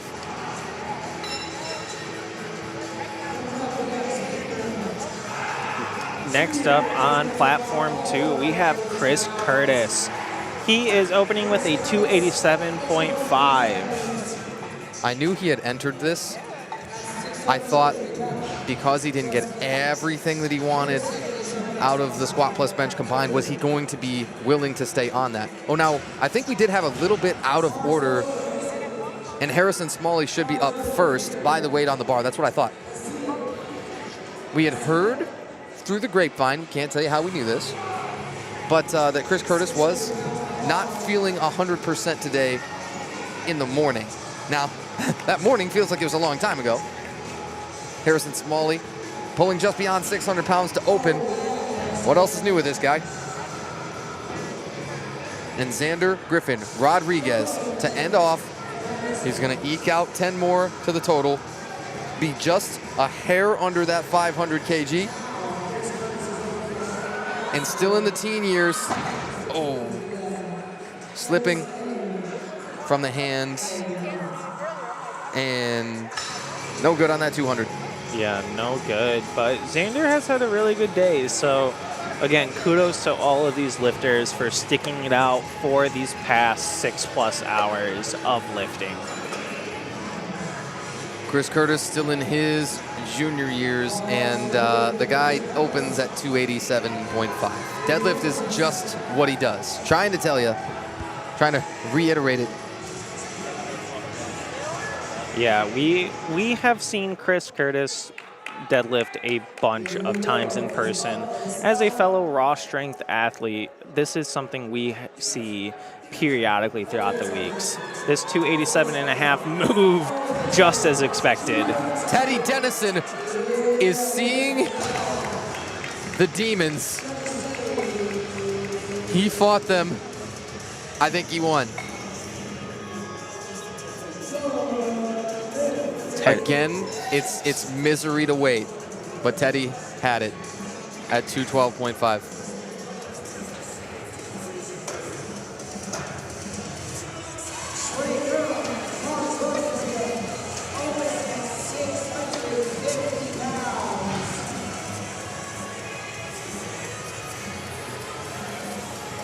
Wyatt Hoovy has a pretty important attempt coming. He can move from that 3rd to 2nd place among those teen 82.5s.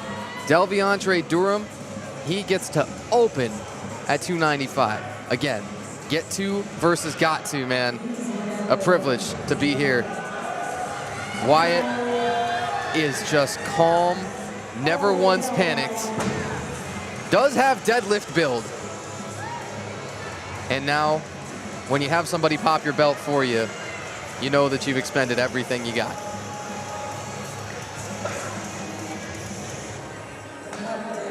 I've never been accused of having the deadlift build, but you know it when you see it. When you can lock out, some people say near the kneecap, tough. tough to beat. Those are the guys that you don't want to have to pull against. You don't want to know, okay, what did he pull, and so what do I have to try and pull? Because they are advantaged in that way. Nathan Hamp, 205 coming up on his second. Besmir Jahaj on 247.5. This is a retake. Had a big jump. His first to second.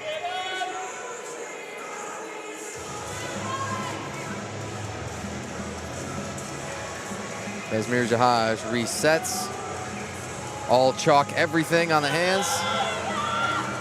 And it's the exact same thing there. Got stuck just a hair off the floor on those Ghost deadlift socks. Haven't even gotten to really talk about the socks, but let's get a good time to do that here, maybe right after the Nathan Hamp pull at 205. All right, what's a deadlift sock? A deadlift sock is pretty simple. It's just a sock that has to go up to your kneecap. So you can use a softball sock, you can use a soccer sock, you know, anything that can go knee high, that is what matters, because we want to protect the shin from bleeding all over the bar, because that bar can be pretty sharp due to the knurling, which the knurling will help out the grip for a lot of athletes.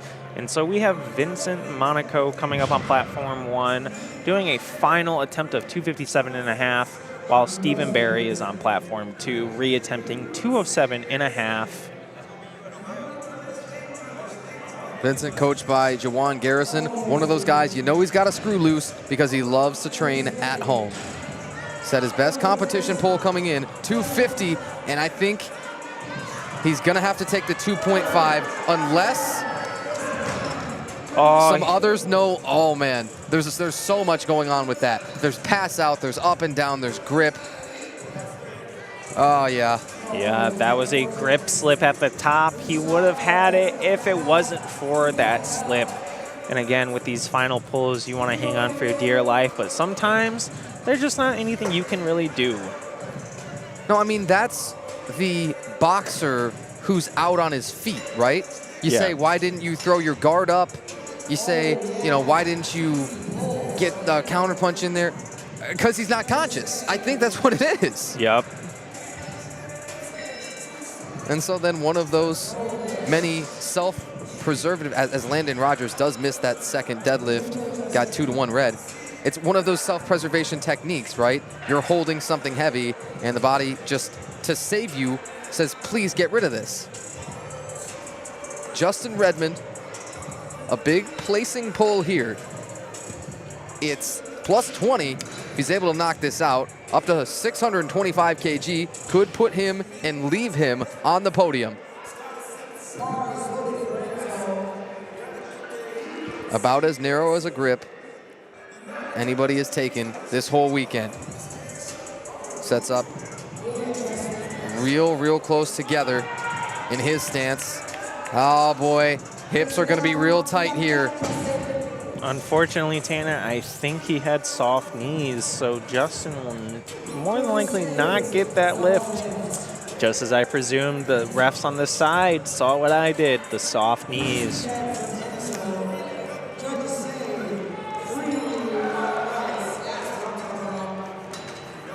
And I think you could say even the same thing about the hips and all. Yeah, it was one of those, no matter how long you spend near lockout, nobody really cares. Yeah.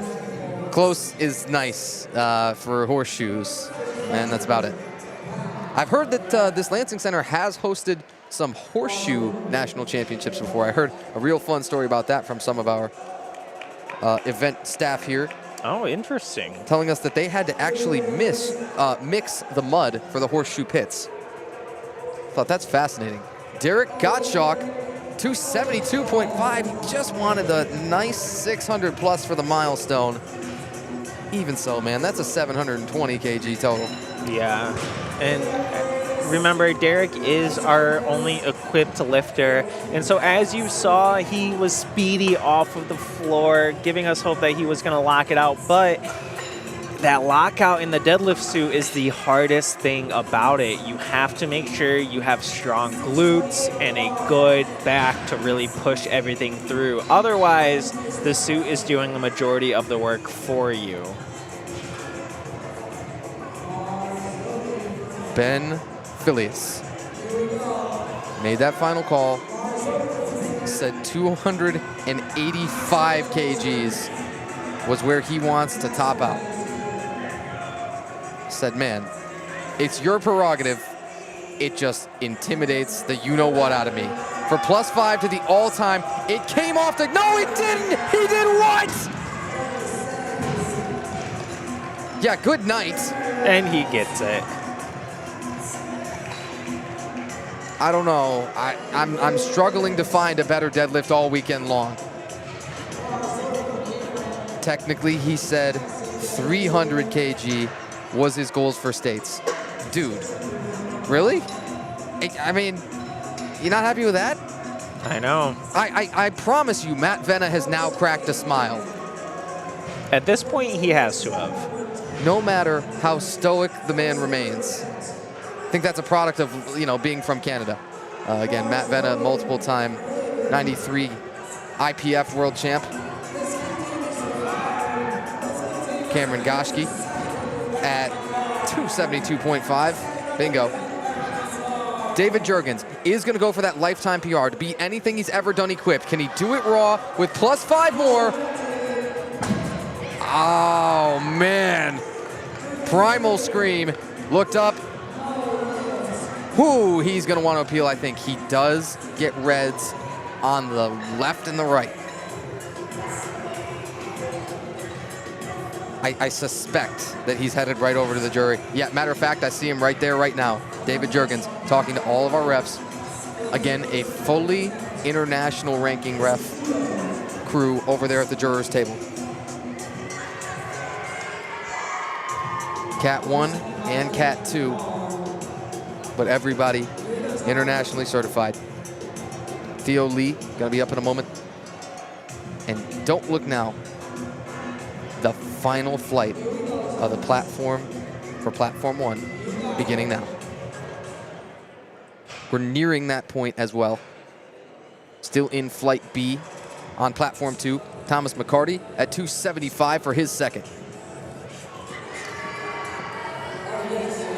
Theo Lee, opening pull there, and he keeps those same knee sleeves on for the deadlift. Again, it's their prerogative, right? Yeah, at the end of the day with the knee sleeves, if you need them to keep warm, that's totally cool. There's no assistance with the knee sleeves on a deadlift. So if, you know, you're one whose knees ache all the time, maybe, depending on your federation, the knee sleeves may be beneficial for you.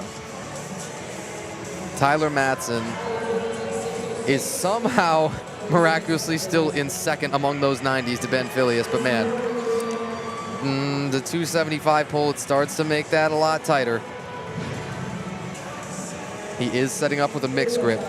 And Adrian Janarthanan on Platform 1, pulling 190. Tyler Mattson just made a stone.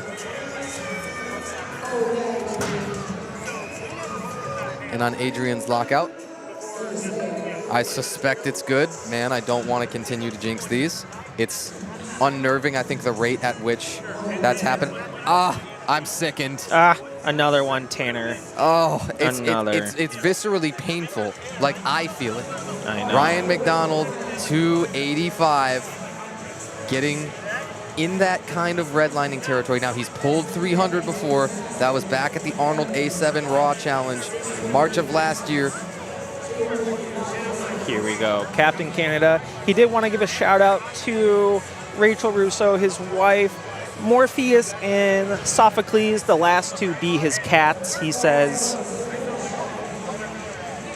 And so perfectly on track, I think, to try and match that personal best pull. And crucially, just moved into first among those open 110s. Tim Bish opens here at 205 kg. Look good to me. Harrison Smalley is taking a 17.5 jump. Man. So, among the junior 110s, I mean, he's really thrown the gauntlet down and been ahead all day long. But remember, Ryan McDonald, your open 110 at 32 years of age. Harrison Smalley, This would throw his total all the way up to 745. It's mental math, and that's the worst kind.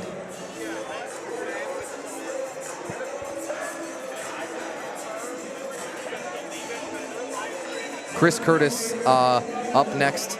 Did you catch the attempt he put in, Tyler? I did. I did see the attempt that he put in. Astonishing 312.5. Yep. You know, he went to college Nats, right?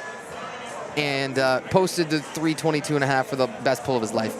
That's all well and good. That's amazing, and a number that many will never touch in their lives, right?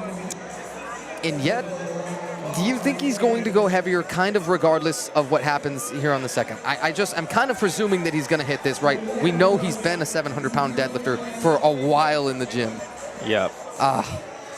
I'm speculating. I think that he's going to try and push that to 325 or more. I think he will, especially with how easy this 312.5 is about to move. The confidence, the aura coming off of Chris as he pulls. Lightning. Tanner, I think we're gonna see a 325, if not a 327. What I'm concerned is that it's gonna be 330. You know, so we can count by reds, right? I brought you a loading chart and everything. You did. Yeah, right. 320 again when you don't have the competition collars. That's 6 reds. And when you add the competition collars on, you're talking 325 with the 6 reds. I'm expecting them to go for that and some small change plates. If it's 325, I'll say, okay, that does make sense, and that'll be 6 reds. That's a pretty round number, right? And everybody's loading. It's like, okay, good, no change plates. But if it were 330, I'd say, yeah, I'm not that surprised.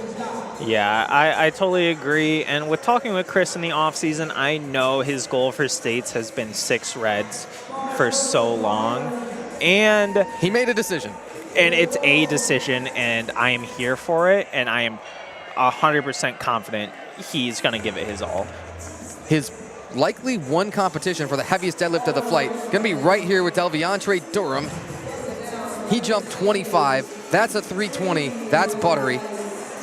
Way above everybody else in the super heavies, the 140 pluses. Carter Conover sits second right now among the 140s based on his projected total. Again, you did have to get the opener in order to post the total. You got to have a successful lift in each of the 3 disciplines.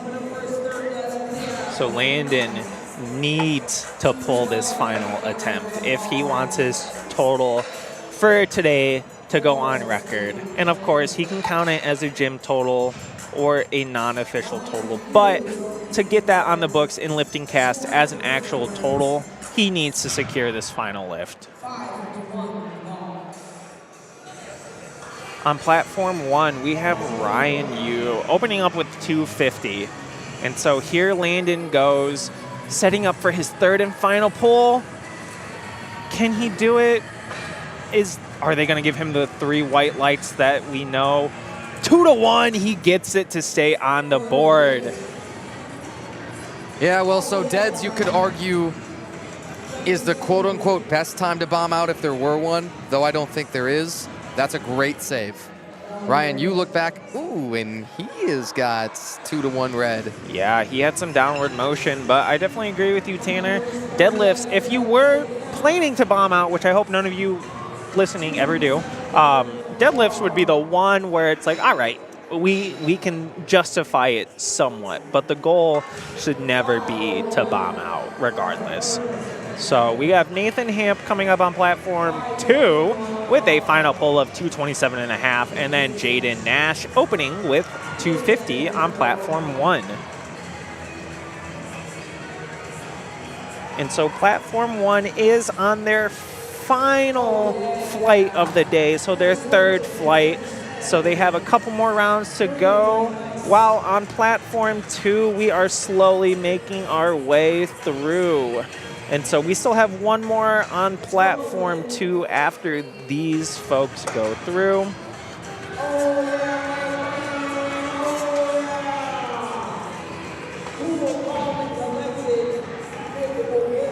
Nathan Hamp, just over the 500-pound barrier. We all know these milestone numbers. We all know the real important couple of conversions. And man, people just, you can't resist. I don't care if you want, I don't care what your coach and you thought you were going to get coming in, doesn't matter. Seth Cobb, that says 260, right? It does. Copy that. Affirmative. Stephen Berry, plus 500 pounds for himself. And Seth Cobb just dropped that, did the sack of potatoes routine. Ooh, Stephen Berry, once again, is kind of struggling with the passy outies, and I think also wants to see the jury. That's not a great combo, really. It's not. Unfortunately, there was a issue of soft knees and a downward motion, unfortunately. But he is walking over to the jury table to see what's up. He just wants to see what's going on, see what's happening. So we'll keep you updated on that. But Chris Berry is now on platform 1, about to open up with 275. While Enzo, he's going to try to finish the day with a 245. Chris Berry's best pull on the platform is 290. He says in the gym he's pulled 346. I mean, this guy's gym total is one of the most world-class things. If he were to hit that, I'd say that's unbelievable at 905 kg. That'd be the biggest total that I've ever seen. And I got to watch Marlon Outley at USAPL Iron Games with an 865 piece. Chris Berry on 275. I mean, I believe him. Enzo Arcamoni on 245. Yeah, broke it for a second or so and said, man, this has been awesome. This has been a fantastic weekend, but I already knew that I wasn't going to post a total here. So let's go home and regroup. Or probably, let's get something to eat. That's what I'm feeling, Danny. Yep, relatable. Theo Lee, back up. Second attempt here goes 185 kg.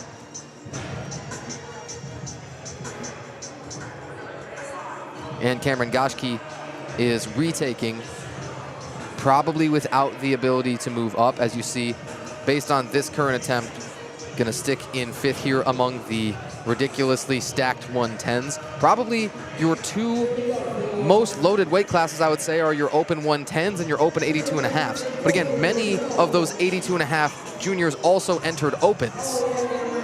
And so it's kind of the same crowd there, the usual suspects. Cameron Goschke on 272.5 to cap the day. Bingo. Theo Lee. Okay, so 5 out of 6 white lights. I'll take it.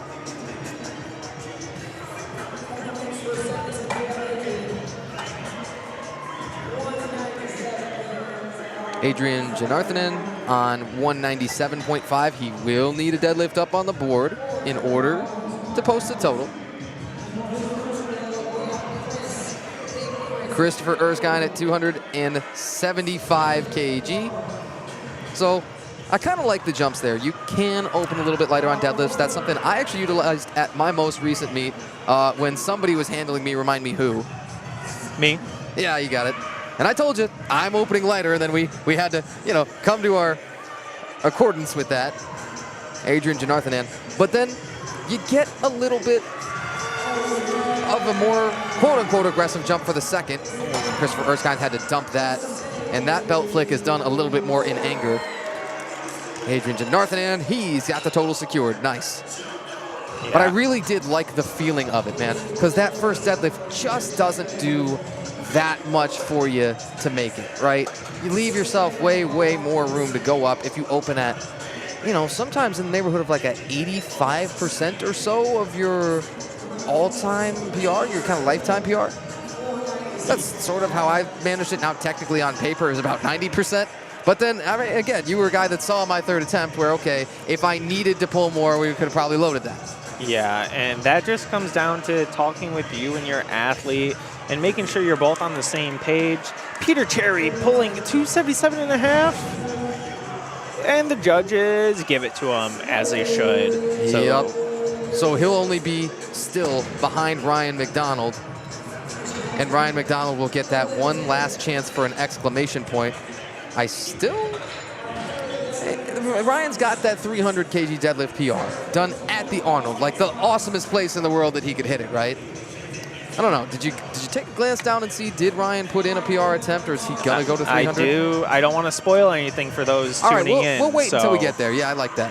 We have one more person before Captain Canada comes up, but let's give Thomas McCarty his applause as he attempts for a 282.5 deadlift. And while we also have Shiloh Koch up there on platform 1 at 240. Shiloh pulls. Sure does. And he gets it. Thomas, off the ground. Can't make it past his knees, unfortunately. Yep, easy judging decision there. That's, you know, the one bright side to it is, okay, you don't have to go up to the jury and argue about all that. Tyler Matson, 290. Huge. Still chasing Ben Filius. However, this pull will not be able to vault him over that number that he needed. So sticking in second, even with a successful plus 15 here. That's still 720 at 90 kilos body weight. I mean, I can do some of the math there and say, oh, that's more than 8 times body weight for your total. Quentin Rittman, 240. Going to bump his total, should he be successful, to 605. But again, you know where that bar is in the 90s even. So the 90s a little bit more top heavy. Again, I think your most loaded classes undeniably are your 82.5 open and your 110 opens. Tyler Matson, 290.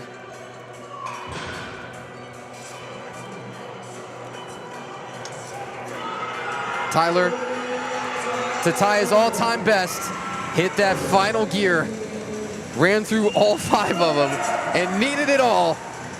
A weight class down, so I think he's still going to count that as a PR. 100%, especially being in a new weight class, that is a PR. And now we have Ryan McDonald coming on platform 2, and I know you see that number in the bottom right, Tanner, 302.5, beating his 300 at the Arnold. Yeah, just for good measure. The guy has been at this for quite a while.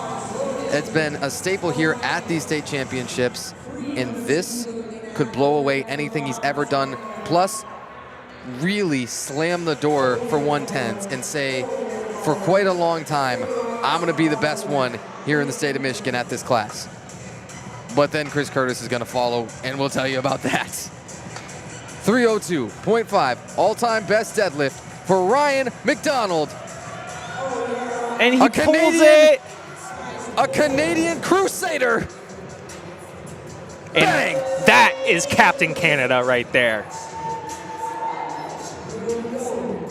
All right, it's over. I say for a few moments because I don't really believe that. But Harrison Smalley puts in a 310 of his own. Again, among those junior 110s, Harrison Smalley running away with it. Jaden Nash, 260. That's a 750 total for him right now, by the way. Don't you worry. Ryan Yu is going to, oh man, does that say plus 17.5 for his jump? Oh, it does. Well, he's going to need one of those to post a total. That's audacious as anything. Yeah. But it's fun. Harrison Smalley on 310. Adds 20. This would be a 765 total. There's monsters in Michigan. Harrison, oh, he dumped it. Are you looking at the last couple of deadlifts in the flight? I am.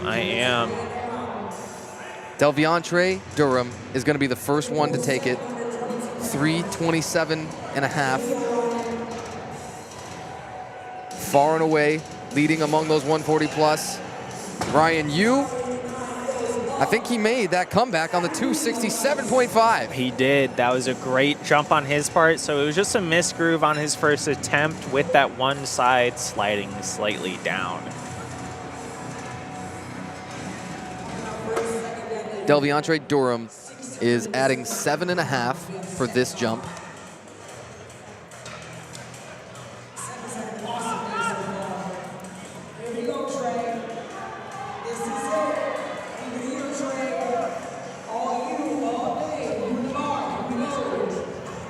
Guy's best deadlift coming in was 295, and he opened with that. So, I mean, it's all butter. It's all groovy.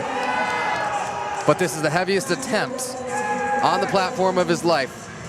So end it with one more exclamation point and not a question mark. Right now. And out of steam. Seth Cobb at 280. Again, your deadlift specialists. Some of them out of the lighter weight classes like this can pull literally whatever they need. He's one of those guys, and another one of those guys coming up on platform 2 right now. They're pulling whatever is loaded, whatever they need, whatever the numbers say you might want to take. Chris Curtis, look at the placings down there to jump over Harrison Smalley, who missed and would be thinking about that miss for a really long time among those junior 110s. Here comes Chris approaching the platform. You can feel the confidence coming off of him. His technique is always the same. This to pull for the win. Chris Curtis. Does he give it? What do the judges think? Bang! And it's good!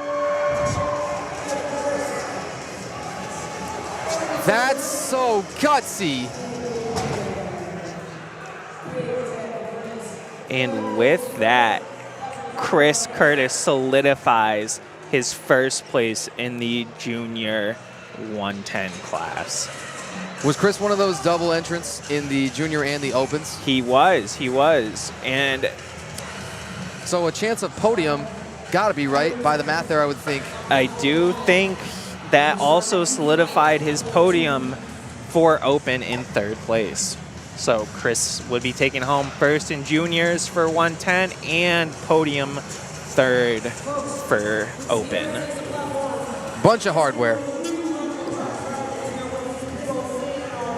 Theo Lee, pretty much nothing but steady jumps that are well within his capabilities. And again, taking one here. 195 is the number here. You wonder, does he have the Olympic weightlifting background? Does that explain the setups and the techniques and things? Oh, I do believe so. But I wonder, is 195 too much on the day? Again, I don't think we can repeat what he said there. Ooh, Sierra Weller is going to be red lighted on her first attempt there. Again, she is our Raw and Power ID competitor. So she'll have the options again, retake, or go up by as little as 2.5.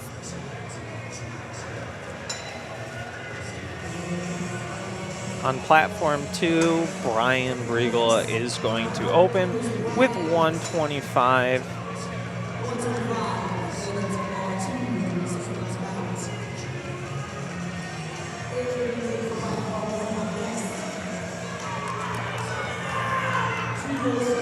And Adrian Janarthanan is going up 10 more here.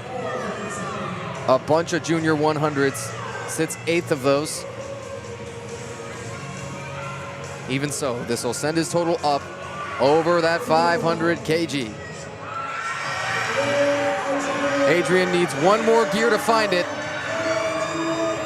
And I think you're talking a couple of things gonna happen. Oh, in addition to taking a little nap. Well, he's still able to give the thumbs up. That's impressive. Oh, man. See, the prong belts, you haven't seen nearly as many as compared to the levers. Yeah. And that just made it a little more difficult to get that off. That is one of the reasons why you don't see a prong belt too often nowadays, is just because of the amount of pressure you are putting on your blood vessels. It's hard to get off in that pinch of a moment compared to a flick of a belt, but they did manage to get him safely off the platform. And on platform 1, Tim Bish is gonna be closing his day out with 235 kilos, while Raj is pulling 220 on platform 2 easily. Good looking opener, 220. And commands had been the issue for Raj Singh for most of the day. Had a little bit of rocky depth to, but good start for the deadlifts. Tim Bish would go plus 7.5 for his best platform deadlift. Coached by Cyrus Tyler, and said he wanted to qualify for nationals. Like so many others, dreams can come true here at States. Tim Bish, PR, booyah. Taden Robinson opens up at 220. Looks good, and that's clean as could be with the 3 whites. Shiloh Koch, 250 kg is his third. Not going to be able to budge his placing beyond 5th in these open 90s.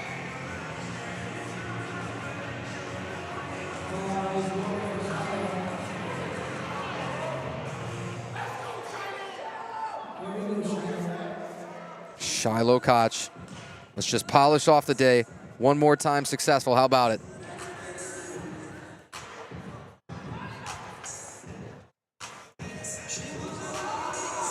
Shiloh found that extra gear too. Lockout and down. And all good for Shiloh Koch. Coming up a little bit short of that best competition total of all time, but it speaks to how good that total was. It was a 650 for his all-time best and pulled 277.5 in hitting that total. Huge number there. But he said 640 kg and a very specific number here, 413.82 dots was his goal. Again, probably something he's hit before, would be our speculation. Matt Spohr coming out on the right side on platform 2 in a moment. Quentin Gripman at 250 on the left.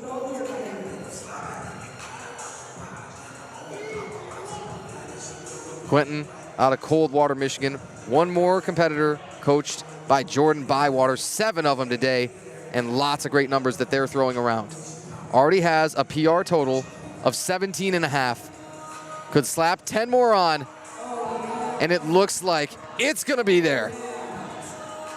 And Matt Spohr continues to look like he's doing, maybe a second to last warm-up for most of his openers.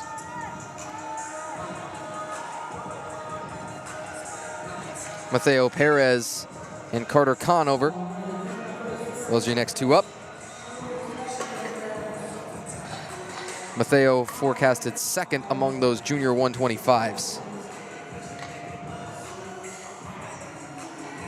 Carter Conover gonna see himself, no matter the results of this poll here, with the second place placing among those open 140s. Try and say that 3 times fast.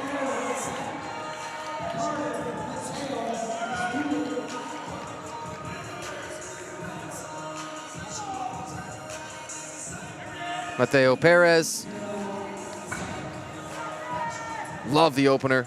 It's a tremendously narrow stance for a big dude. These 125s are a hair beyond 275 pounds, their weight limit for the class. You got to weigh in 2 hours before the meet here in USAPL. Carter Conover to lean back and lock that 270 bomb. Bingo.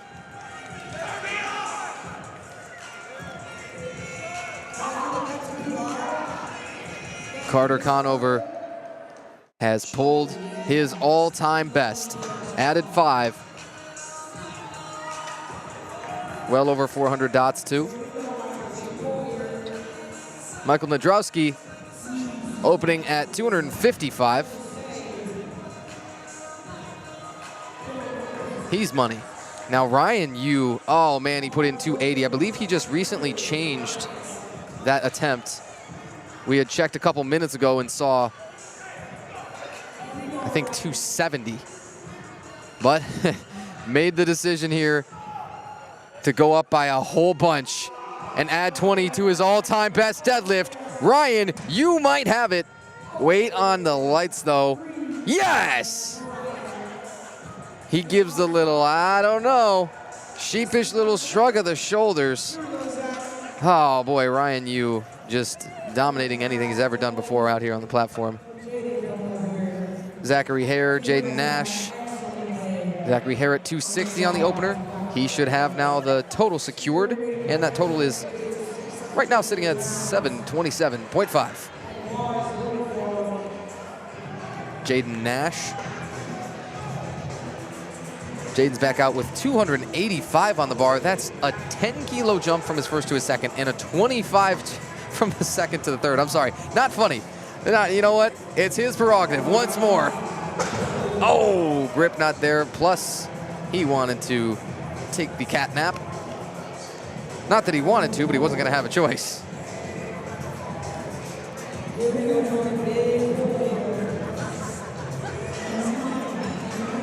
Jordan Chamberlain on platform 2, opening with 265 kg. Smooth as butter. Yep. And a 680 total right now, maybe with some more room to move up among those 125s. Andy Carter projected to still win those 125s. Gotta have a pretty emphatic start as he will open again just beyond 600 pounds at 272.5. And Seth Cobb, oh boy, that says 300 keys, right? It does. And he's an 18-year-old entering as an open, right? Right. Just checking. Best competition pull coming in. 260. Okay, copy that. Cool. Works for me. Seth Cobb at 300 kilos. It could be. It is. Seth Cobb just secured his new placement as a deadlift specialist, jumping from 260 previous PR to opening to 260 to closing it out with 300 kgs. That's 40 kgs, people. 40 in just less than 7 months. I don't know. Don't ask me. Don't look at me. In fact, I don't want to think about it. Oh boy. Teenagers, man. I want to say, oh, to be so young again, and see if that gets anybody grumbling, ornery in the comments. Chris Berry, 305. Mr. 305. Lucas Kern. Big opener on 277.5. Not nearly the biggest opener that we're going to see for the flight, though. You're going to see a lot more the absolute freaks. Chris Berry, though, to polish off the day and win those 140s among that junior class. Man, he is seeing things, too. Even so, he'll take that 295 to cap off that platform. Worthwhile attempt on 305. Man, it's the change in pressure that happens oh so quickly as to be a little bit shocking to the system.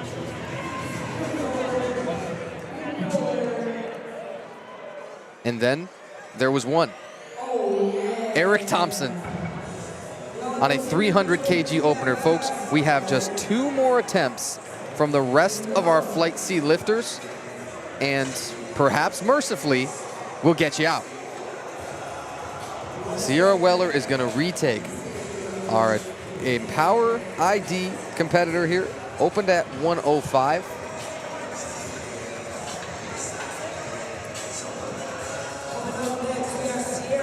Command issue. So you got to talk to the coach. Got to devise exactly the plan that you need to just get your headspace right, because you know that you're capable of pulling a whole lot more.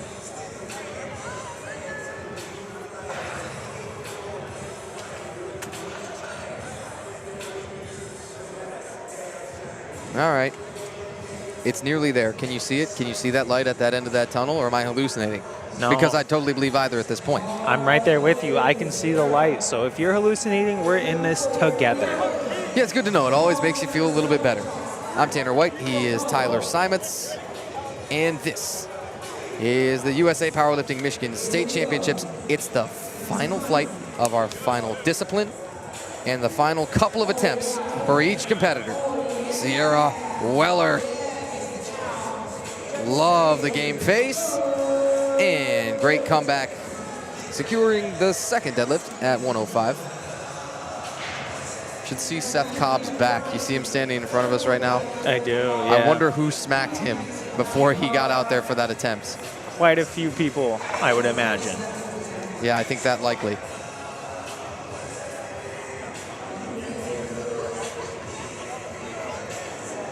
Brian Briegel, 145. So, you say many competitors are competing against themselves if perhaps you don't have somebody who's in your weight as well as your age, but sometimes it becomes you versus, the world versus experience and father time in Mother Nature and everything. And that's what I'm seeing here. That's 145 on his second with much more room to keep pushing it.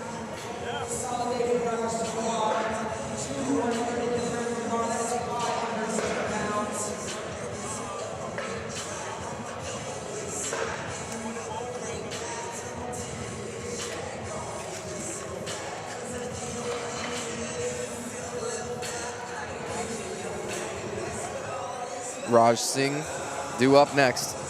Down to one platform for the rest of the day. We'll call it platform 2 just for the continuity of it all. Deal with it.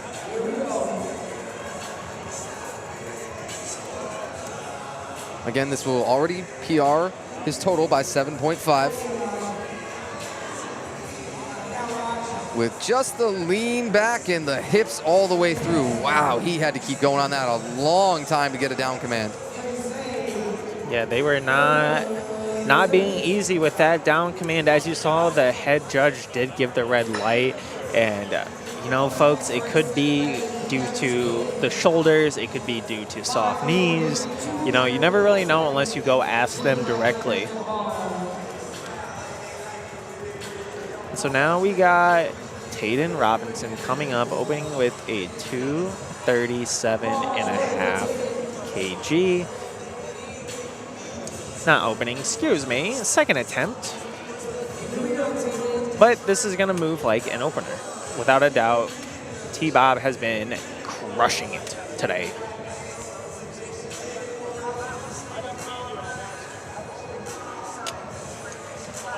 Tayden Robinson, 237.5. These are a big 17.5 to get, though he's gonna want more. I wonder how much more. Like I said, folks, moved like an opener. So I would predict we're probably going to see a 250, if not a 247.5 out of him with how well that moved. I do think 250 makes a ton of sense. You already saw he was able to improve his placing there, go 7th to 6th. Again, that's combining both your weight class plus your age division. But then many have entered multiple age divisions. So, well, what you should really do is continue to follow along with all of our live results on liftingcast.com and look for that USA Powerlifting 2025 Michigan State Championship Day 2. Must it be a mouthful?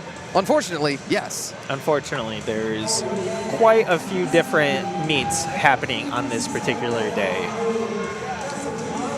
Yep. Did you see any of those results from SBD Austin yesterday? I did not. No, I'm waiting until I get home. I personally really want to watch it too. Go and check all of that out. The one guy that I heard finally PR'd the total that everybody roots for all the time, no matter what meet, Jesus Olivares. Didn't hear all the numbers that he put together to hit that PR total, however. He's kind of the world's super heavyweight, He is. Mateo Perez, 265, plus 12.5 here. Good job. Yeah, no notes from Mateo. I mean, really, I love his technique at each and every turn. Yep. A lot of these guys, you can tell they have been hammering their technique and their form consistently during these preps. Mateo's got only one missed lift. That was his third bench at 142.5. It was only one of those 2.5 kg jumps. Those are just objectively tricky. Michael Nadrowski on 270.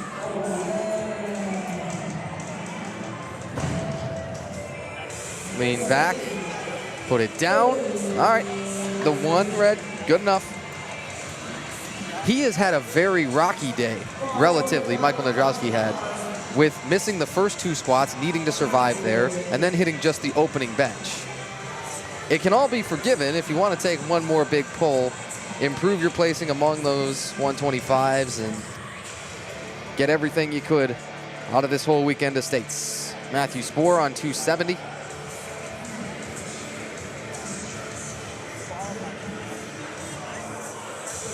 I thought right off the floor that was kind of slow. And then the rest, oh. Now what else happened? See, I'm not sure. I didn't really quite see anything, but we do know that he did get the blue card, so there could be just some issues with the shoulders, standing erect, the hips, the knees. Whenever we see something that we haven't seen for the whole weekend or that kind of doesn't look super familiar, I'm always, a little bit more surprised now by this point. Zach Hare to launch that total up to 740, and now he sits third among those 125s. There's more placings still up for grabs. And I think we might see some more of those Chris Curtis type of pulls where everyone else has gone before you and you must pull for the win. And so it probably changes even the attempt that you were planning, right? You might go to the table and actually change that third attempt that you had put in. Yeah, definitely. Because if you noticed in that brief moment, Chris did play the numbers game to try to bait out his opponents to secure his spot on the podium. That heaviest attempt that he had, did I see 342.5? It was 342.5. Yeah, to say that's stupid is kind of an understatement. I don't mean stupid as in he wouldn't pull it, because honestly, I think, yeah, anything that he loads, he's going to pull at that point. But just that it is utterly just unbelievable to even see somebody put in a jump like that. AC, man, what do you got on 282.5? Still out in front of those 125s, and he might need to keep hitting so that he can't be caught. Might need to hit one more at something big just to not give anybody else a chance out of those 125s to take a pull for the win against him, right? You see a Jordan Chamberlain here who is taking a 22.5 jump. Now, granted, his total isn't quite in that range where he can think about the win for the 125s, but there's tons of other 125s who, yeah, they might be able to. If it's a 40-something a jump that, okay, it sounds kind of crazy, yeah, but these guys are huge. Jordan Chamberlain on 287.5. Good to me. And now more and more placings are changing. Lucas Kern. See, this is another one. He's still jumping 5s. And he is going to stick in 5th place for now with this pull. But if things were to happen in front of him, well, then that could shift.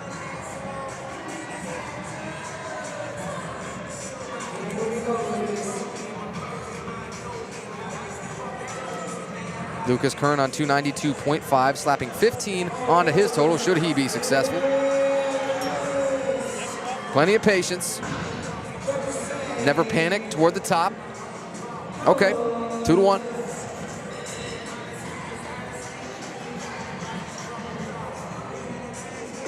And then more dangerous deadlifters like this, like Eric Thompson, who had the 300 opener, now up to that 317.5. Why is the number magic again? The 700-pound barrier was what I was looking for. This would jump him into 3rd place. This is podium. However, many still up for grabs. They can still shake it up. Yeah, Tanner, that's the thing about deadlifts. It all comes down to the numbers game and the wire. Eric pulling 317.5, smooth as butter. Let's see what he gets. 2-1, we'll take it, especially this late in the game.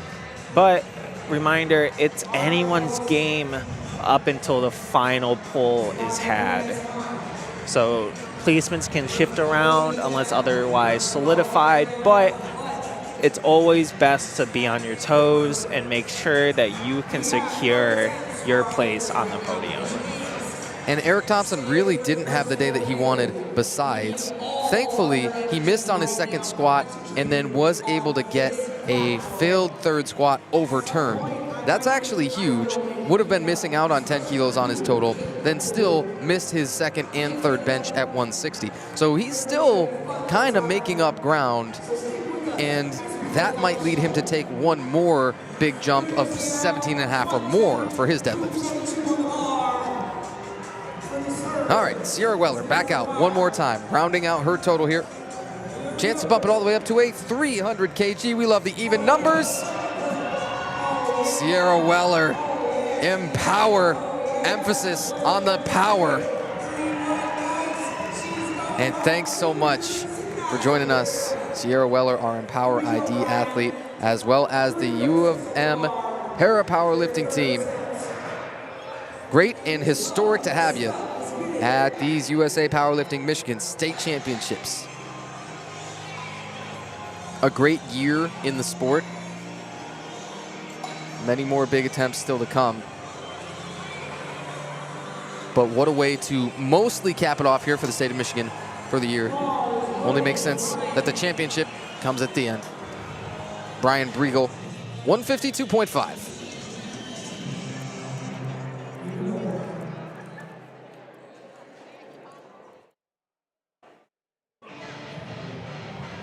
Brian has been oh so technical from the moment we kicked this thing off till right now.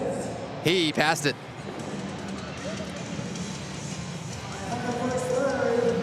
And the guy had competed in full power at the USAPL Tournament of Power in July. Then he hits his 60th birthday and still getting better. Still getting all-time stronger. Beat that best deadlift that he had in that Tournament of Power.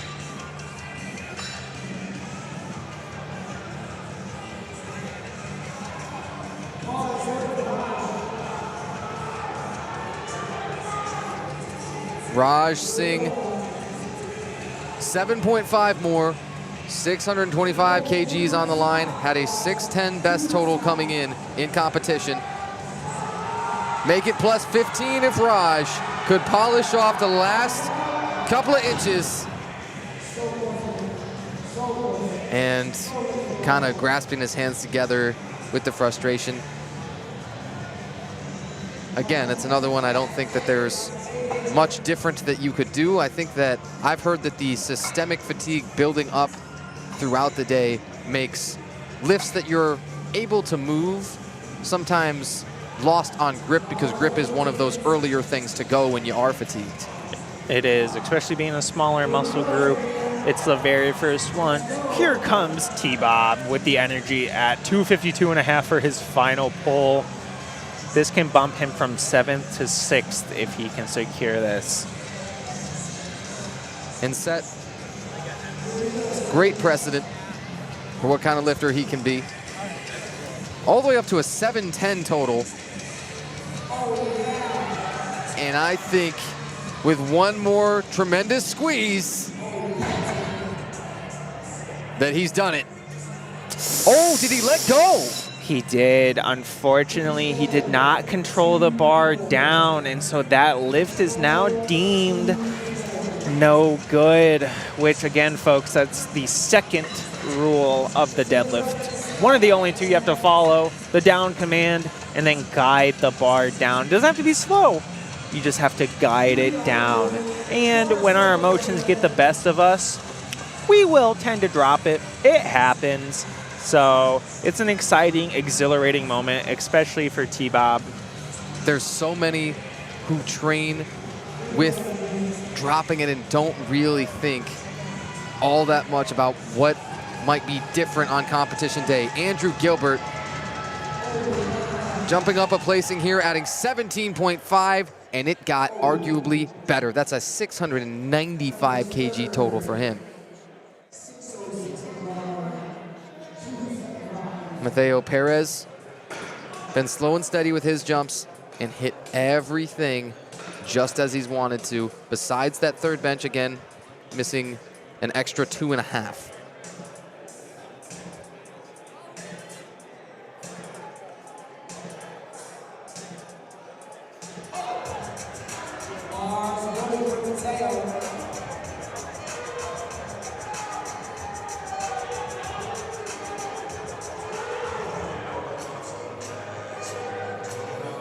Mateo Perez, 5 red round things and your competition collars to get to 275 kg.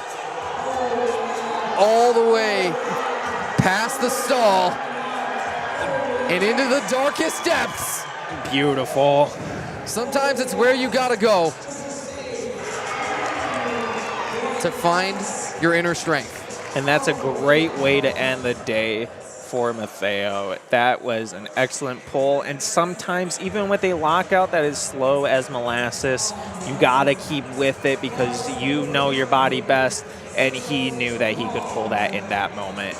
And so we see Matthew's 4 here. He did decide to go up 5 kilos from his last attempt to secure it for the day. So we'll see if he is able to pull this. The 125s, he trails just AC, Andy Carter. Pulled on that pretty hard with the slack, man. That nearly could have been called an attempt. Now 275.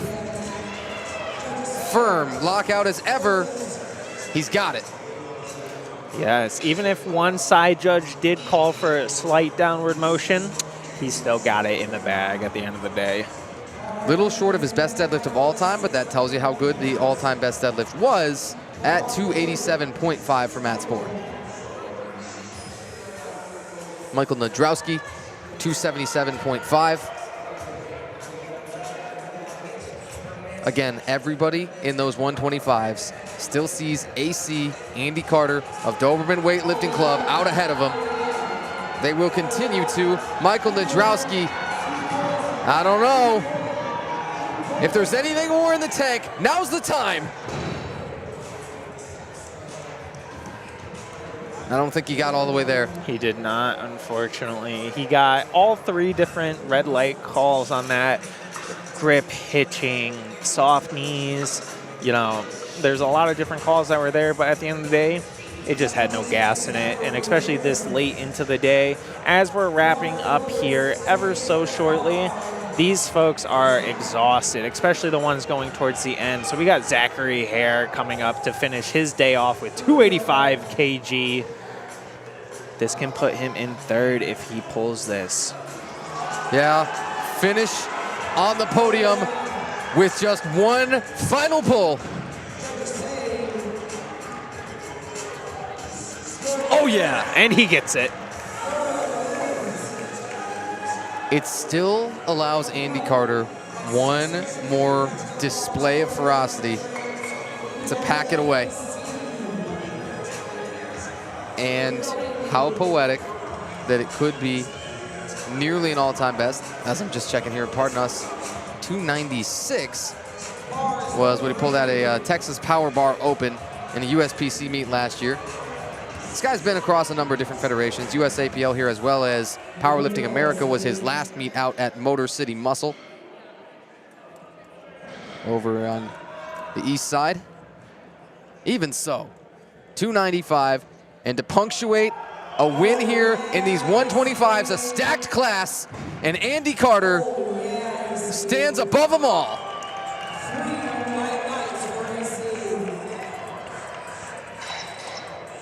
I don't know how you don't like this guy. I don't know how anybody could dislike this guy.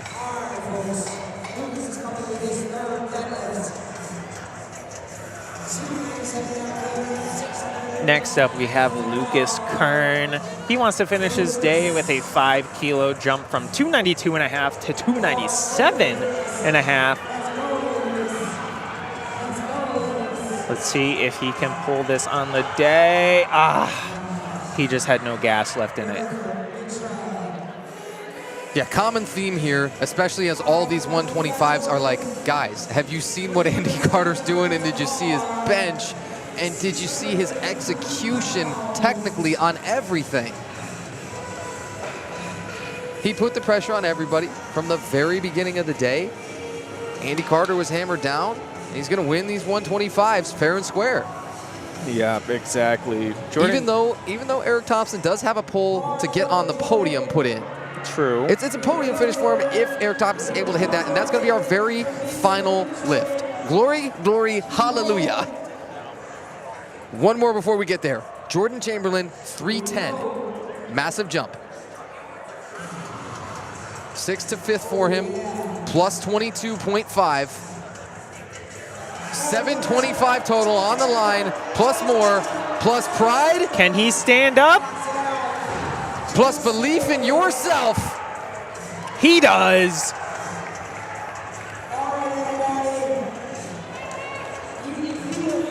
All And right, that takes us to the end. to the final pull, Tanner. Uh-huh. This is the final one of the day. Thank you guys so much for tuning in this long with us. Shout out to USAPL Michigan State Championships being held here in Lansing, the capital of the glorious state, Michigan. Shout out to Power Belly and Barbell Productions for hosting this amazing meet.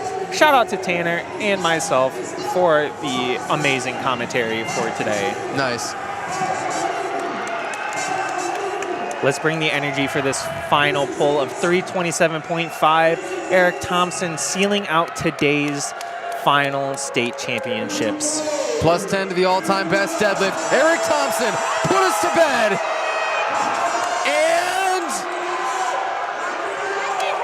what do you think? Good night from Lansing. What does the jury no say? No matter what. Unfortunately, the soft knees at the top got him, which is so unfortunate, but it was a valiant effort to close out our day today. All the lifters did such an amazing job. Many PRs were broken, many tears were shed. Yeah, there's oh so much to be said, to go and recap and rewatch this and that and the other thing. Award ceremonies coming soon enough here from the Lansing Center. But again, you got to go back and look at all of the results yourself. Go to liftingcast.com and look for that USA Powerlifting 2025 Michigan State Championship Day 2. Plus, go back to Day 1, check out that first session, check out the primetime session, see all the records everywhere that were never safe to begin with and were absolutely knocked out of the park in so many different ways. Not too much more to say for the weekend. I would be tempted to say we've said enough, right? I would agree, Tanner. All right, folks, we will wrap it up, get you out of here. Thanks so much once again for everybody that tuned in for a moment or for the entire weekend. It has been such a pleasure to have you. Tanner White alongside Tyler Simons. Thank you to Kevin Lamb and our Barbell Productions crew. The entire crew did incredible work. They're still running around getting everybody's photos, videos finalized, and those are going to be coming out for weeks. And thanks for sticking with us with all the YouTube difficulties. Our meet directors, Chloe Darnell and Ray Vandermeer of Power Belly Barbell, USAPL Michigan State Chair, Dane Roach, all of our referees, loaders, spotters, and every single one of you, the viewers. One more time for Barbell Productions, Tanner White and Tyler Simons. Thanks so much for joining us. Thank you, guys. The USA Powerlifting Michigan State Championships, signing off.